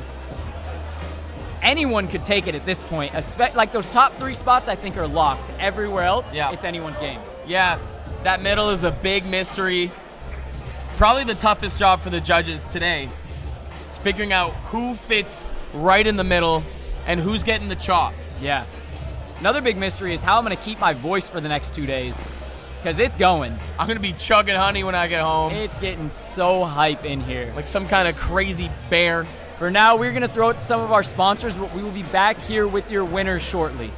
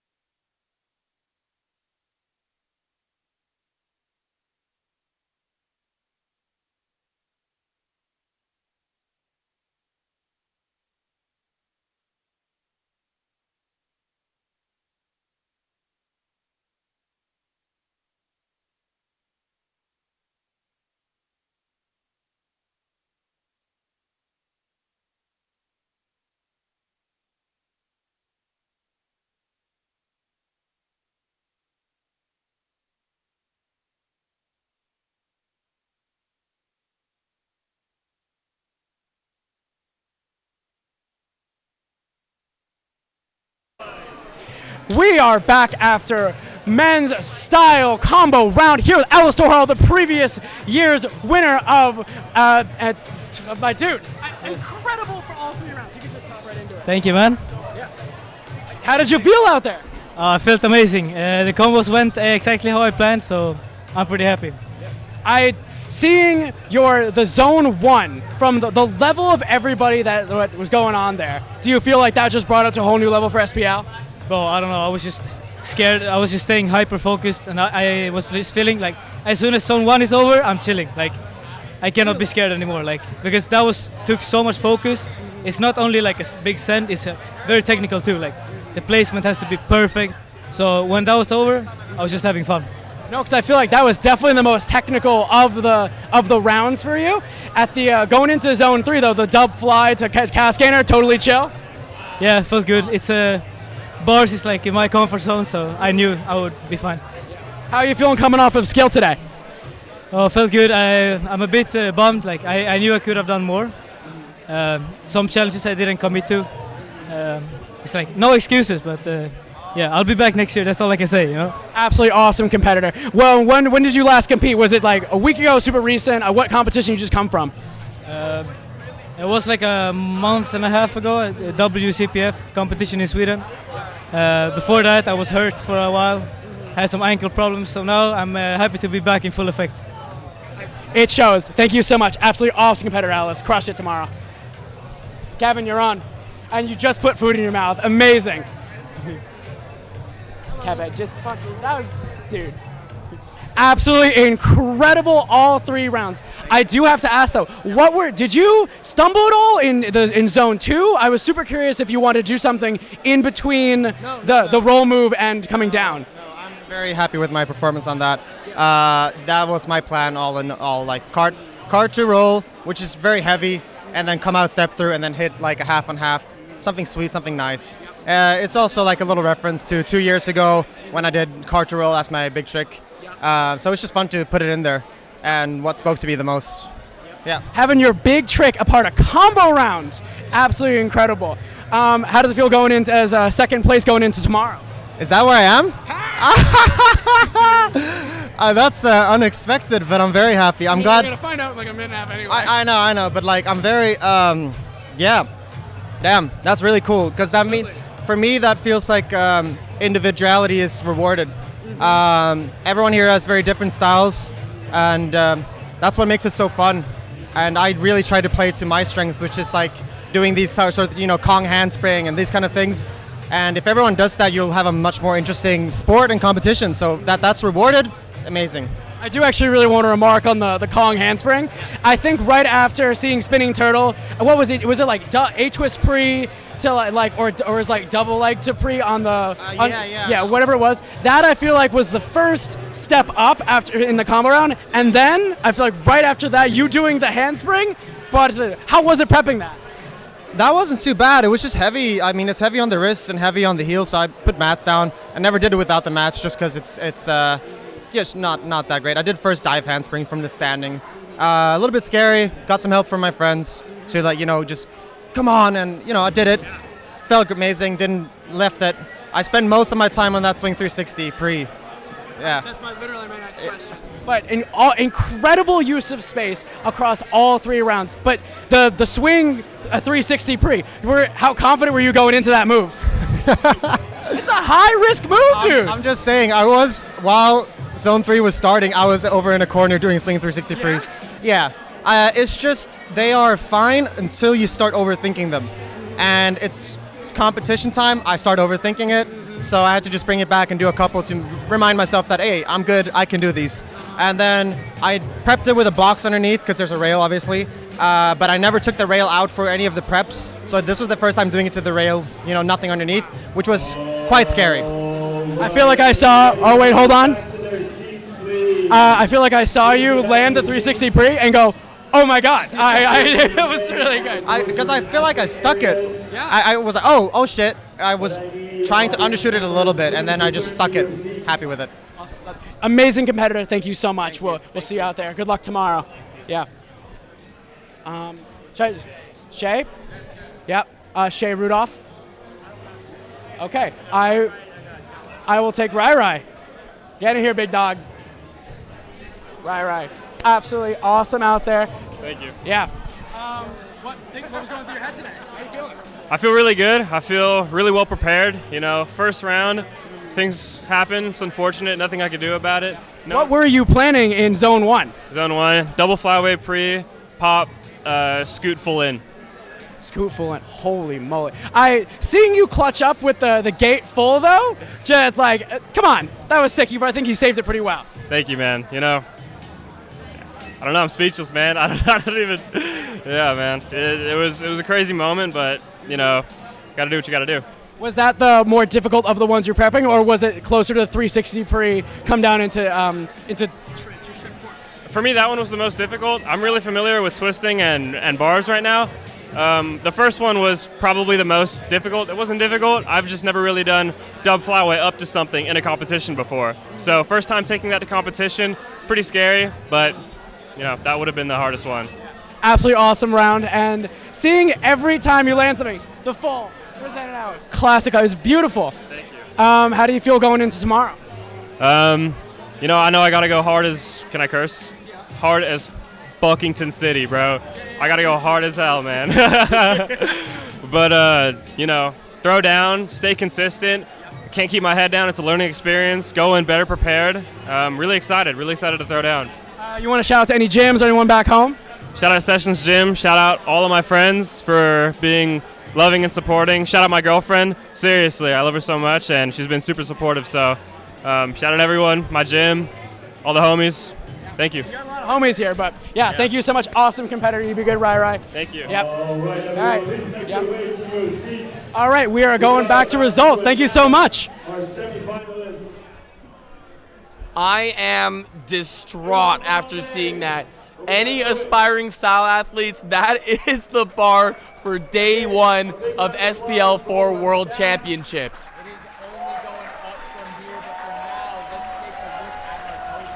The day, and who is moving on to the rest of the World Championships.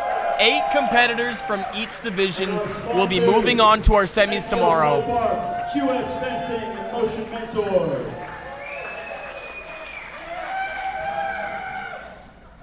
All right. Here we go. In women's skill. Women's skill. When I call your name, head up to the top of the brick wall. Agnes Sicily. All right. Agnes Sicily making it through. Andrews. Really excited to see another day out of Agnes. And Huang. And Huang coming in. Camilla Stefaniou. Yeah, Camilla. We all knew Camilla's making it through. Louisa Chen. Louise. First to hit that giant drop for El Prix. Rachel Goff with a bit of an injury, but making it through. Hopefully it's just like one of those one-day injuries. Megan McQueen coming through. And the legend, Renee, the most celebrated SPL athlete out there. Not missing a beat in her training. I swear I called 8 names. All right, they got places to be. All right, big round of applause for women's skill semifinalists. Those are your semifinalists moving on to tomorrow.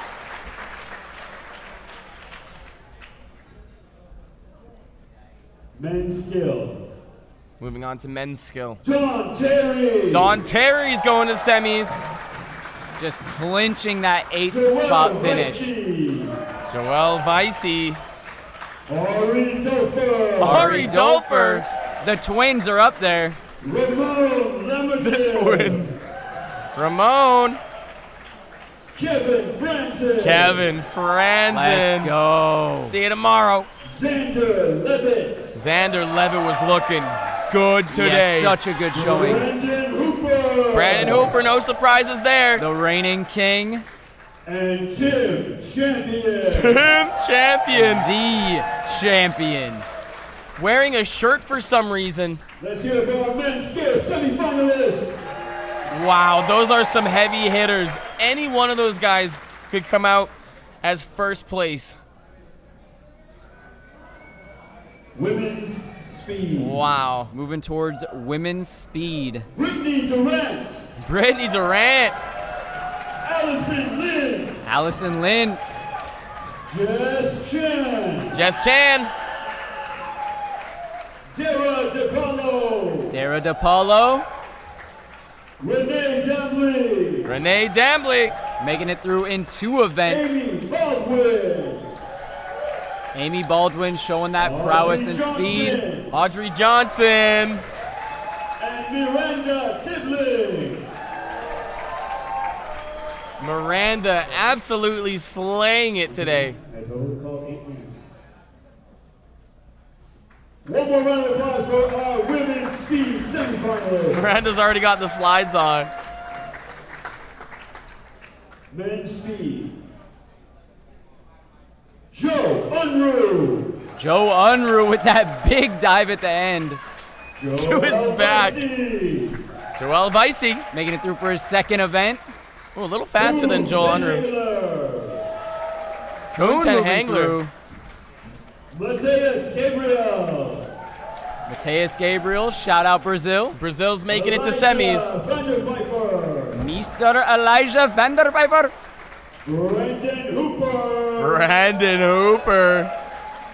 taking some pretty high spots now. Tanguy Shingen. Tanguy, of course. And Siba Vanderspreker. Siba coming through on sights and moving forward in first. One more big round of applause for our men's speed semifinalists. Let's go. There you have our men's speed semifinalists. Women's style. Women's style now. Elle Carter. Elle Carter. Dara DePaulo. Dara DePaulo moving through as well. Issa Jensen. Issa Jansen. Jade Palomo. Jade Palomo. June Porter. June Porter. Nat Vignal. Nath Vignal. Let's go, Nath. Returning from last year. Sibling. Miranda Tibling. With that just powerhouse style. Johnson. The reigning champ, Audrey Johnson, moving through in first. One more big round of applause for our women's style semifinalists. Doing well to defend her title so far. Men's style. Men's style, I don't know the order for this one. Just saw, here we go. JJ JJ making it through for intent. Wesley Yoshida. Wesley Yoshida, the spinning turtle. Scott. Ed Scott's making it to semis. Ed Scott, let's go. Larry Vivar for intent as well. Yeah, Ryan. There we go, that double full pre doing big things. Shea Rudolph. Absolute shoe-in for semis. Kevin Franzen. Yep. Kevin, let's go, Kevin Franzen. And Ellis Torhall. The GOAT, Wow, Ellis what a Torhall. showing, man. No surprise from anyone there. One more big round of applause for our men's style semifinalists. Man, no Denali for semis, though. That is a sad one. And if that wasn't enough, we still got 2 more days of competition. Oh my God, 2 days left in this thing. I'm gonna ask, out of respect for the staff who have been here for almost 12 hours, if you could please leave and go home. Return with that energy Quick tomorrow selfie. As we get into our semifinal. Probably gonna post that on Storm. of SPL4. Wow.